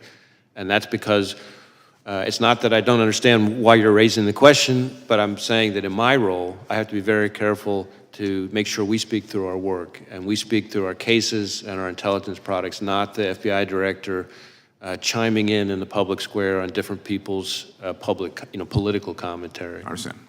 For the record, there was an assassination attempt on an American president, and I will be asking these same questions even if it were President Biden. And my message to the American people is that we need to do better.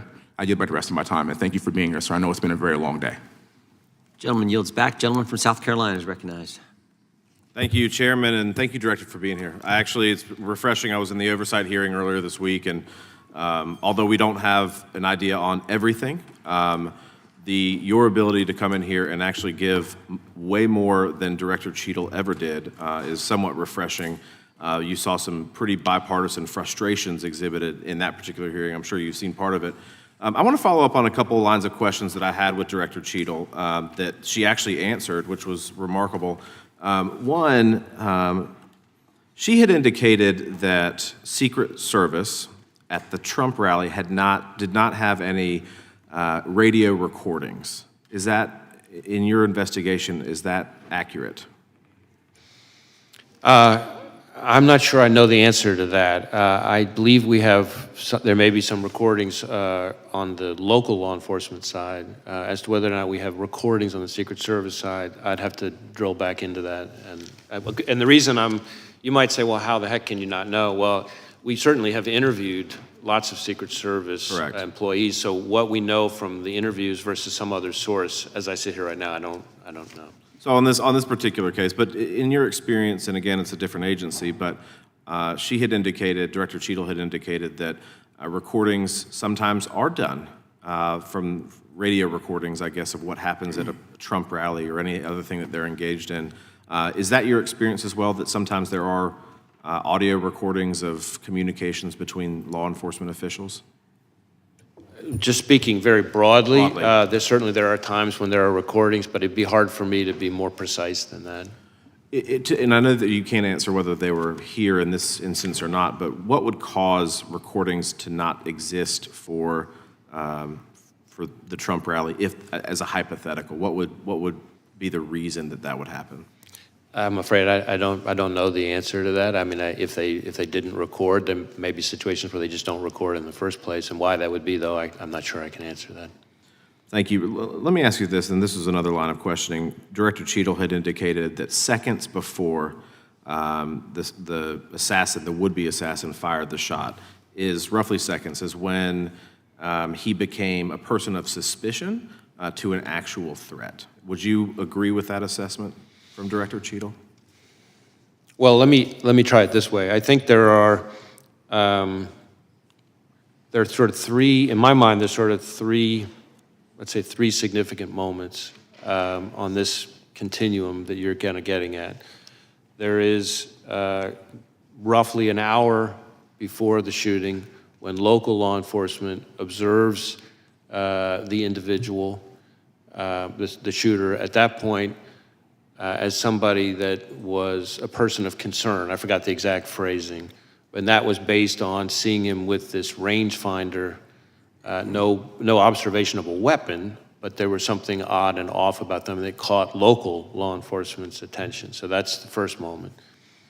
Then there's a second moment, which is, I think just minutes before the shooting, where local law enforcement observed him on the roof, but didn't see a weapon, is my understanding at that point. And at that point, their level of concern obviously was even higher. And then there's the third moment, which is that moment when local law enforcement saw him, the officer who climbed up with the assistance of his colleague, and saw the shooter in the prone position with the weapon, and that's seconds before the event. And so, terminology, I'm not sure, but it seems to me there's an evolution of concern over that time period. Correct, an escalating concern. At what point, and this again, I just don't know, so I'm curious, at what point is, say, the sniper who killed Mr. Crooks, at what point is he able to fire a shot, and does he have to have authorization in which to do that? I don't know that I know Secret Service's rules of engagement in that situation. It's possible that our interview of the counter-sniper has uncovered that. Again, our focus has been, I certainly understand why you're asking the question, but our focus has been on the shooter himself and his actions and the attack. These two other reviews, the DHS Inspector General and the outside independent panel, are both looking at the performance of the Secret Service, which would, I'm confident, include the question that you're talking about. Thank you. And I actually think, from a legislative purpose and what this body will probably ultimately do, it's of great importance that we break down barriers of communication and that we allow, officers to do their job without, so that this doesn't happen again. And I appreciate you being here. Thank you, Director. Gentleman yields back. Gentleman from Ohio is recognized. Well, once again, as Congressman Fry said, we want to thank you for your time and a lot more information today than Monday. So thank you for that. I just have a handful of questions. I would love to have just a simple yes or no so we could get done with this. So on day one, President Biden issued an executive order mandating DEI programs in the executive branch. You responded by hiring FBI's first ever chief diversity officer. You're even on the Bureau's website quoting saying that diversity and inclusion of the workforce is something I care deeply about because the success of our efforts impacts our operations, our culture, and our future, end of quote. So Director, just a simple yes or no, do you still find DEI hiring practices to be central to the FBI's operations, cultures, and future? I believe that diversity is an important part, is a core value of a high-performing organization. Do you have any concerns that our homeland security efforts will be hampered if the FBI continues to use DEI as a primary hiring measure? I don't believe that we use DEI as a primary hiring metric. I would say that we have not lowered our standards. Yes and or I no, feel, please? let me, if I could finish. It's not a yes or no question. We have not lowered our standards, and the facts back that up. Are you aware of a 112-page report compiled by senior agents and analysts which stated, quote, if the current trajectory of the FBI special agent recruitment and selection continues, using DEI as the primary and sole measure of our homeland security efforts will be significantly hampered. Do you know about that 112-page report? I'm aware of a report from a number of anonymous former employees. Thank you. Do you agree that protecting the former president falls under the umbrella of homeland security? Well, protecting the former president, the physical security, the protective detail on the former president is the province of the Secret Service, which is part of the Department of Homeland Security. It is my understanding that historically the FBI had 100,000 applications for special agents on file at any given time of the year. So talking about slipping recruitment, are you aware that on February of 2024, a letter from the FBI's Assistant Director for Training Division, which reported that FBI only received an estimated 48,000 applications over a 2-year period?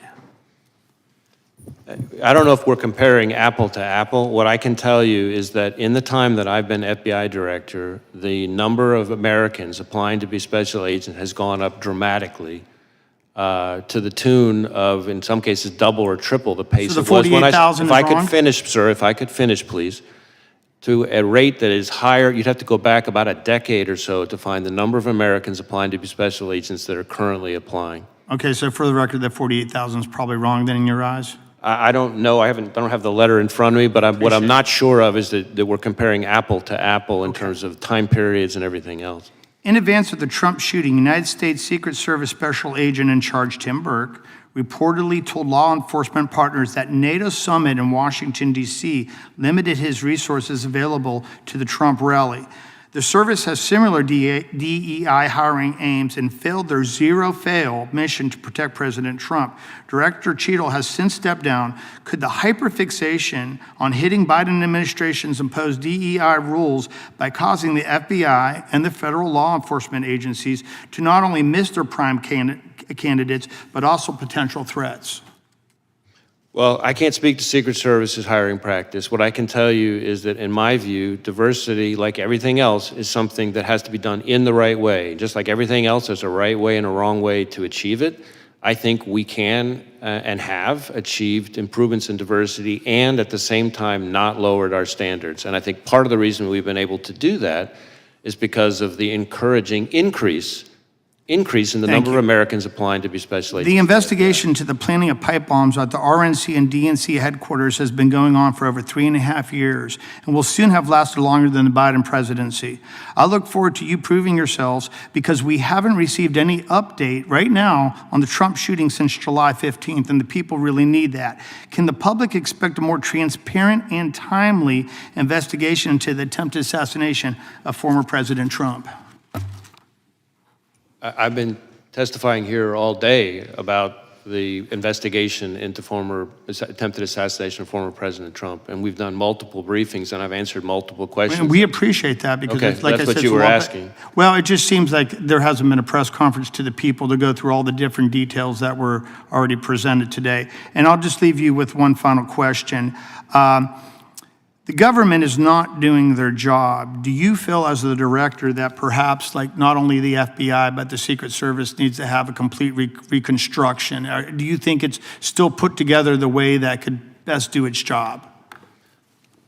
The FBI that I see every single day, having visited all 56 of our field offices at least twice, many of them 3 times, the FBI that I see engaging with state and local law enforcement from all 50 states, that I hear about from prosecutors, judges, business leaders, community leaders, foreign partners, is an FBI that is respected, trusted, appreciated, and that is there for people when they need them the most. And that is the FBI that I see, and I'm very proud to be a part of them. Any comment on the other agencies?